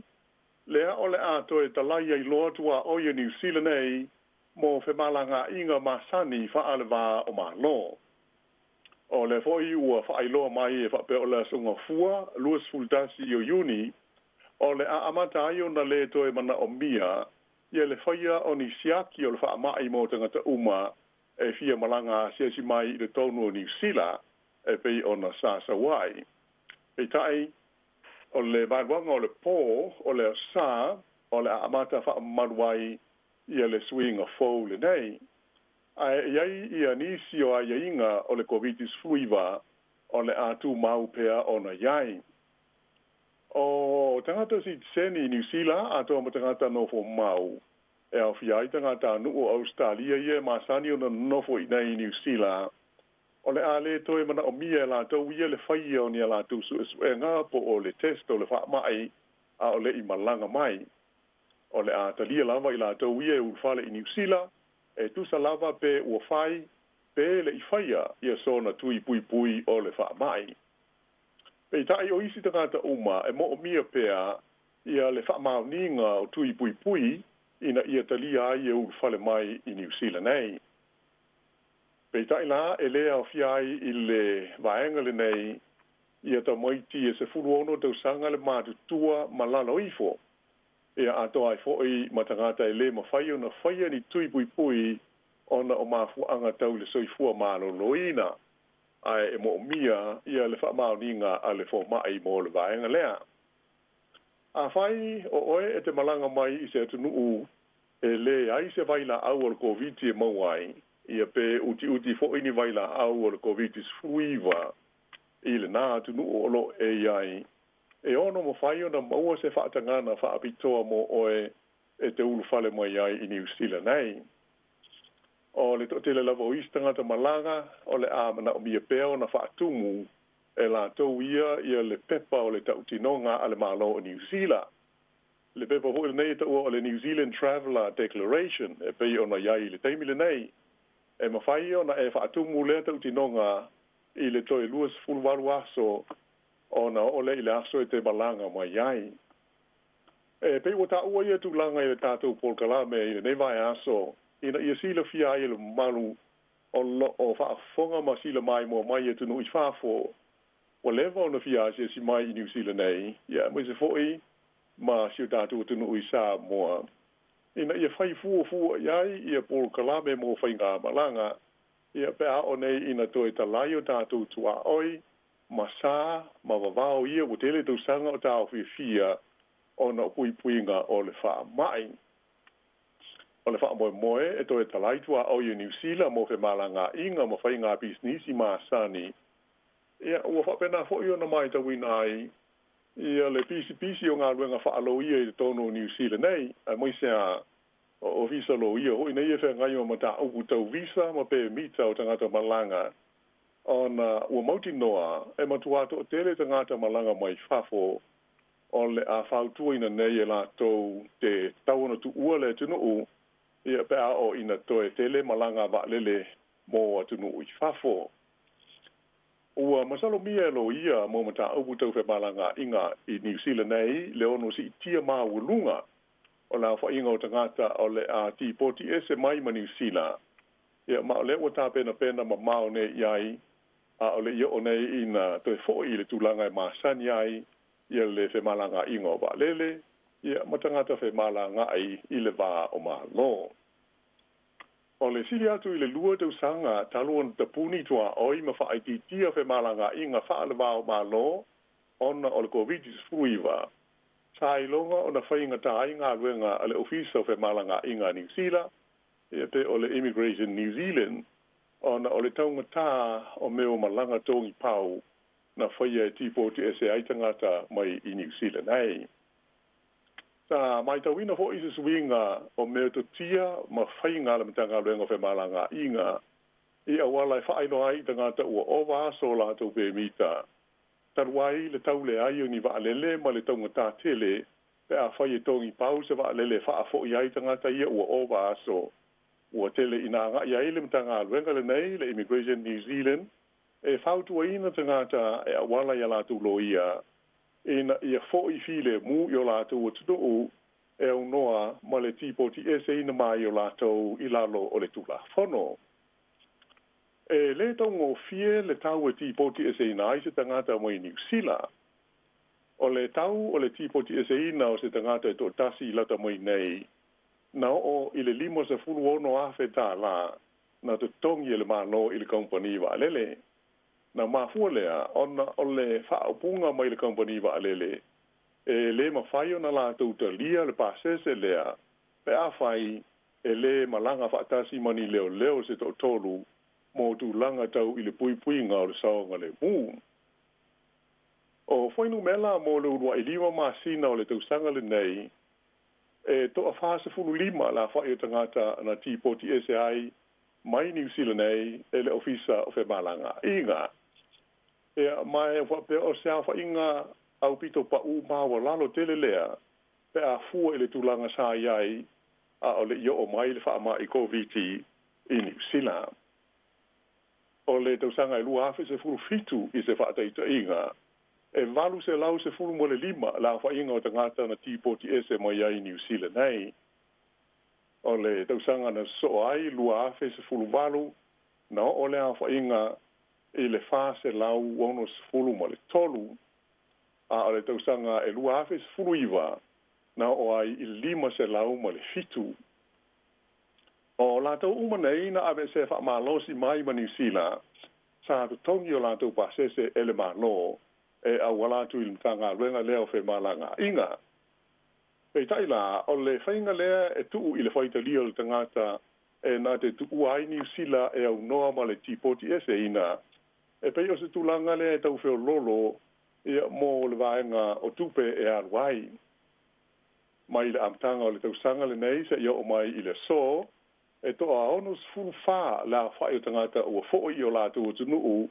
e au noa ma le ave esea wha malosi mai ma New Zealand, ia pe o le wha apunga le na o le T-Poti SAI. E iai se semina sa whaia i au kilani la amtanga o le vai aso le nei, mo lo ia sa wha tunga ina e le sosaiete lo ia le tu malo au kilani. E talatala noa ai le mta au pu, e winga i tangata e T-Poti SAI mai ma New Zealand, ona ua uma leo ngā o lātou pe mita, ia pe ua le o iei fo ni pe mita, e tanga ai o na sanga no novo pea. O masalomia, o le totele o tangata ia, ua iei nei le lisi, o e ua uma aso o lātou visa ma pe mita e na novo ai, o tangata sa malanga mai mo ngā luenga, ai ua le mawhai o na toi foi, tan wai le tāpu ni o tua o i New Zealand, e malele ai ni wa lele e malanga ai. Sa whairo mai e se suisi ni o le mtanga luenga o Whemalanga inga, o le Immigration New Zealand le li e sua whaia Jeff Scott. O awhianga o le wha mai, o wha peono sui ai le wha tino ina o la tau ngā luenga, i le tau le wha malo sia lea o le T-Poti SAI ina o tangata, ai ua ave i a whautuanga ina i a tau mawhai, e fo i file mūl tangata ia ilona tunuu, pe a maua le awa noa. O le tūlanga e maasani ai, o tangata uma, e toi fo i o lātou o tunuu, e au noa ma le T-Poti SAI ina mai e New Zealand, e lea whaina i lātou ia i le whaasalanga, fo i le nei i lima tausanga, e sā ai o na toi tūwai mai i New Zealand,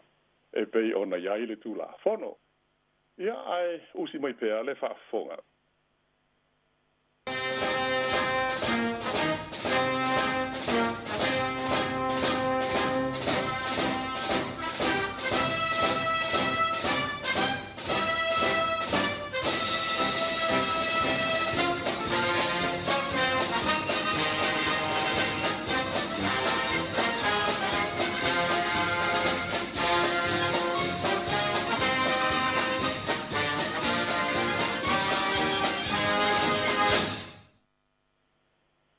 Tūlai mai o le whainga malo fau i te taunu o Australia i lalo o le taita inga le vaenga whai o le Labour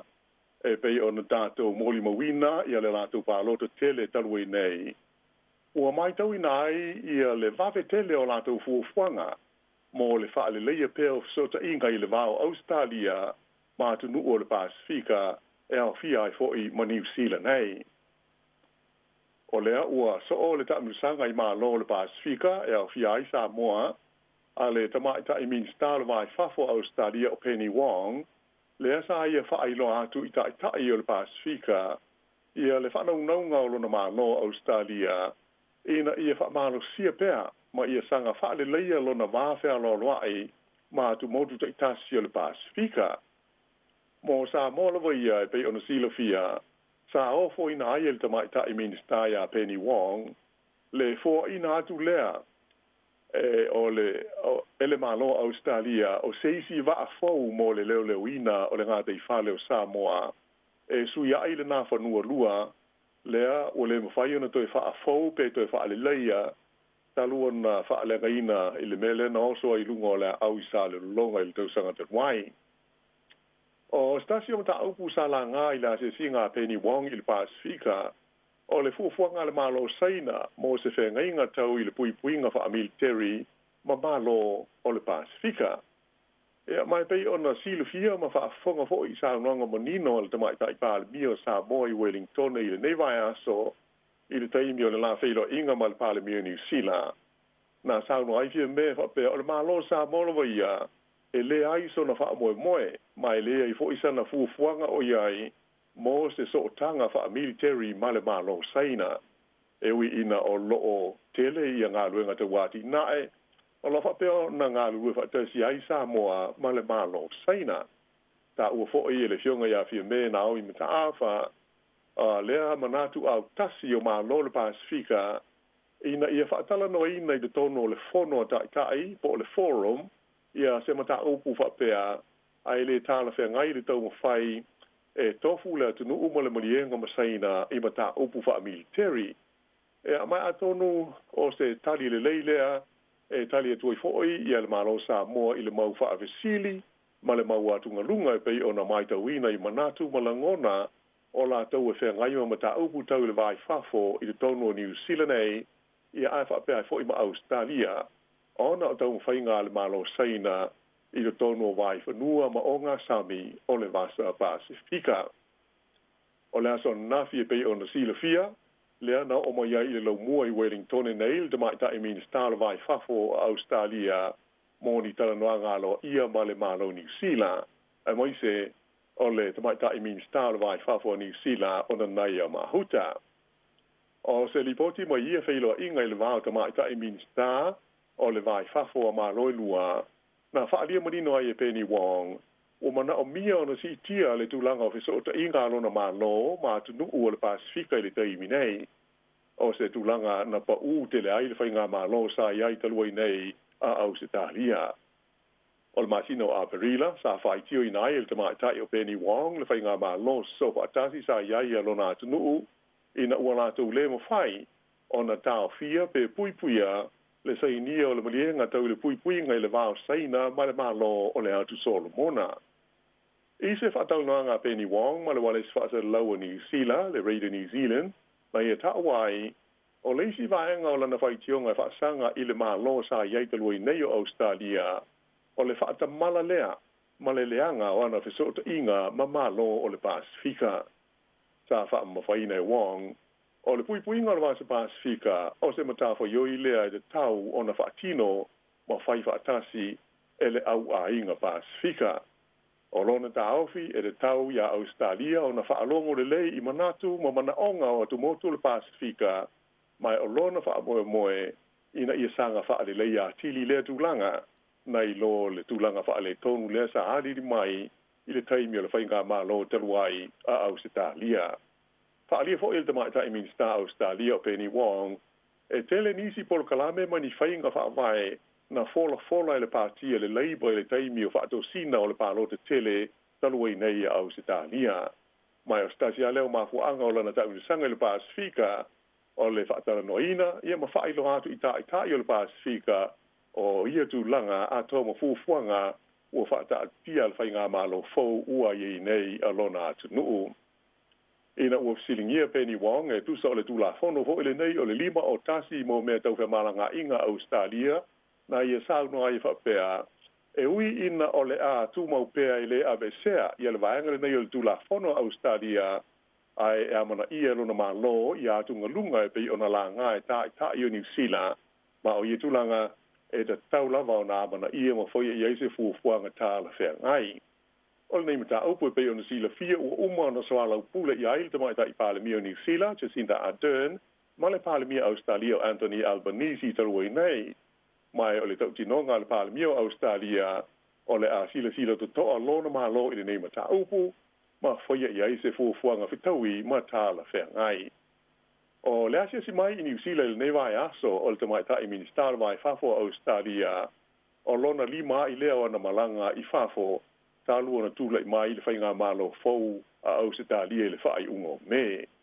o se tulanga lea ya sangi ai le fata o ina le malo o ye nei o Australia o na so tanga le lei ma New Zealand ai fa pele Pasifika ai mo se o isi atu nu uma o le lalolangi ia ai usi mai pe le fa fonga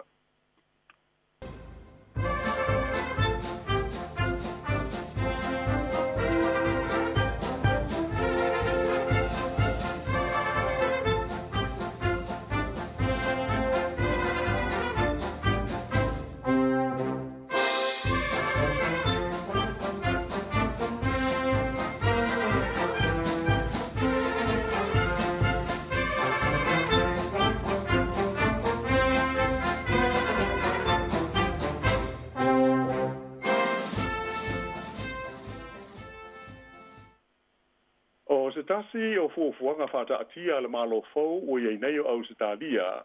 O le tau mawhai lea whaawhaingo fie o na nofo mau tangata mai le Pasifika i le tonu o Australia.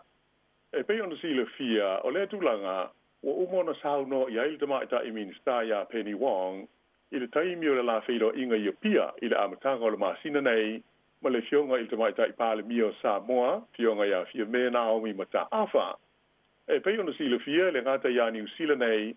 ai whape fo i ona iai se polo kalame ale malo Australia lato, o loo mawhai ona malanga atu iai i te ngata mai Samoa ato maisi moto le Pasifika mō ngā luenga. O le taimi nei le polo kalame Australia, o loo lato whaonga ina ai le visa whai ngā luenga mō te ngata mai le Pasifika, o le visa e le vao le valu ma le iwa ma sina le umi e ao ngā ai. Pei taila, o lea ua fua le malo fau o ye nei o Australia. E suia le visa le nei, e le visa e umi atu o nao ngā, o le anta ua o le Pacific Labour Scheme. O le whamoe moe le malo Australia o tūlai mai nei, o le nei visa fau, o le ama whai ai e le tusa o le tolu afe la whai o te ngata whai ngā ruenga mai atu moto le Pasifika,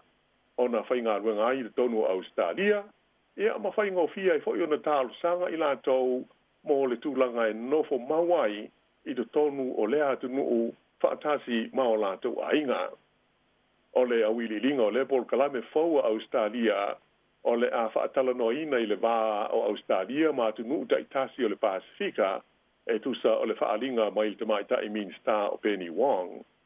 Ai, e fōringa mai le nei pol kalame Australia, e tai fōringa i le quota, fo le nei o loo iai o le maro New Zealand, i le vā mātu motu le Pasifika. Le o loo mawai i le awanoa mō te ngata e nofo mawai le tonu o New Zealand, e a whapea mao lātou a hinga. I leisi vāenga o le tātou tala o na umaita watu le tātou taimi,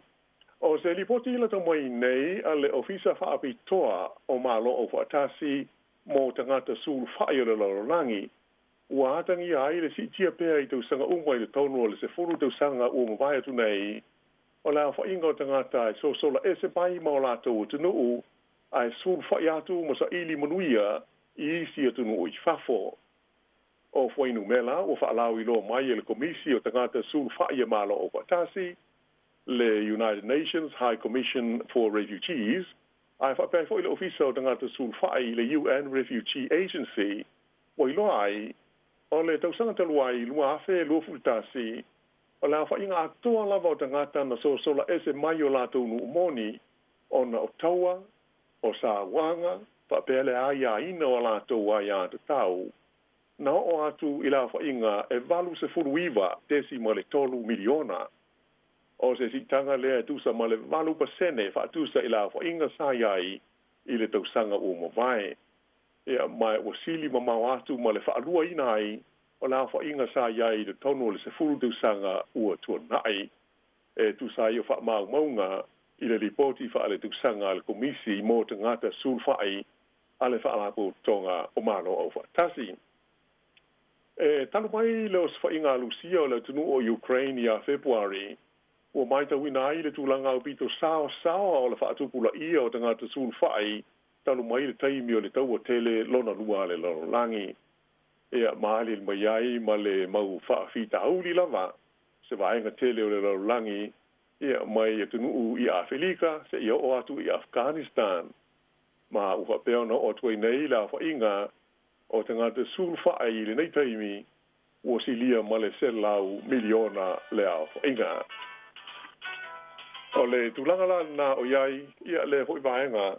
e pei ona lipu tia mai i wha amau maunga amalo. Tasi ia ai ona o le tatu taimi tasi ia o manatu o le a whapau mo ia i le nei wha awaponga o le tatu ngā luenga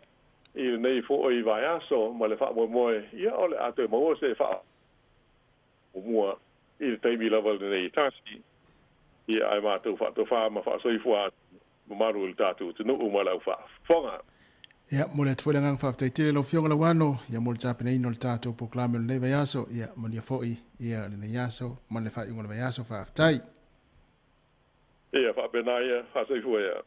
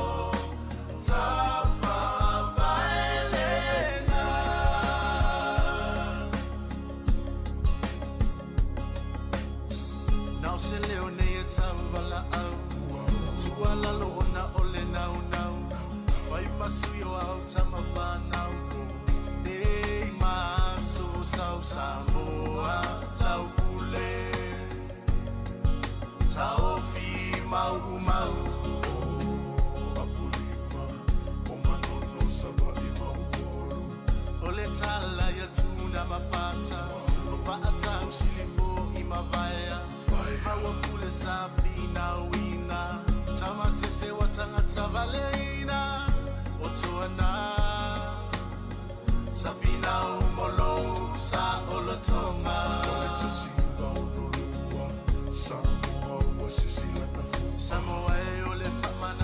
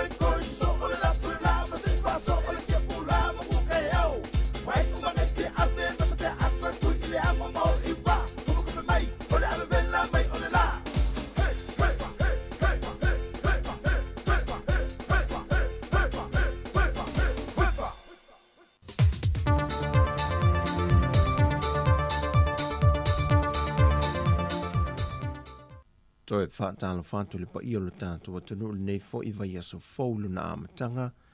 au si mai el whaafonga se whaopoponga le nei o tātou talafou me Samoa. Ua toi tango fia ni el whaamasinonga mawalunga le mata au puna maliwa se te māma ili a fio ango sa pulu. E le tausanga lua afe se fulma le valu, le ua sue e nai i lātou e toa whaa,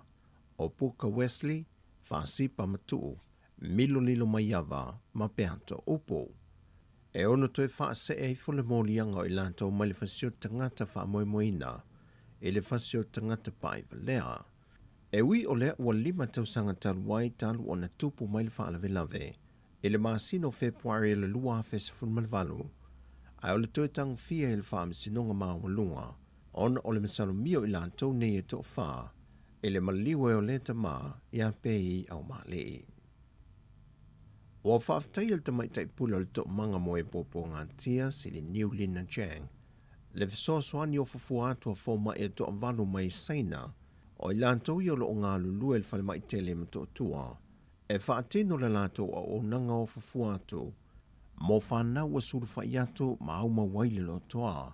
Ai ua maua se awa no le lei mo siaki whaasoi fua malo loina, e ala le siaki no le fatu, o mea sa solo le pau, siaki no le toto, whapea fo i mo lātou talinga. Whai loe sili niu, o se awa no tāua tele, e whai titia i le a fio i lātou il pepesi al wha mai o koviti, e lo lātou malanga ne lele maota ngasa ngase mato tua, mo siaki masani al whanau. O le whai unga le vaiason te nei na whaatau nuina i le polo kalame le tufa ngā whailonga, ale matanga luenga o tina matama i tai a tina o nuu manga fiso tai, mo a fio anga o masa lautungia, e le tauwanga o le wha mamaino a aia fio anga, mo le tausanga lua afe lua se fulmalitasi lua afe lua se fulmale lua. Whai loe le fionga le minista o le polo kalame le nei e le fau, le na whaavai mai le se fulu tausanga taluai, ina ia ona tūma ma whaai titi ai wha mai te tonu a fio anga ma ainga te tasi, mo le ola soifua malo loina o noo. E lua vaenga na vai i le tauwanga, o a fio anga te tele ma fio anga la iti. E le saunoanga au tua le fionga le ministal matanga luenga, le fionga leota laki la mustele, na ia whaai loe le tāua tele le polo kalame le nei na fausi ai le malo. E na ia ilo aia fio anga e pūlea le lei, ma whainga nuu le lei. O le ai longo fie se si o manga mama, ewa ai ai ma fio anga te tasi. O pule nuu ma suita mai tai mai a fio anga te tasi sa vai i whapena foi upolo. Na whai masui o a fio anga te tasi tau au ina lanto siaki o selene, ma tu si pasi o whaai longa ia, o lo lanto tali le lei o le polo kalame le nei al malo. O lo so swani me e fo ile malo Australia. O le wha moe lea na wha e loa i fo ile sui o le matanga ruenga. O lo lantou la e ino le lanu liuli. O le moli nātu leo se fe au i li o noo masui te mai tai o a fio anga te tasi. E na ia tau fia le sa wai no tina ma te mai tai. Wha pia fo i te tonu ainga. E na ia wha ta waina e pulenga li i mawhai pule. O a fio anga uma e lea te noo. O le asa wharile na te tala aloa i e naita alonga lai te le Pasifika lo whaia i Saipan. Le ua whaatasi atu iei le au ta a alo e to tau se formalitasi e Samoa. O le atau sinio ai ta alonga i 5. Ua momoni mai le whaaftai al teitai malanga ma le au malanga atoa. E le tāpua inga le atu nuu e na ua tau nuu manmanuia le whainga malanga lua aso na malanga atua i mai Samoa nei wha moe mo Saipan. Ua a matata a alo le au te nisi sa mona au inatu, a o le au si ua mea mamafo wha moe le aso nga fuo le vai aso fau. Ai wha talitali le au ta a alo le atunu u le au a fileti, o le volipolo i lungo leone, ma le au ta polo i le aso lua. O le ato e te riu mai le au sa moe mai a i o ta alongo lo wha ngā solo, i le lua vai aso lo monai. E wile tūlanga whaalawi la veawa o ngā whanau le nei tausanga o na ole whaamai o le koviti. Ai le o malo lo waif so swani wha wawa le malo Japani mo Samoa.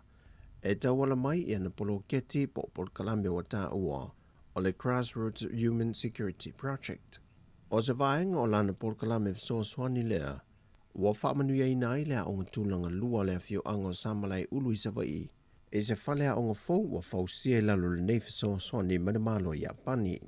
O se sauninga whaapito le whai unga le vai aso, na tuina alo ia tua il komisina le malo i Apani i Samoa nei, le se sunga Senta Keusuke, e le ngata le whalea o ngā fau. Ai whapea fo i se holua tu inatu mo le komitia lea onga, e tawalatu i se talo sanga ia i Apani, mai le fionga le sui pa le mia ia tuala te vanga Josefo Bonifacio. Sa whatasi le sauninga le fionga le minista o a onga ta longa maanga nuu le fionga se ula yoane o nisio sui o le parlemene. O alo ma whanau a onga le fionga le li pule ma le ainga whaia onga. O le ngā luenga a tō na whaatu peina i Apani i lona tau e lua se lau ma le tolu a whe valu se lau fitu se fumaleono tala a Amerika. Tusa le ma le lima se lau lua se fulma le lua afe, wha se lau iwa se fulma le tasi ma le tolu se ne tala sa moa. Whatu ato e wha a faulo le whalea onga le fio anga,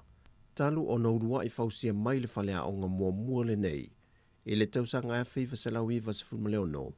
ai wo tele men sa wha le ngaina ma o wha solo ne tuai, mai e wha watua nai. O le malo i Apani o lo malo si tele lan so swani mo sa moa, i le ati na eina ma le wha le leo le tūlanga tau ia o onga,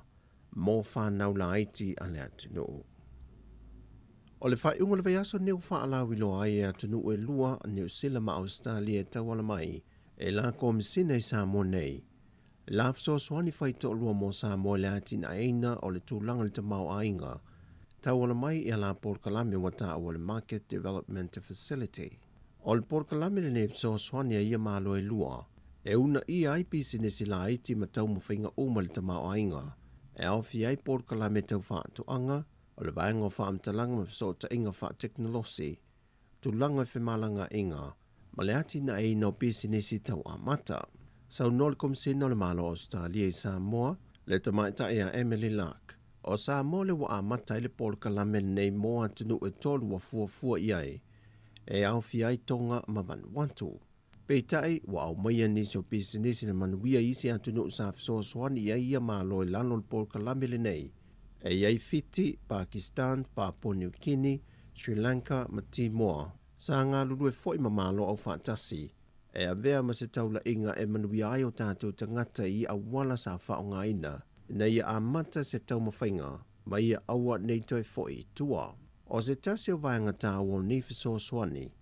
ina ia tau mawhaile o nāti na ina pisi nisi ala ainga lava la tau, pei foi o nova ai maketi te itasi te whaala, i whaataunga o fua whaele leanga ia ainga, o le au whaiva, whapea foi i mea tau lima, mai anga waa mato mai o lo i tangata o le atunu. O le whanau nonga e atunu e lua pe o New Zealand ma Australia e lalo le nei Port Kalame, e na ianti na e sa mo le tūlanga whaale tonu o le tamau ainga le ngata sa mo nei, ai whape na foi lalulangi, ona o a fianga o le COVID-19 fuluiva. O tala na mai sa mo mo le nei yaso, Manuel Tata wa tino fasoi fuia.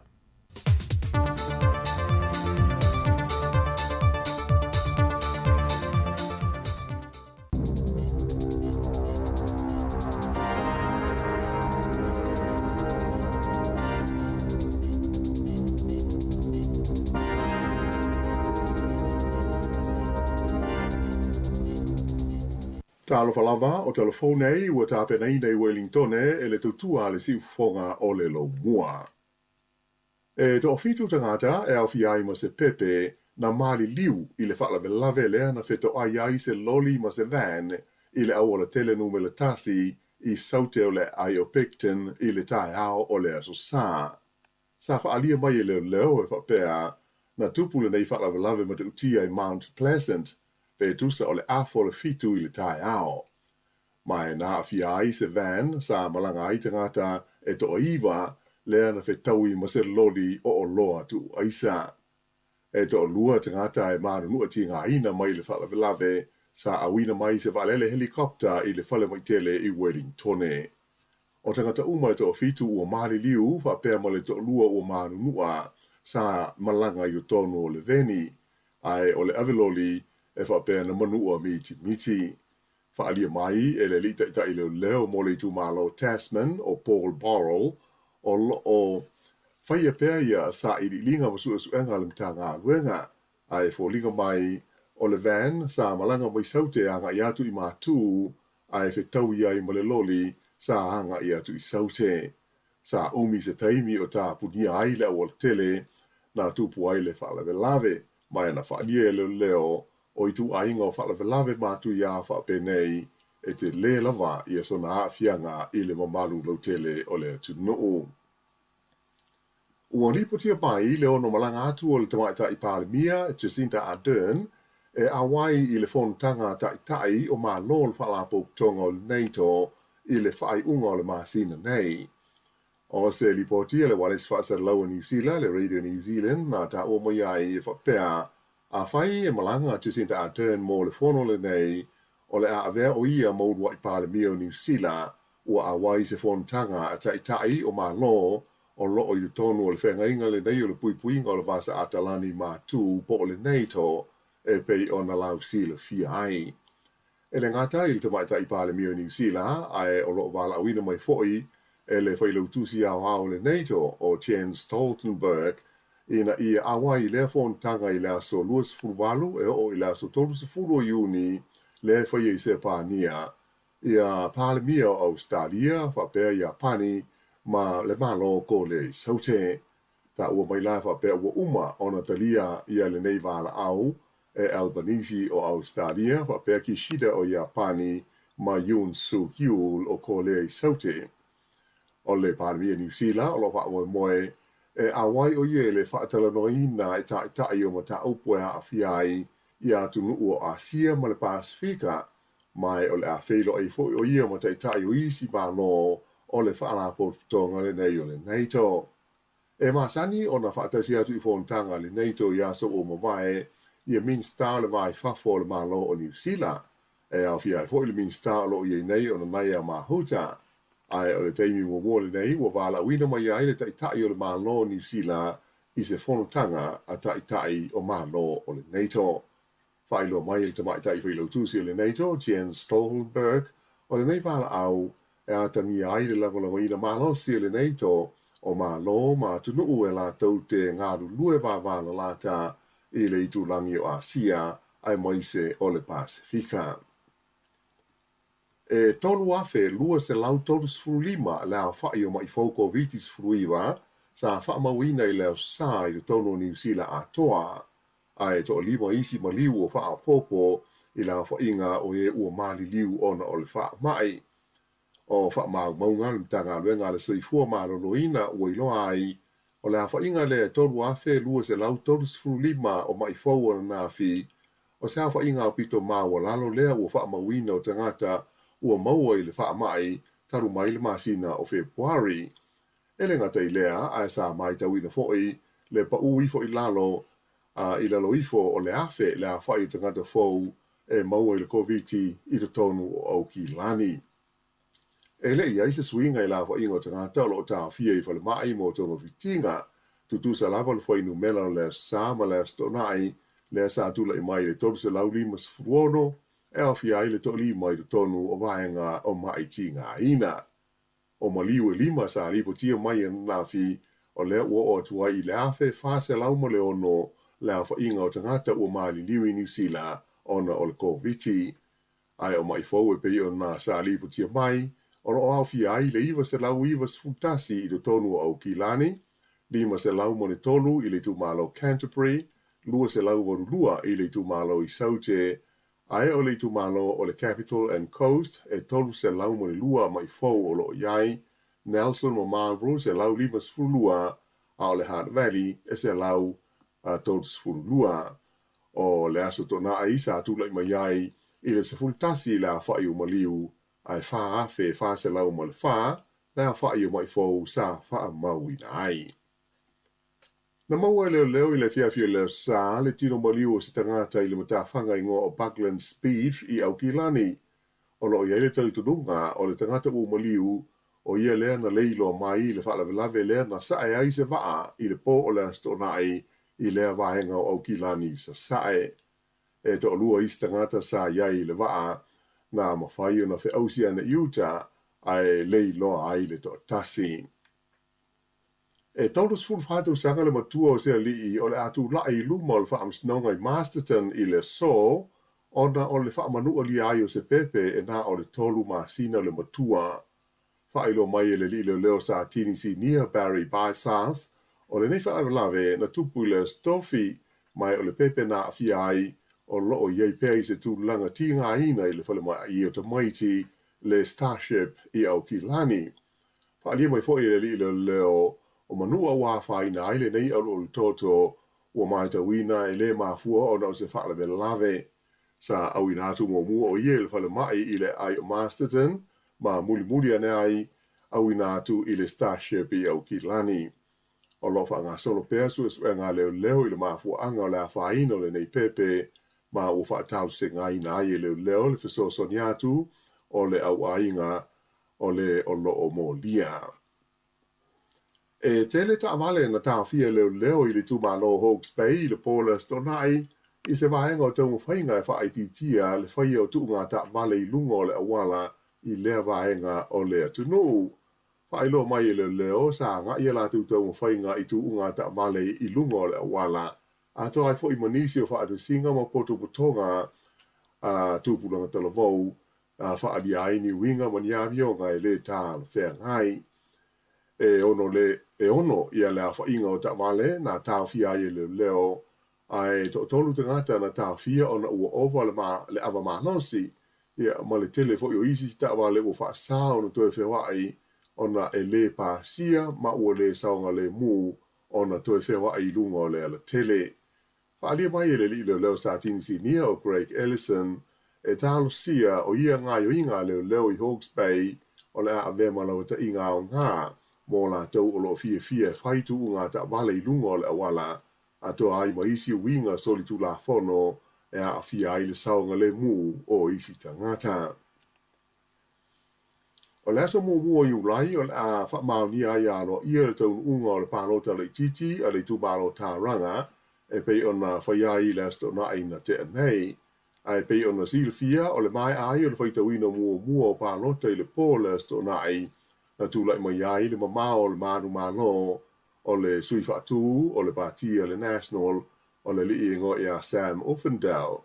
Sa tūlanga lua atu i ai le sui tau wā le Partia le Labour te mai tai o Chan Tinetti ai tūlanga tolu i a le sui o le Partia le Act le li o Cameron Luxton.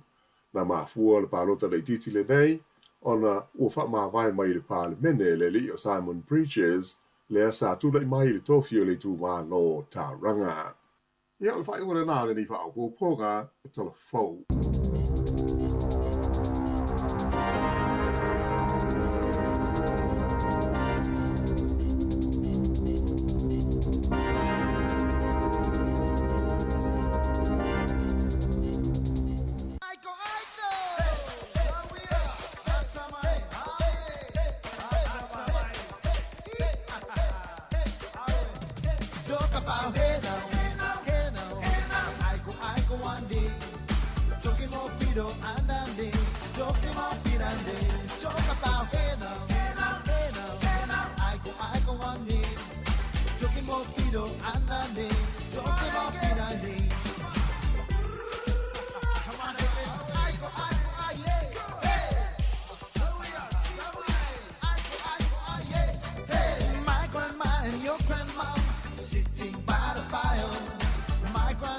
Your grandma, I say you set your back on fire.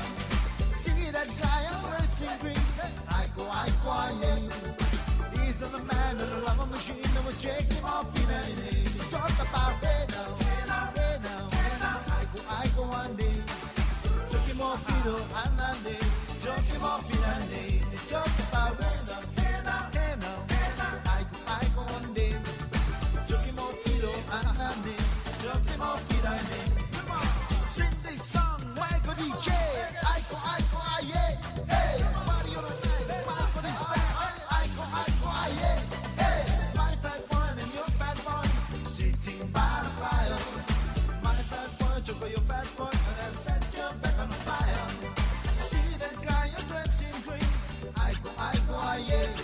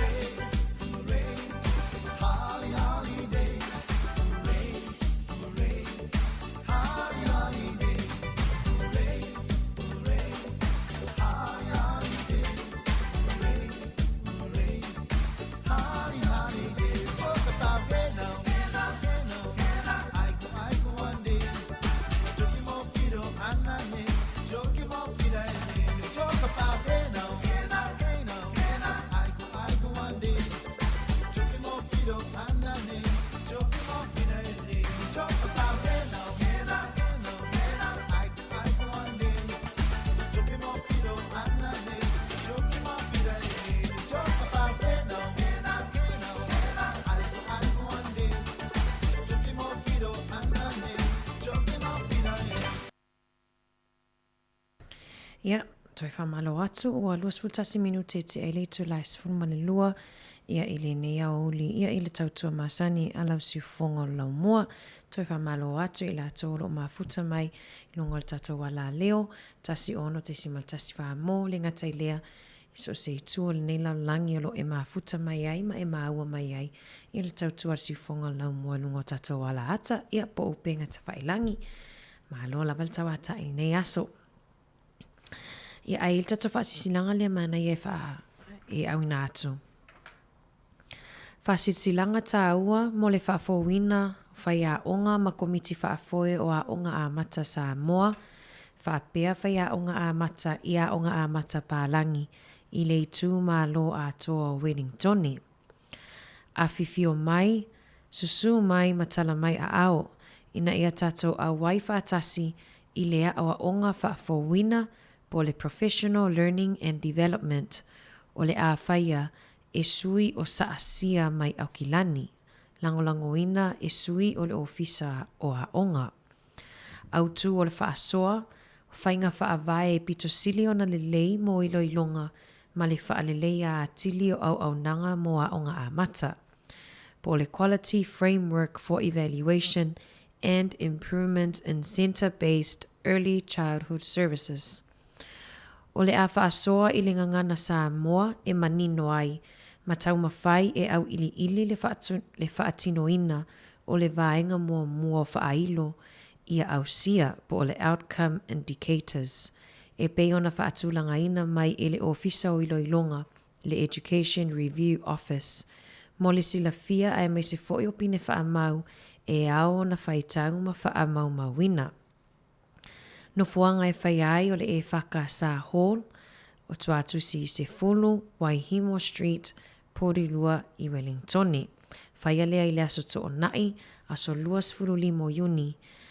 i le lua lua, le taimi e whai ai o le afo le iwa le tae au, se e au o le tulai lua i le awa uli. I le aise tutongi o le nei whaafo wina ai maua fua ai, tamafutanga o le tae au ma le awa uli. Mo nisi whamatalanga wha mole whaafeso o tai mai le telefoni o lua tasi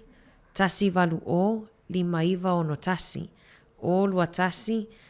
valu o 5 tasi. Po ole o lua tasi valu tasi fitu ono tolu o lua tasi valu tasi fitu ono tolu o. Tato whelua ai ai le aso i le alo whamaleanga le leo le atua sainia e sui o komiti whaafoe asa asia i Wellington e whawhetai lava soifua. Neisi nao o whasisilanga tāua ia mo le nei vaenga o le awauli ai o le awina atu pia tato whawhifianga sui whiwhiloi ia awa whailau whaafonga anga o le whawhifianga ua noa tia lo ufatu.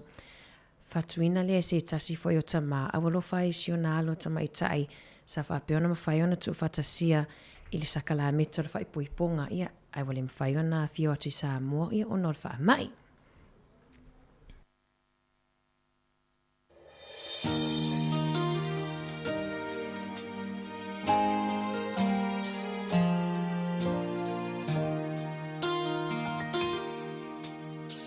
Alofa le matineia mai le amatanga na aia le o mata te langona ina le lo ufatu ye faatu mawina le e o atu le ngata ana ye tu malo ata ma le alofa ele ngata Monoti alo fatu ma ota utino atu o te whaia mea siri e whatau ina miti i lene i lalalangi e te le mawai se alofa e pei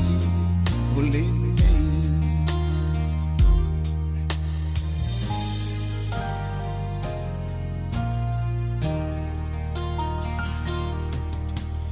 Oe o le vavena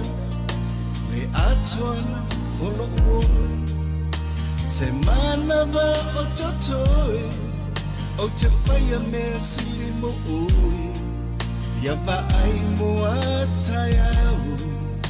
Aua e te leilo aina Ia whaia se tai a fou Ia sili atu Ilo o le asu Wanoti e lo fatu Ma auta o tino atu O te whaia mea sili e whatau ina mitu I lene I lalalani E te le mawai Se alofa e pei o lene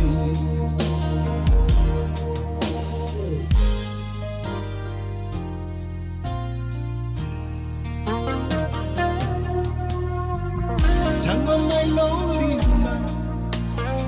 Ma e fusi mawita Fa avavalaina Vea ngaina wo tawanya O te tau tino atu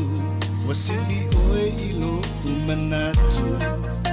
Wa whano ai fo I manau Wana oe O oe mua Wanoti e lo fatu Ma o tau tino atu O te whaia mea siri E whatau na miti Lene I lalalani E te leo ai Se alofa e pei o lene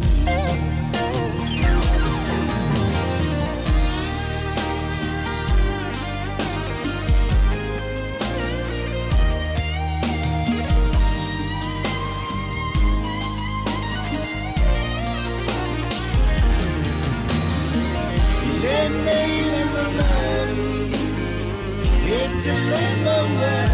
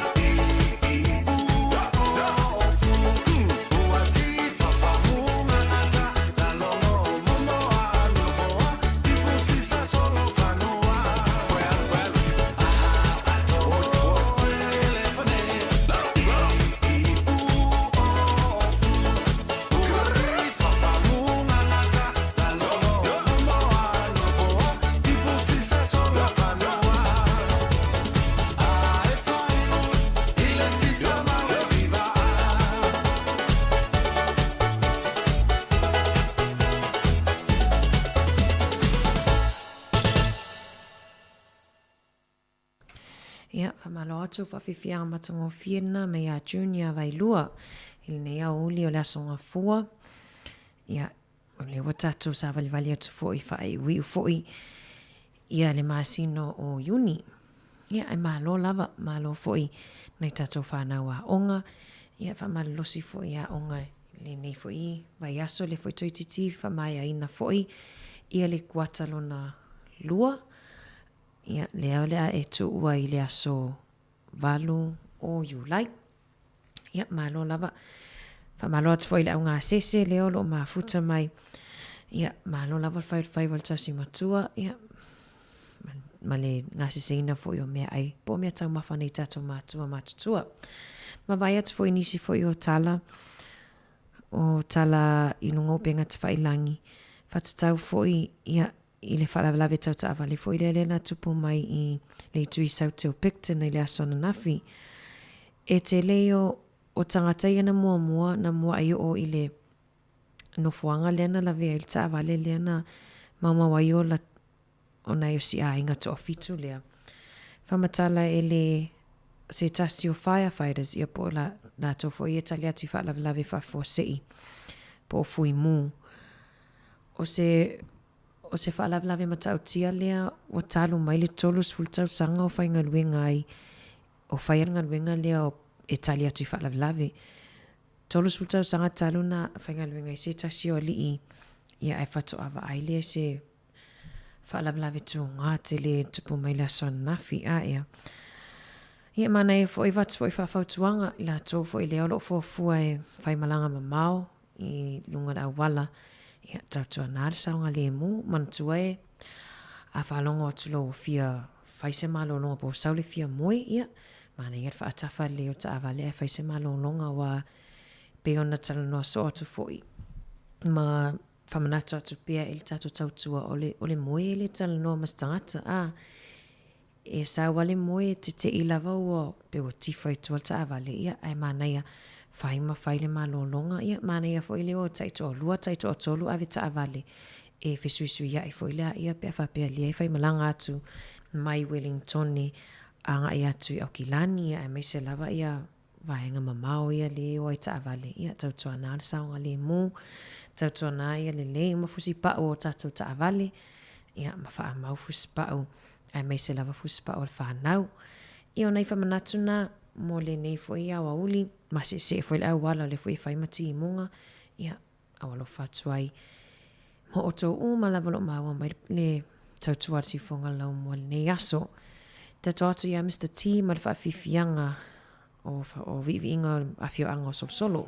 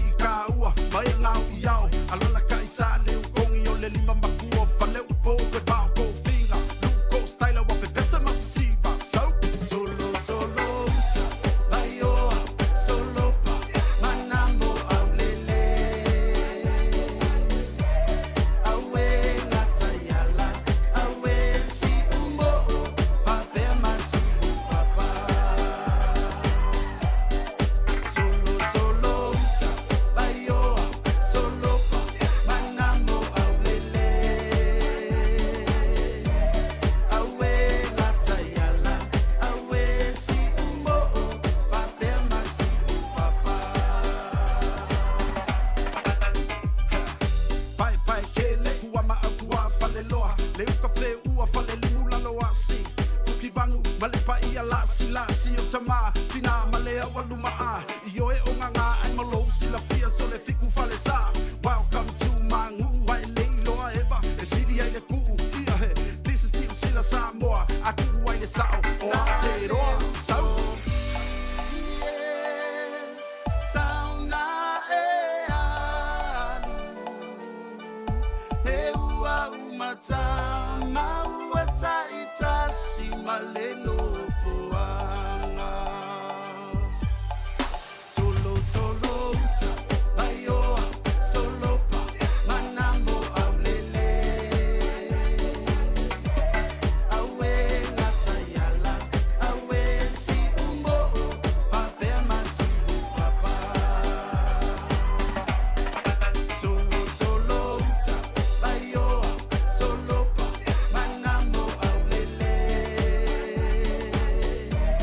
Awe natayala Awe si umo Fapema si upapa Awe natayala Awe si umo Fapema si upapa